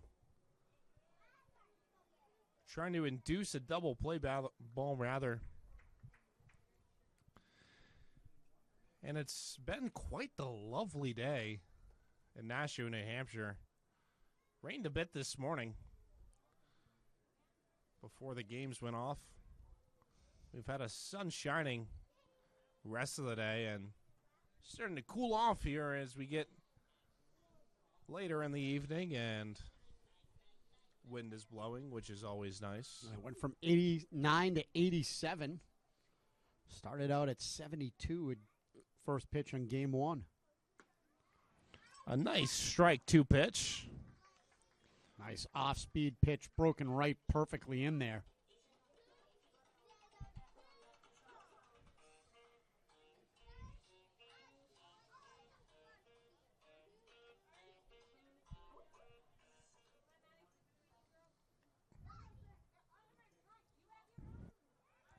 Two O'Connell goes back to first, keep his runner in check.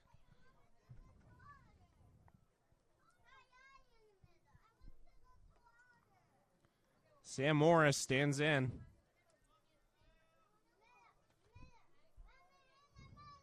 Fires away. That one's in the dirt. And taking off for second and getting there is Gonzalez. Fosberg, a tough time grappling that one. Yeah, usually sure-handed behind the plate. Just had that pop right through the wickets. Didn't get too far, but far enough for the runner to advance. Now puts himself in scoring position with a 1 out here and a full count.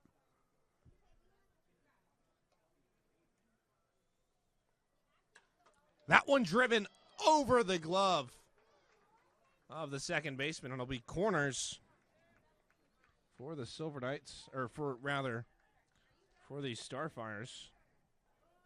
That one just out of the reach of Tulo at second. Had he caught it, would have been in good position to create a double play. And this will induce a pitching conference at the mound.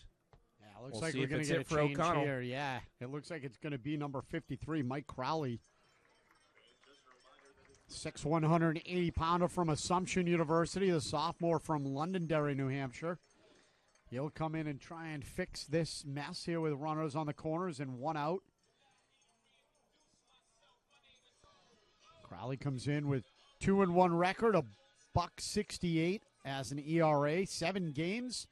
He's gone 10 2/3, 14 strikeouts to 4 walks, and given up 11 hits. So a guy you certainly want to have come out of the pen in a situation like this. His last appearance on the 19th, a 10-5 win against New Britain. Went 2 1/3 with 1 hit, 1 walk, 3 Ks, and faced 9 batters. So very effective, and get also the lefty-righty matchup here. So we'll see if he can come in and shut the door in this inning for the Nashua Silver Knights. As we'll take a brief moment here and a break. We'll be back here on the FCBL Network in just a bit.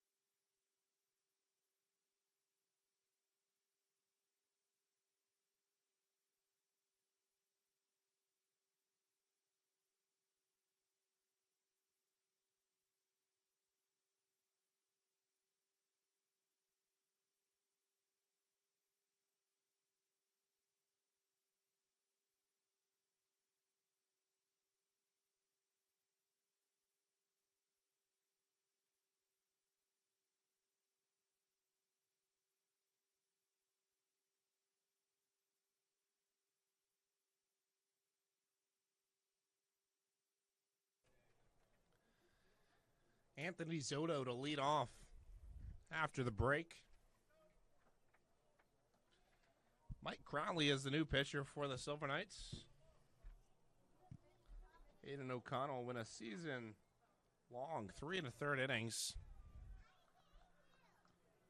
allowing 6 hits and 1 run, of course, being earned. His day is still not done, however, as Mike Crowley has inherited the corners now.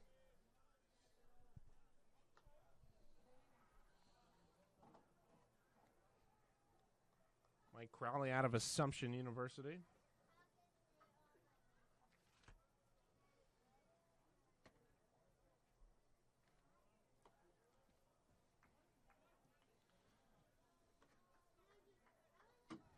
He's made appearances so far this season in 7 different games, each of which he threw at least an inning. This one back almost towards us. And funnily enough, his last 2 outings were 1 2/3 versus the Rocks in a 13-6 win, which he was credited for. So 1 2/3, he picks up the win. The next outing, June 19th, was a 10-5 win against the Bees, in which he pitched 2 1/3 and was also credited for the win. I believe that's what they call baseball.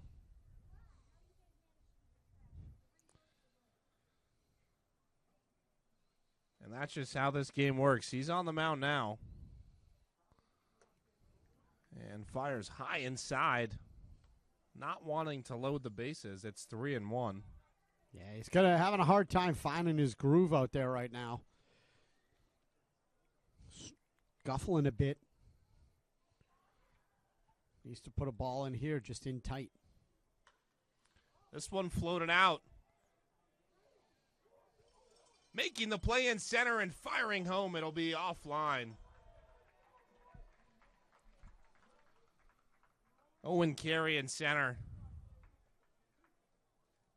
Probably didn't have a play on it regardless, as that area of center field is pretty deep. It's all evened up at 2-2. And that one goes against Aiden O'Connell's tally. Taking nothing away from the fact that I don't disagree with you saying that he may or may not have had a play. My issue with it, he took a extra step and a half, I should say, crow hop before he threw it in. That gave the runner that extra bit as he was coming down the line to say, I'm going to keep going. Like, get the ball in quickly. Again, I'm not saying that the ball wouldn't have been up the line. I'm not saying that the runner wouldn't have been safe anyway. But you got to recognize you can't take that extra step and time your rhythm and time your tracking the ball to the catch that you're in stride getting ready to throw. Again, no real fault of his own because I think the end result would have been the same. But that's something, the subtlety that you'll pick up on down the line. It's something that, the coaching staff will pick up on as well and remind him to be in lockstep with where he's going to be when he makes that catch. It's definitely a good point. If you're going to throw, the throw home almost was invalid by the point he had taken the jump step. Crow hop, rather, this one a play at second. A good throw from Fosberg. He's in there. And again, the throw is offline. I don't think they would have gotten the runner anyway. But if I'm seeing it, you're 100% sure that scouts are seeing it, other teams are seeing it, and they'll pick up on that. And if they see it again, that's going to start becoming a tendency, and then it's going to turn into a trend, and then that's going to be something that is going to be a hiccup he's going to need to fix, but the other teams are going to capitalize on. 3-1. That's high.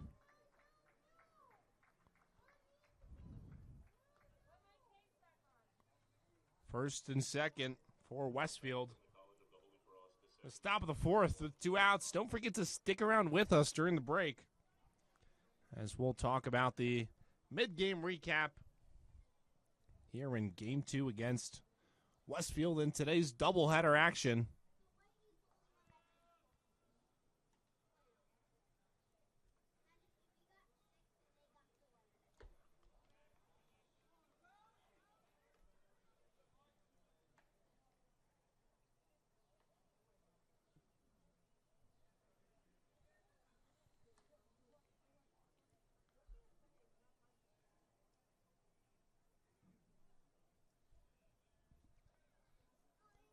One 0. 2-0. Looks like there's going to be more action in the pen as Spencer Bergeron's going to come out and have a conversation.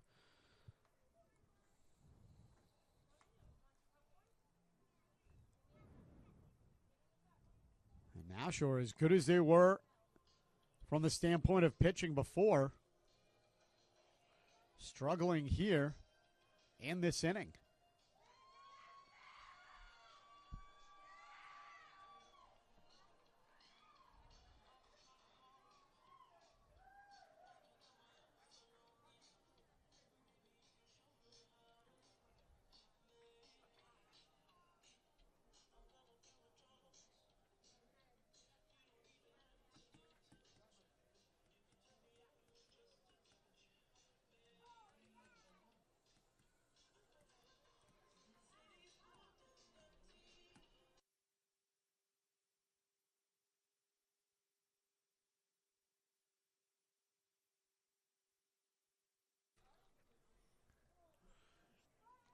Two-0 with 2 outs.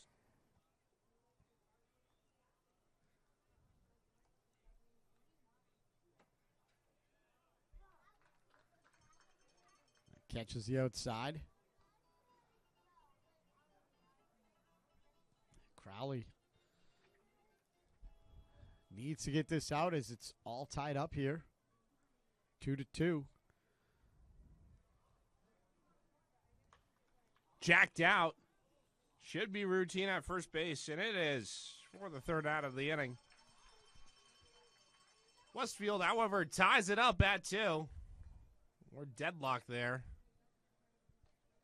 Bit of an interesting game than the last one, GJ. I think at this point, during the first game, we had some 15, 20 runs scored on the board. I'm Sam Datin in the booth with GJ Mitchell for the mid-fourth recap here today of course, Aiden O'Connell on the bump. Different story for the Silver Knights. Can't rely on him like you do Chenevert to just go out there and give you 4 strong. But he did go out there and give you 3 1/3 strong. He may have had a better performance than Chenevert. Gave up just 2 runs during that time frame. Good for probably his best start of the season. And the Silver Knights are very much alive in it. It's probably going to be a bullpen matchup now for both teams. Jack Gicham there for Westfield. GJ, I'll ask you this. What will the Silver Knights need to do the rest of today to win tonight's game? Well, one of the things that, just looking at the scoreboard here and looking at my book, we talked about the bottom part of the lineup was going to be one of the most effective for this team, and it was in the last game. If you look at the bottom, let's go the bottom 3. 1, 2, 3, 4. 5 of their runs were scored by the bottom 3. If you want to include the bottom 4, you could go all the way up to 6. So this bottom of the lineup needs to be effective. You're right now going to be starting at 5, 6, and then 7 in Zorn, Fosberg, and Laponis with Tulo and King. The 2 guys have scored the 2 runs already for the Silver Knights team. So I look for the Nashua Silver Knights bottom of the lineup to continue to stay hot. Guys like Nader Wachter starting to come alive again with that double. Get your table setters, which is crazy, table setters at the bottom of the lineup. But turn your bottom of the lineup into a table setter and get these bats going. You put up a ton of runs and a ton of hits in the last game. Respectfully, Gicham is throwing like a wiffle ball slider up there. Very slow in the movement, but it's got a lot of break to it. You time it up, and not like that as it goes 4-3. But if you time it up, you can get a chance to get a good piece of wood on it. Nashua's got to sit fastball, but time up the off speed. If they can do that, take this kid out of the game, you can then have a good opportunity to get back on the front foot and lead it in this back half of this game of the doubleheader with only, again, 3 2/3 innings left before we go into extras if they go that far in the 8th.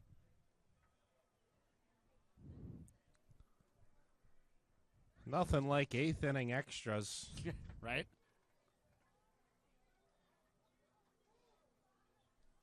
Silver Knights have already played 10 today. 10 2/3 rather of a full. Will Fosberg stands at the dish. And it would be nice if the Silver Knights could win this one in the regular 7, especially this time because they're the home team. Get it, punch out this sucker in 6.5, call it a day. They could have done that last game if it weren't for them being the away team at their home stadium. And the other fact that they let up a bunch of runs late, so they were cruising and then ended up getting a little squirrely towards the end. It's very true. Well, a 5-pitch walk for Will Fosberg is the way to start this one here in the bottom of the 4th. Silver Knights trying to respond to Westfield, who plated 1 1/3. Silver Knights then proceeded to drop 2. Westfield, another 1-piece. Silver Knights would love to drop another 2-piece. 1 out, 1 man on.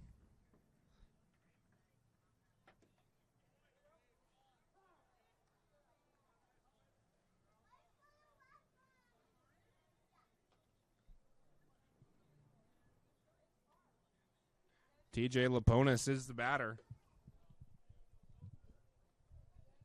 TJ's been great defensively this season for the Silver Knights. He's still trying to get his bat to come along. Hitting .216 this season, has 4 RBIs. That one's dribbled down. It will be a foul ball. Dribble down the third base line. Yeah, just a little corkscrew spin on that as it had taken a left turn past the bag.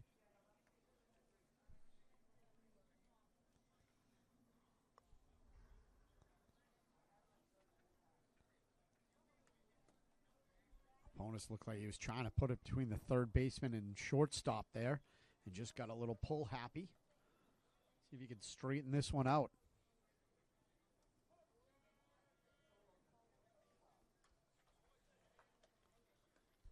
Shot back into the netting behind home plate.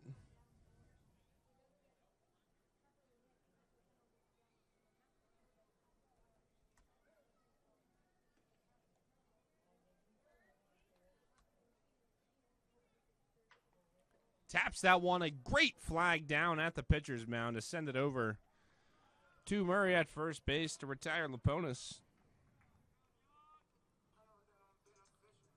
1-3 goes TJ. Lightly chopped back to the pitcher. Nicely jobbed there by Jackham. Again, throws very soft, so you're not going to get a lot of exit velo on it. It's got a lot of spin rate on it for you newfangled baseball fans.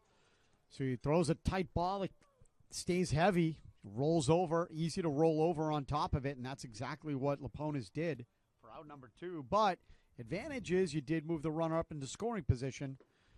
So a pass ball could move the runner up 90 feet and get that much closer to taking the lead again.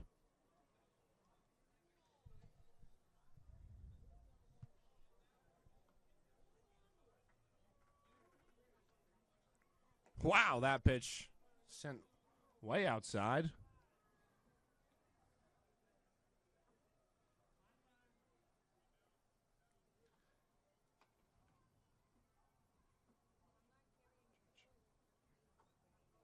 Jake Jatcham still dealing out there.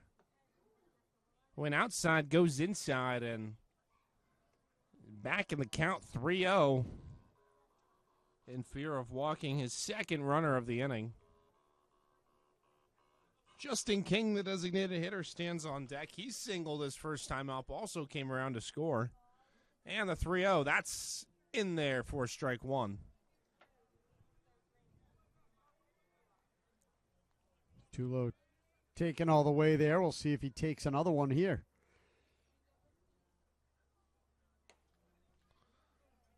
Outside for ball 4.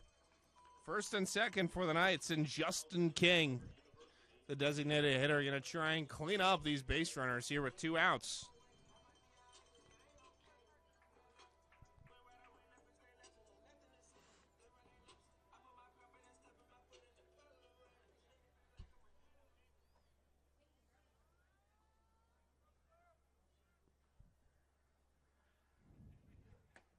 King swings to the first one. He's trying to send that out to Manchester with one cut. You know, I recently found out that there's actually multiple Manchesters. And not only are there multiple, there's too many. We've got a Manchester, New Hampshire. Yep. Manchester, Maine. Yep. Manchester by the Sea, Massachusetts. Yep. And rumor on the street is there's another Manchester in Massachusetts. Down in the count is Justin King. Can't have more fun with that when you don't score. We'll go to the top of the 5th.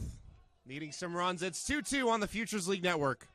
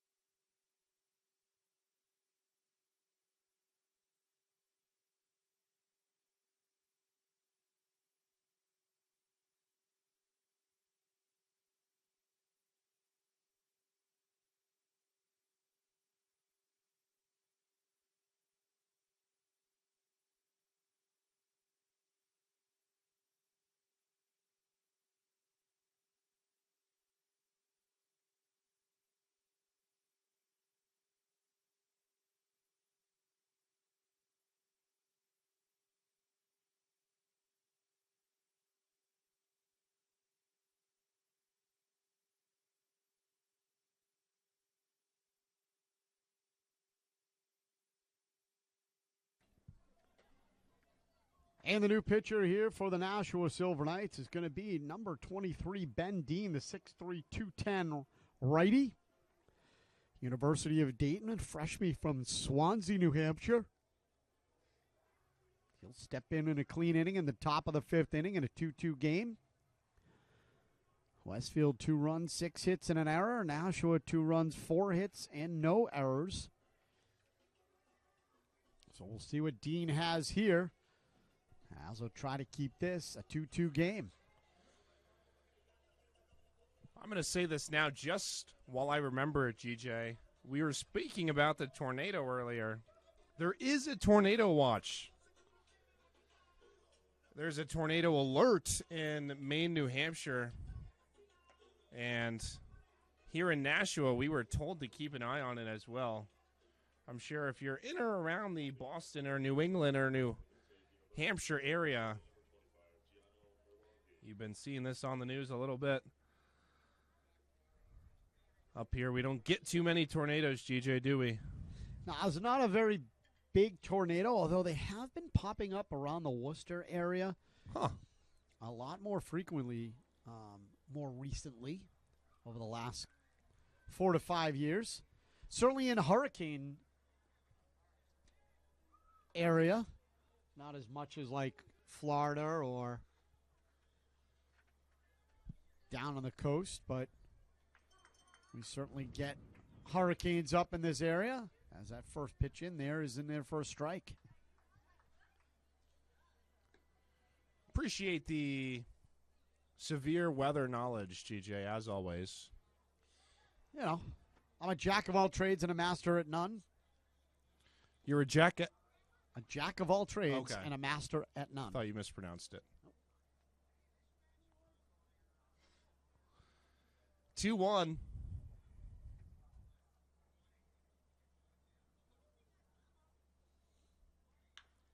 Crack down the third base line, foul. 2-2. It's been a long day at Holman Stadium. This will be our 12th inning of action so far today. Sam Datin, GJ Mitchell, Dan Allison bringing you all the action from Holman Stadium. Anything Nashua Silver Knights related, that one's punched into left field, a base hit to get things going here in the 5th. Yeah, Malongi able to get the shot just past the third baseman, Laponis. And he'll bring up the dangerous Trey Cruz next. Trey Cruz struck out today. Both times he's been at the dish. First one looking, the second swinging. This one cracked out of play. I remember before the game started, GJ, you made a point. That was if the Silver Knights can keep Trey Cruz in check and off the base pass, they should have a good chance at winning the second game. They've done exactly that. It's 2-2. It's 2-2 still, rather. But this is a prime opportunity of where you need to take care of Trey Cruz. A good chance to do so. They don't, as they go for the lead runner at second, and he's called safe. I would have gone, of course, hindsight 2020. Bang, bang play. You got to get the guaranteed out. Take care of Trey Cruz while you can. Yeah, absolutely, especially where the Tulo had a bit of a bobble in his glove. Once you feel it cleanly, you got to get the lead. You got to get the shore out at first. Didn't do that. Now you got runners at first and second with nobody out, and that's kind of a tough situation to put your team into. Again, won't go down as an error per se, but certainly coaches will notice. Yeah, that's certainly a bad read or a misjudgment, if you want to call it that. I think baseball could benefit from a new stat category maybe around that. Absolutely not. Baseball already has too many annoying stats as it is. You know, I know where to push your buttons. Absolutely I not. try to. No more statistics.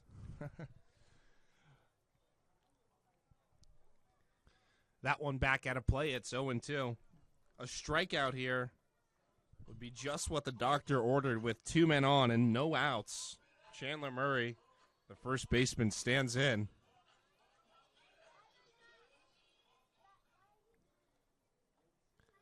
And the delivery from Dean is way outside and way high.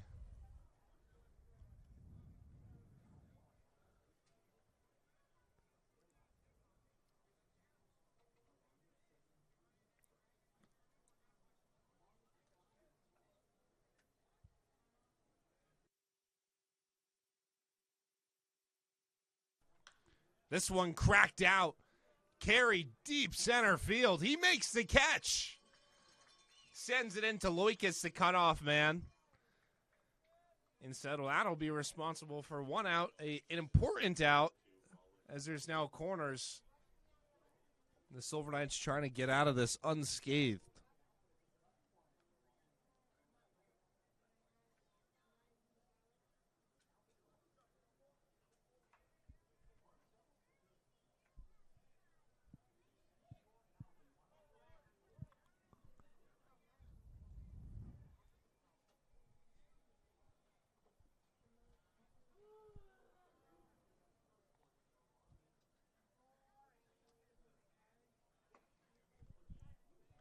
Colin Larson, the center fielder.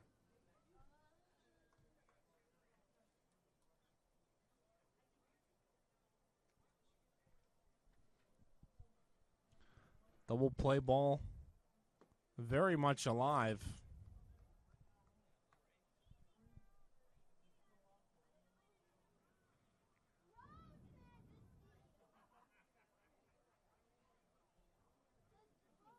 There's a boatload of space in the infield to work with on both sides. 2-0. Big swing and a miss.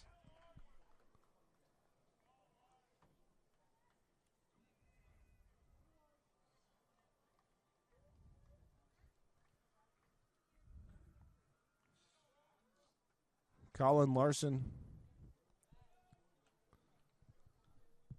Ben Dean fires over to first. Yeah, in this situation with Trey Cruz at first and a game tied, you don't want to let that runner get too much of a lead, so you got to keep an eye on him, keep him honest there at first, especially when you've got the double play. If you can keep him that half step closer, and you can have the hitter here, Larson, roll one over, that half step can make the difference between 1 out and 2 and getting out of this inning without any runs crossing the plate.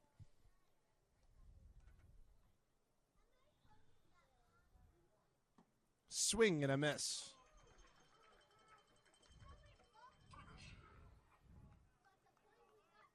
Full count. Ben Dean to Colin Larson. An important pitch. The difference in 2 outs and bases loaded. And it's on the way. And it finds the corner for strike 3. There's 2 gone here in the top of the 5th. And that was a huge pitch, huge punch out there for Dean. Catches the outside corner and exactly what Nashua needed. Now you've got 2 outs, so anything up in the air, if it's caught, ends the inning. And what a huge opportunity is for the Nashua Silver Knights to hopefully come out of this one unscathed in this inning.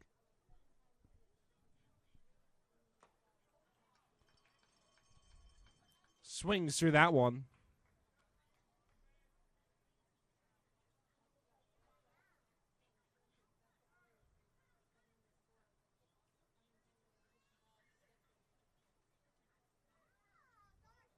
Runner is off and going. That pitch fouled back to the netting, and it's 0-2.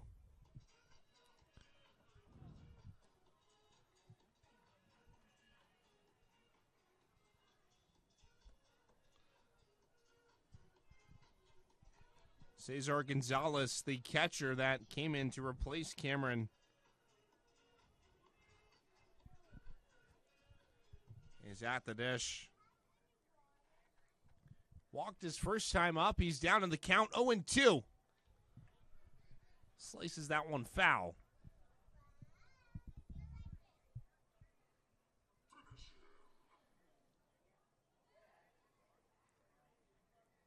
So we'll try the 0-2 again.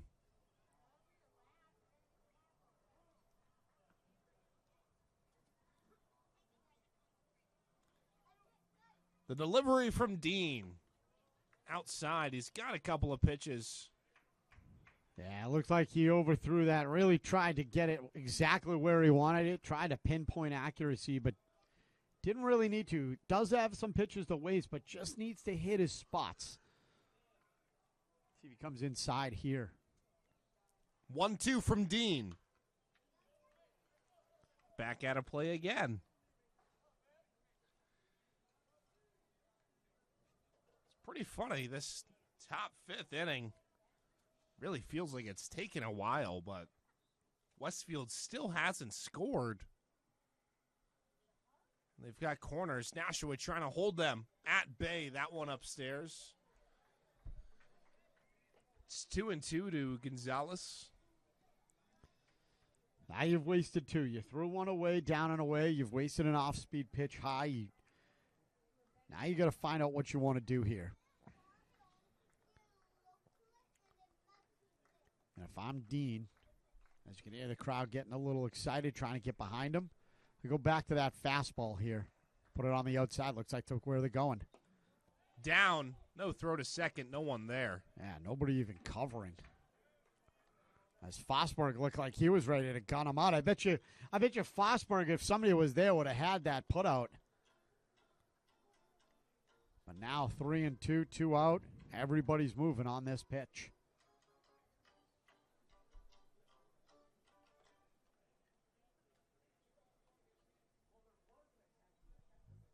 Two outs.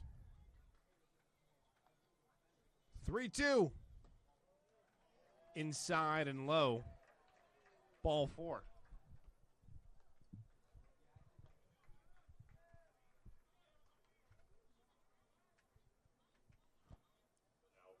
So a long scoreless frame will continue for Westfield, and hopefully Nashua can keep it scoreless and get out of it. Ben Dean has had quite the roller coaster here in the fifth inning.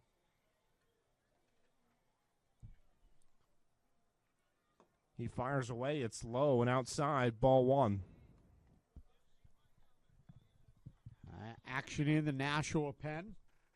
And it looks like there's action as well. And the Westfield Starfires pen.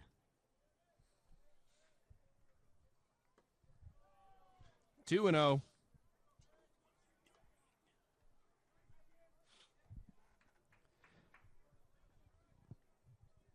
He's losing a little confidence there on the mound. Trying to gather himself back in. Let's see what he comes with here.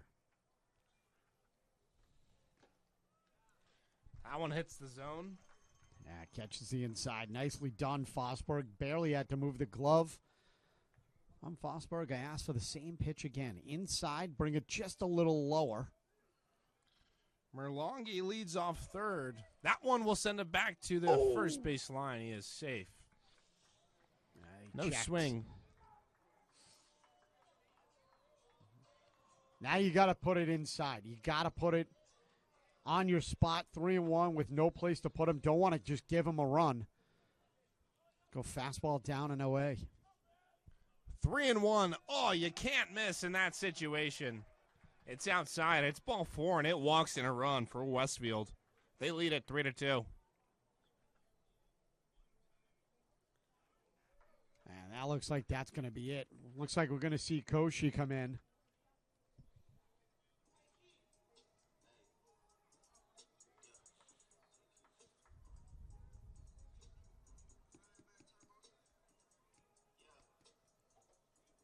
Yeah, so Dean's afternoon will be over.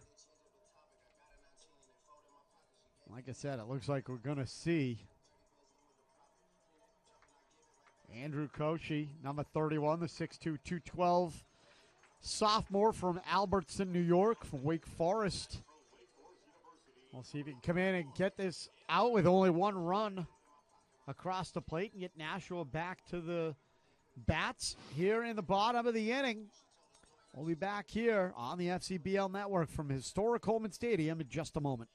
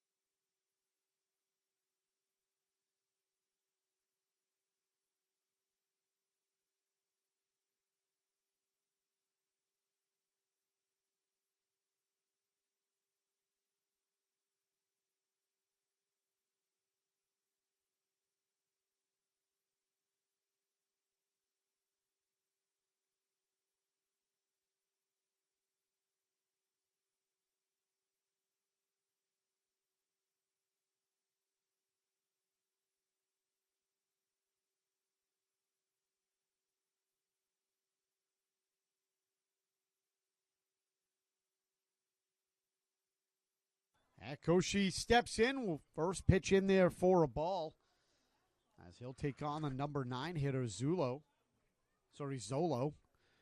with the bases full.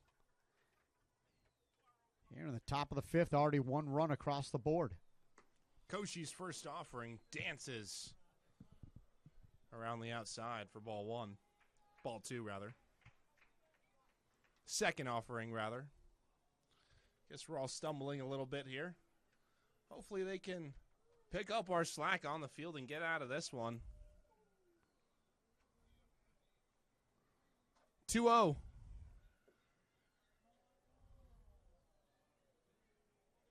And Koshi is going to have to really concentrate here to throw. Good pitch.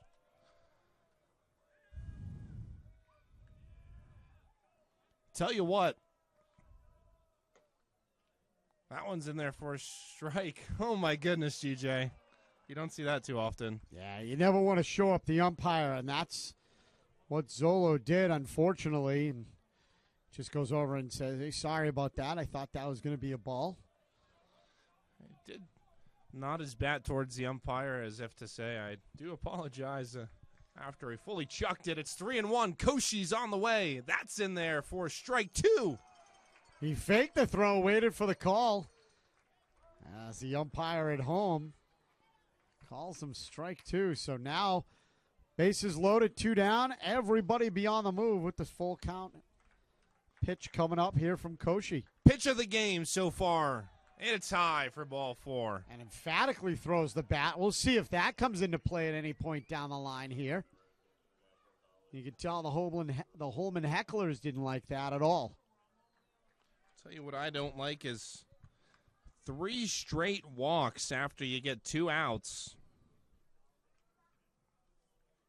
And they're just passing the baton. Not really my choice right now. Of course, that'll bring home Trey Cruz, who you had the opportunity of retiring on the ground out, did Ben Tulo. Instead, he opted for the double play in which they netted 0 runs.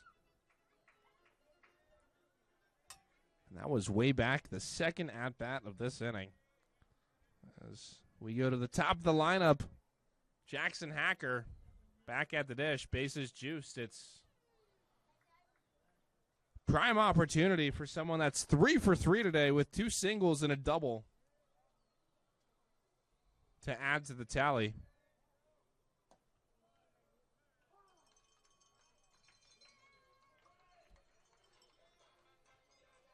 Hacker getting caught looking there, 1-2.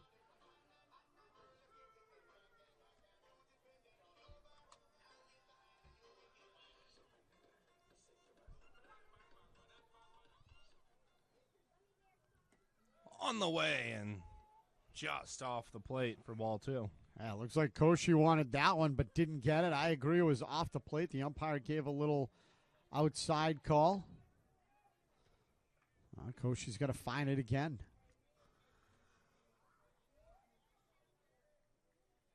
2-2, swing and a miss. Koshi's able to get out of it. Not before Westfield tacks on 2 to take the lead. They're up 4-2.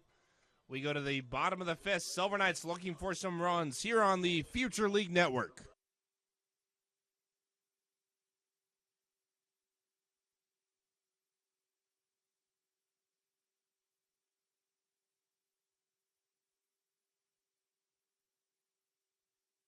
Wanna feel like this. Good food brings people together.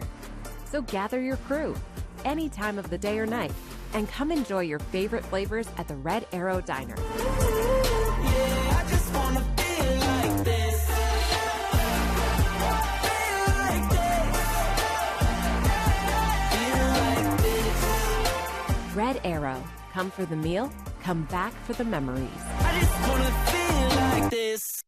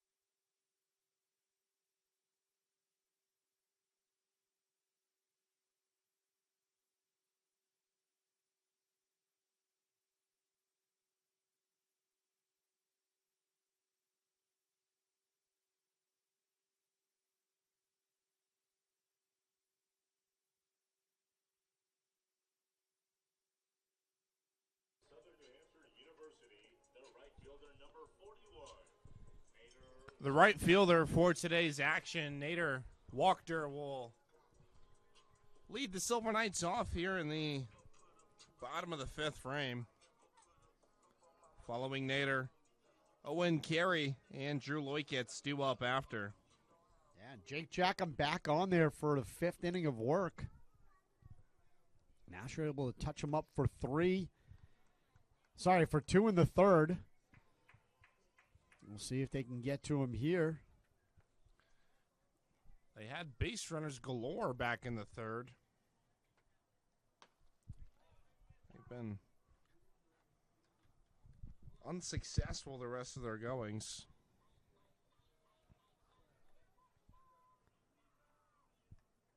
Second inning was the only inning they didn't have a base runner, as Nader nukes this one into the sky, an easy out along the first base line for out number one.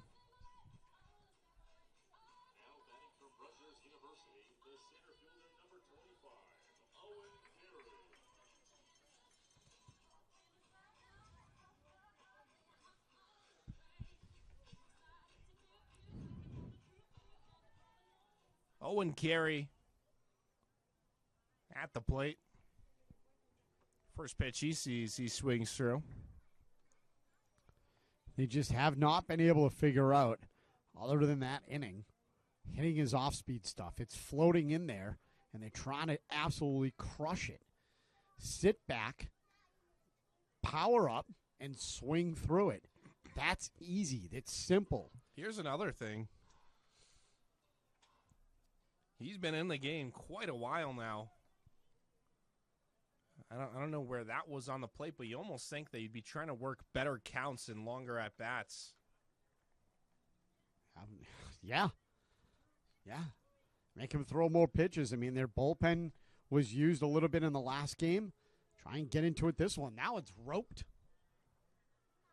Foul right at our pitcher in the bullpen who gloves it. Sends it back to his catcher.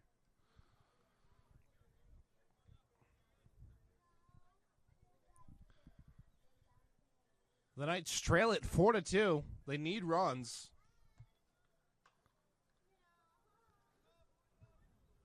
That's out of play as that smacks a tree. Looks like Westfield has some action going in their bullpen right now.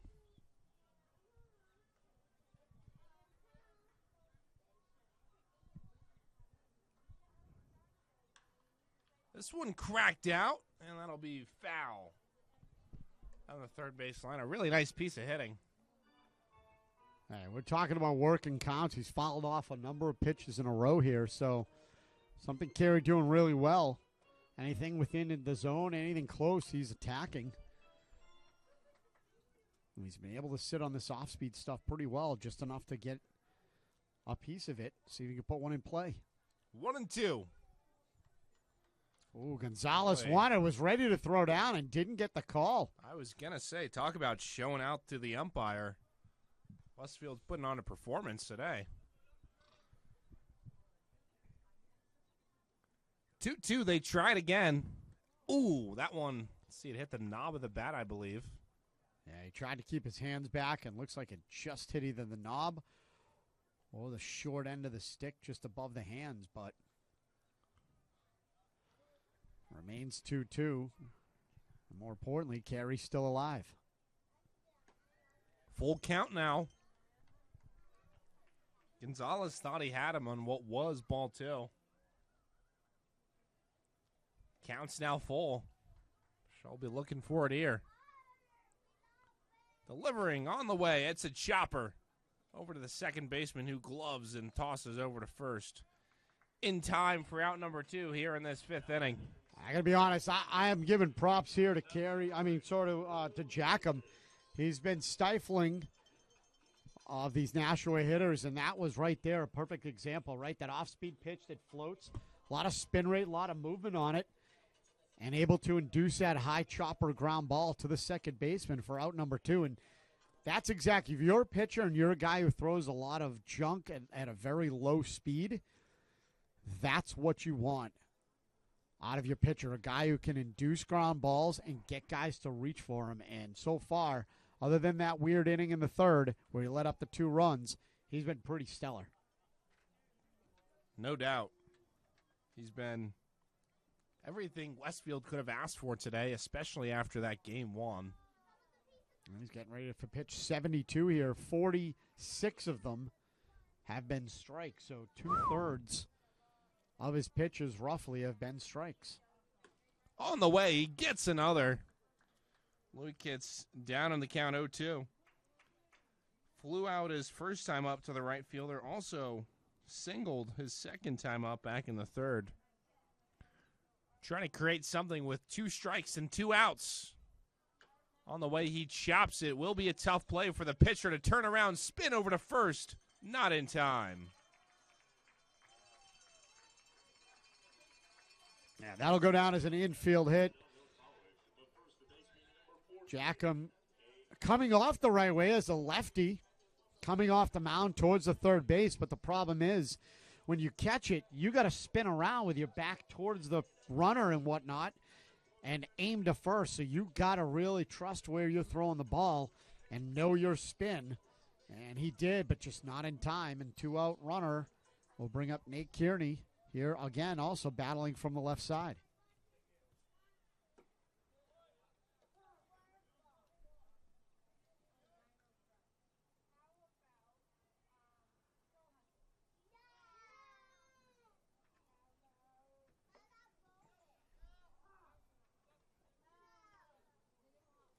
That one catches the outer edge.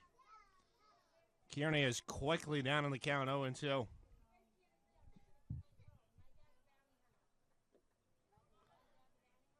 Misses low, 1-2.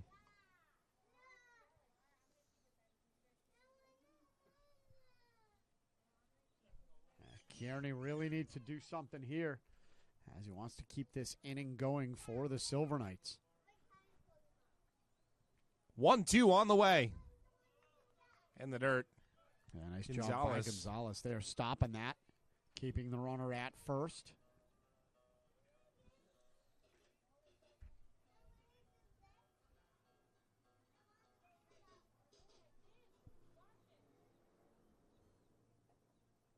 2-2.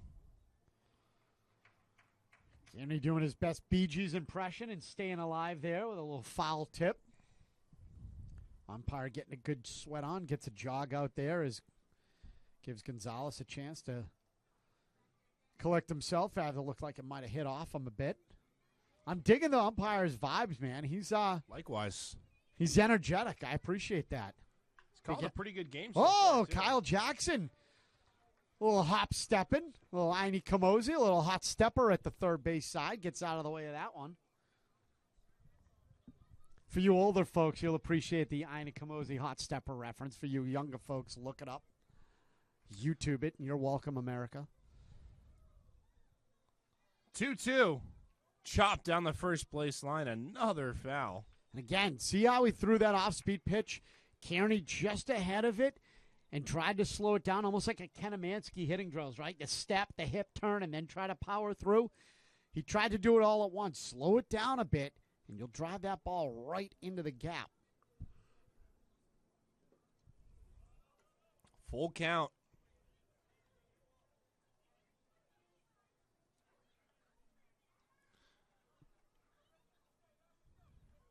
GJ, you and I have talked about catchers and umpires getting along together. Of course, our crew chief at home plate just handed the catcher back his face mask. Always nice to see.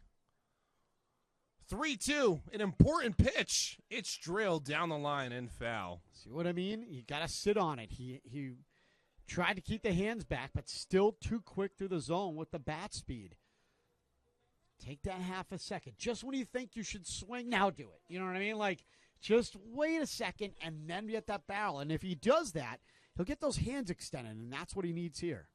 3-2. That's outside, ball 4. So 2 2-out walks. Rather, a 2-out single from Loikitz and a 2-out walk from Kearney to put 2 on for the left fielder, Aiden Zorn, to try and change the tide of tonight's ball game. And we're going to have a pitching conference at the mound.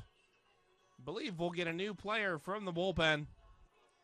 That'll be it for Jake Jatcham's day. We'll find out the new pitcher and bring him to you here in a second on the Futures League Network.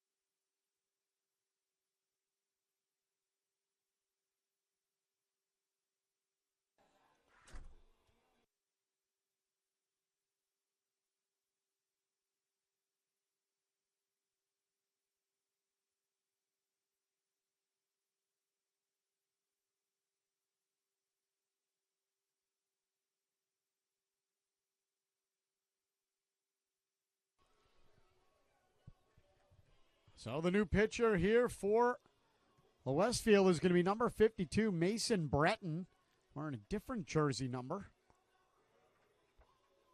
Breton, 6 feet, $195 from Long Island College, a freshman from Manchester, another Manchester here, Manchester, Connecticut.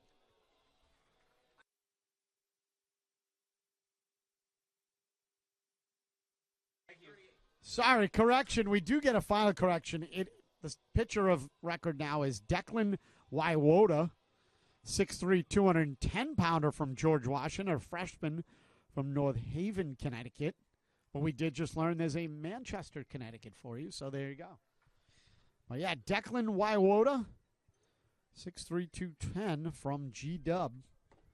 And the first pitch in there. Wait.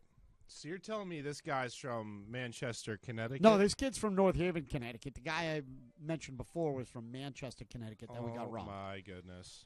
There's also Manchester, England. And in that, there's two Manchester soccer clubs, of both of which I vehemently dislike.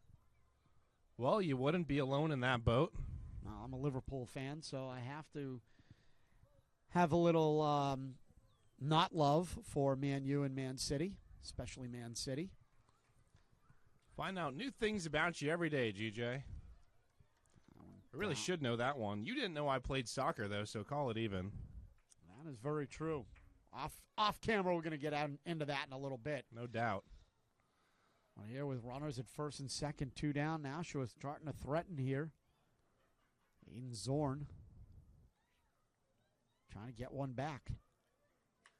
Cracked up the middle and stepping on the bag. Technically, that is going to go down as a 1-4 putout. As it hit the glove of the pitcher, and that'll be a 1-4 putout. Well, you do learn something new every day, truly. We will go to the top of the 6th inning. 2 more to play here in Holman.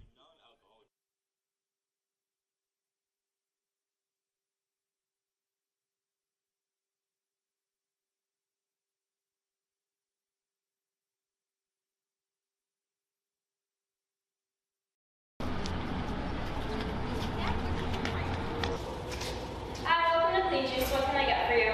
Can I please have a chocolate cherry smoothie? Yeah. And for you? Can I get a breakfast wrap, a young's bowl, the peanut butter smoothie. How about avocado toast? Jace, Oh, we gotta get going. The game starts soon. oh, 16-ounce peanut butter smoothie, please. It's Clean Juice Nashua. Organic. On the go.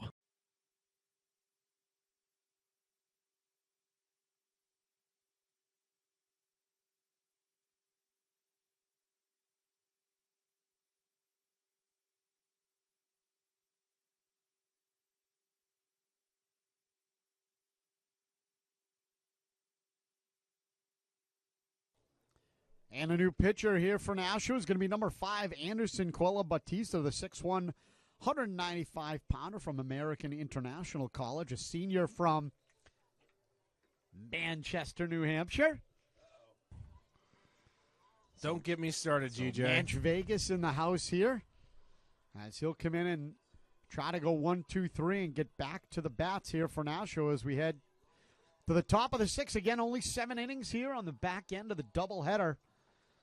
So Nashua only 6 outs away from losing, so they only have 6 outs to get a couple back, but they also have 6 outs that they need to stop this Westfield Starfires team from scoring.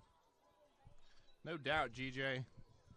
Of course, this game being the second we've played today, the Silver Knights came on top the first one by a final score of 16 to 11. Don't quite remember because the runs were just flying on and off the board like there was no tomorrow. And in fact, there was a whole nother 7 after. And we're caught up in the 6th. And as GJ was saying, Silver Knights are down to their last 6 batters, at least, to try and get them back in this. And they'll have to take care of Westfield, of course, too. A quick 1-2-3 would be appropriate here. It's been a fairly slow past couple innings. The first 2 were incredibly speedy, and Westfield has been on the base pass the majority of the game since then. 2-1 the count.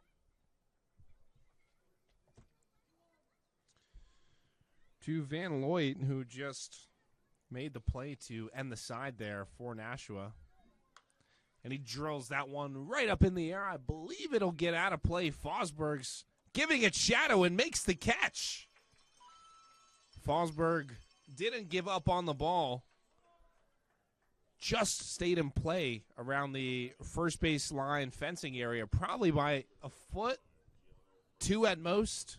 Yeah, I thought that was actually going to get just out and into the first couple of rows of the fans here, but stayed inside. The wind kept it in. Fosberg making the catch, and 1 out here for Nashua. And a big out here. They're down 2, trying.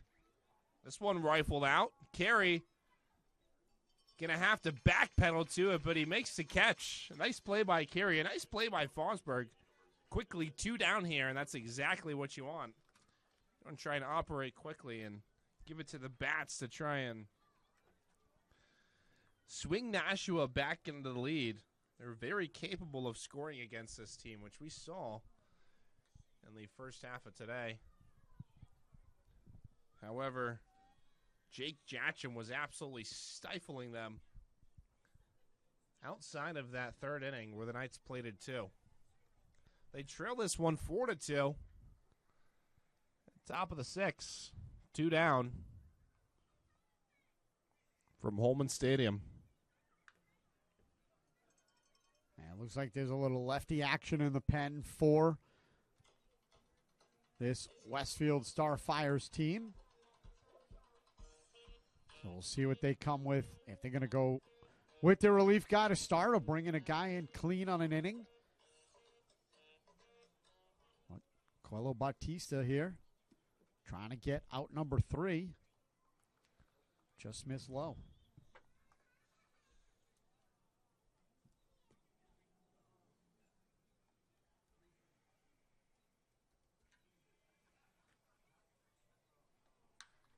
Jacked out to carry. Shaded there, throws off the hat. At the warning track and makes the catch. A quick 1-2-3, go the Starfires, and we go to the bottom of the 6th. Silver Knights needing 2 to stay in this ball game. Love is gone from Holman Stadium.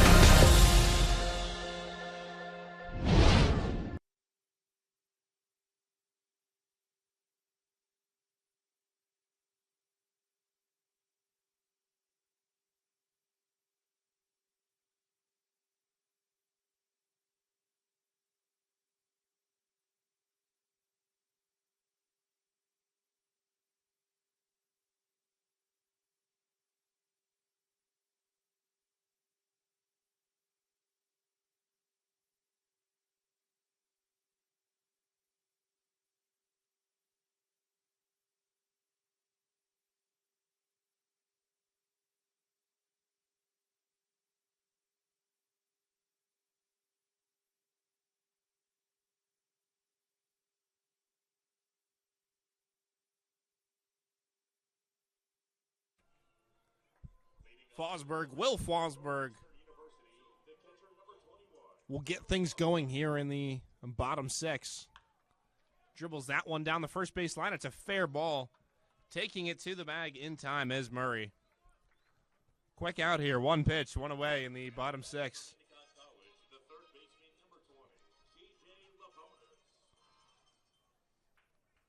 All fans in attendance today, an opportunity to run the base pass here on this Sunday evening.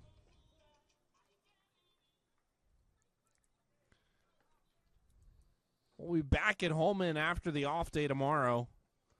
On Tuesday night, of course, half-price beers. You do not want to miss that. And with Fosberg going out early, it's TJ Laponis who's due up. The Knights play Worcester at Holman on Tuesday. Back at Holman against Norwich on Wednesday. At New Britain the following day. At home the next couple of days after that. So a big opportunity for the Knights to go on a bit of a run, and some great opportunities for anyone listening to come out and support the Knights here in person. Obviously, it's a whole lot better when you get to experience it in person.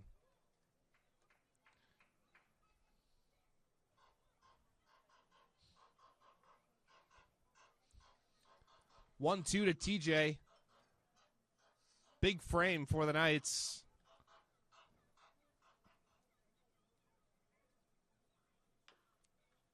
Dribbles that one foul down the third base line.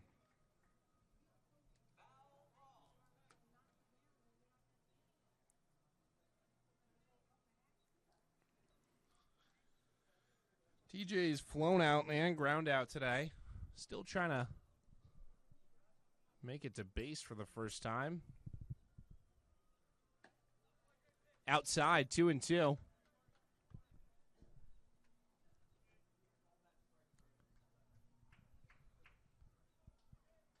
The sun's beginning to leave us here at Holman. 2-2. Chopper over to second. Firing over to first in time to retire the running Laponis. That'll bring Ben Tulo up to the dish. 2 outs in the bottom of the 6th. Silver Knights down to last out of this inning.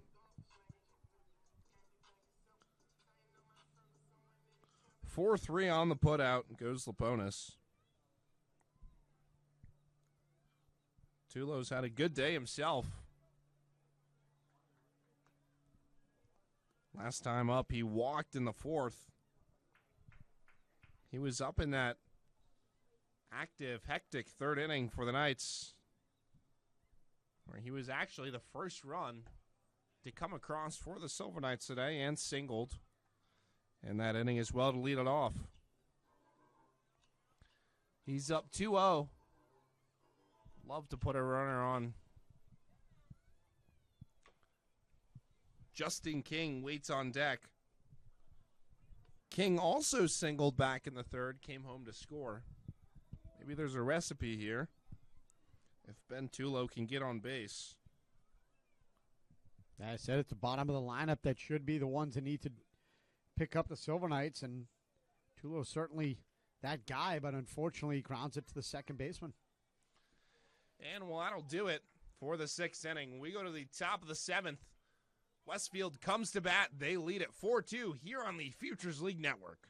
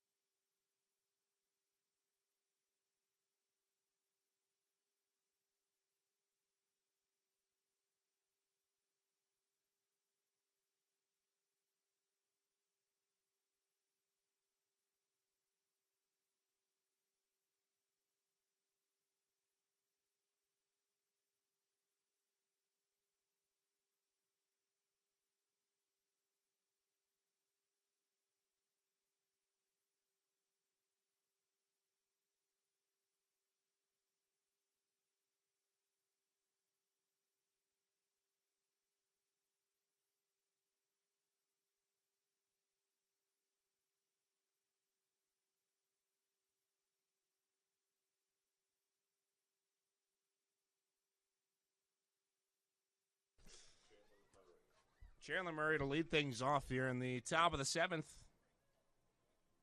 The final inning of today's action, unless the Silver Knights were to force an eighth.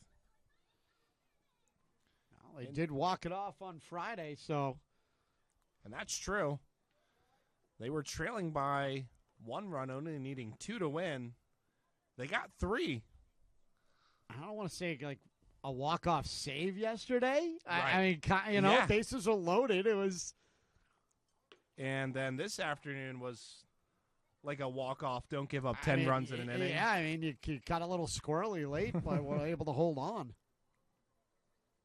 Now Nashua's sort of living and dying on the knife edge here. They've won 3 in a row. They're trying to make it 4. Tulo's going to have to make a speedy play. Not in time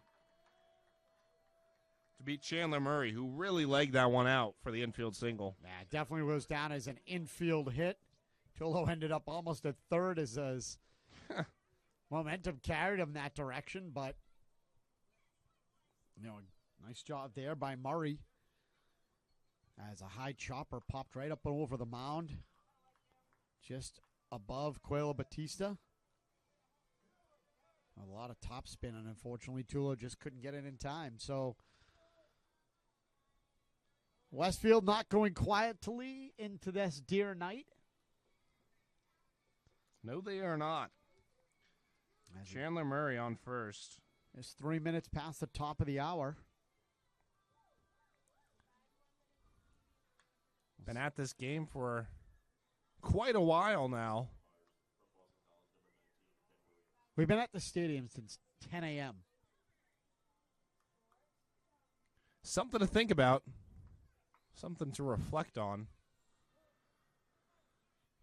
Pretty much lost all track of time and direction. Life just becomes a game of innings. I mean, basically, I need a nightcap and some nighttime, and, like, that's it. Say goodnight, Gracie. Nashua still needs 3 outs here to get through this inning and then back onto the batter's side of it.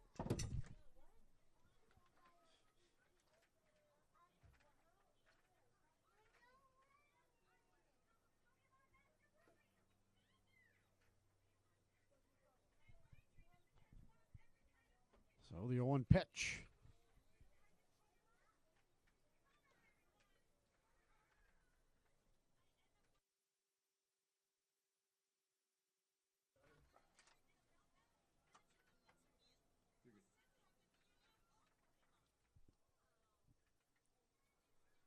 Oh, the 1-1. A runner going. Oh, he stops. I thought he was going. He was about a third of the way down. Had a pretty good jump, but decided not to go. Well, very interesting there.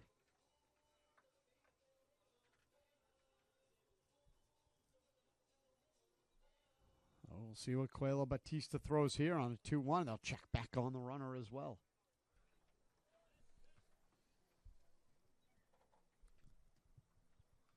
Silver Knights still with one more opportunity to come to the plate.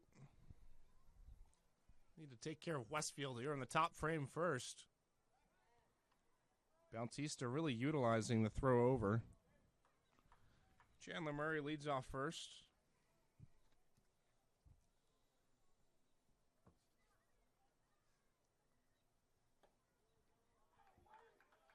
Oh, just missed outside. I think they wanted that call and didn't get it.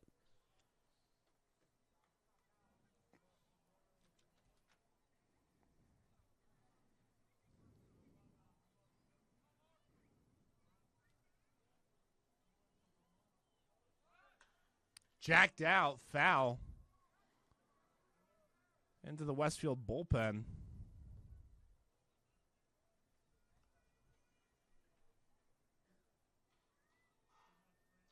And now 3-2 pitch. The runner was off there. She probably won't be running here, as Mario probably stay at first.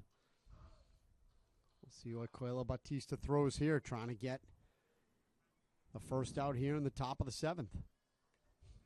In the dirt. Runner takes off for second. Okay. Well, that one hit him. So a hit by pitch. That'll bring up Cesar Gonzalez, the catcher. Still no outs here in the top of the 7th. Gonzalez subbing in from the injured. Who departed the game in the, third inning. That one, just a low chopper rather. Nothing Bautista can do about it. That was an absolutely beautiful bunt. Squared it up. Bautista, being a righty, is coming off the left side. Pushed it towards the third baseman. The shortstop had to cover. Third baseman coming in. Nobody at third. And a wonderful drop bunt to move over and get to first. That was designed for a hit. That was more of like a squeeze play. That was fantastic. As everybody in the infield coming in for Nashua as they're trying to keep this runner at bay at third.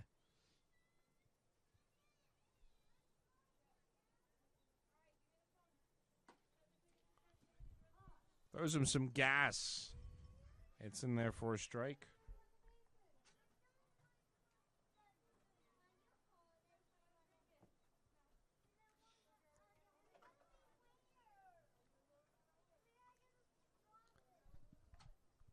Bautista working still with no outs. This one down the third base line. They'll go home for the force out. Try it at first. In time for the double play. Yeah, around the diamond backwards. So instead of going around the horn, you go around the diamond. So you go 5 to 2 to 3 put out. You know, just a casual random double play. The old 5-2-3, as they say.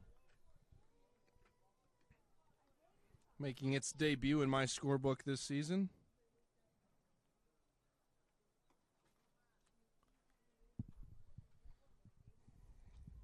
So runners advance to second and third, and they get the runner at home and 2 outs. So basically, the most prime opportunity for Nashua to come out of this inning, hopefully with no extra runs crossing. And how about that execution?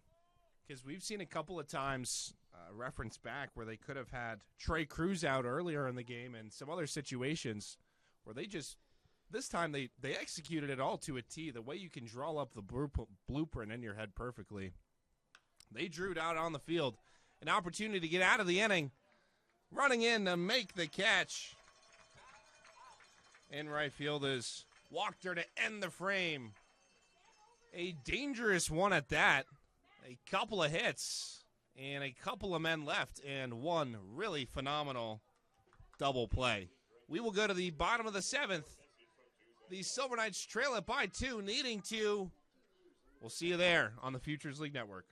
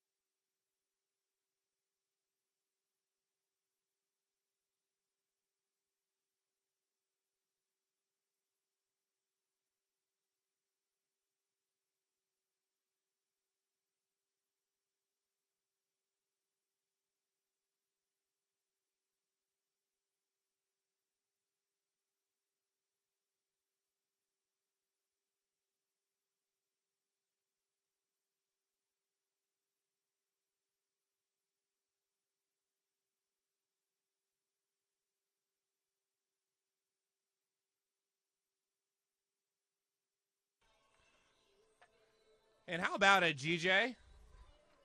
Our boy Tommy Ehlers does get an at-bat today.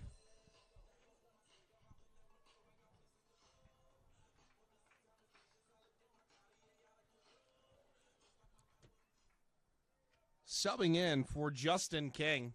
Have to imagine that he would have came up last inning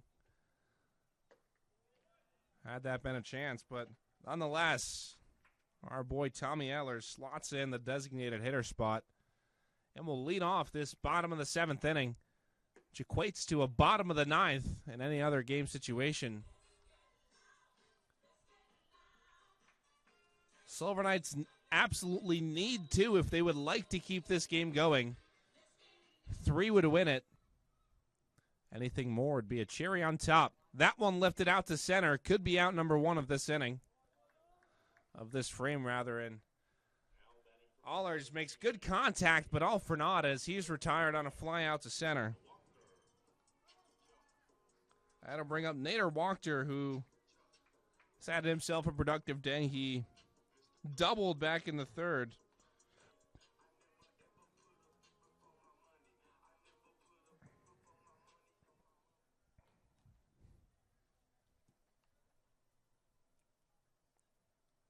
First pitch to Wachter clips the plate for strike 1. Well, if you were to aggregate this total scores of both games, I guess the Knights would come out on top. And if you were to tell me That was an egregious strike call. You can hear it from the Holman hecklers, and I saw it with my own 2 eyes, GJ. That was gross. GJ is accustomed to seeing those. That one off the edge. Wow. Wow.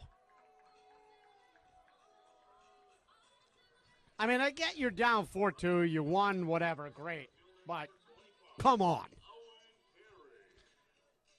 It's a shame for all the praise we've been giving Blue behind the plate, but did miss a couple there. And I'll bring up Owen Carey, the center fielder. Knights down to their last batter. This one cracked out of play. Don't forget to stick with us after the game as we'll do our best to recap, obviously, tonight's game, and might mention the outing before. Jacked up the middle. Knights aren't dead yet. They bring the tying run to the plate. Owen Carey slaps one.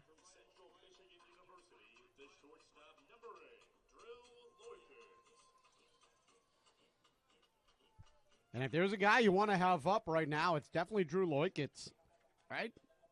A couple of hits, back-to-back singles. Left stranded at second on both of the times, but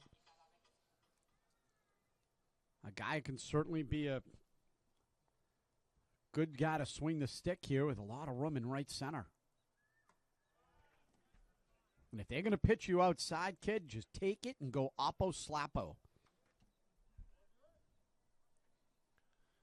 Anything to pass the baton. Loikitz does have 1 homer on the year. Hitting around the 300 clip with 13 ribbies. Would love to add to that collection. Got an opportunity to tie the game with 1 swing. 1-0. Swings through that one. That's not the swing you want. No, that was low and outside.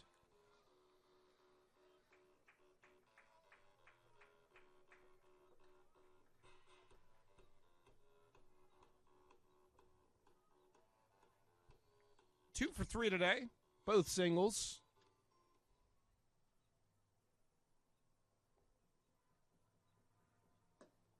That one way outside. Ball 2. It's 2-1. Nice save by Gonzalez there. Keeping the runner at first. As crazy as it sounds, that's a big run. Even though it won't tie it or won't take the lead, it can be a momentum changer if that runner moves up.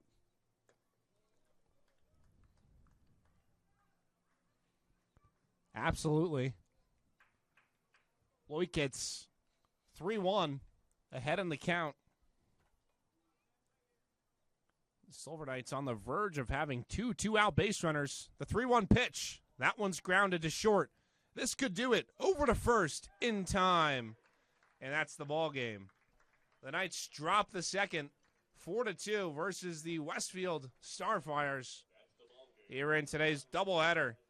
They win the first one by a score of 16-11 and fall in the second 4-2. We'll lead off with this here in the post-game live. I'm Sam Datin, joined by GJ Mitchell and our executive producer, Dan Allison.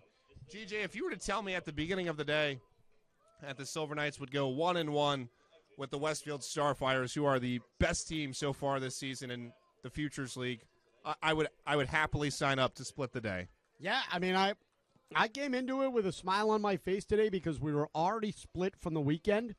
So you were, in my opinion, playing with house money. You know, obviously you want to win every game.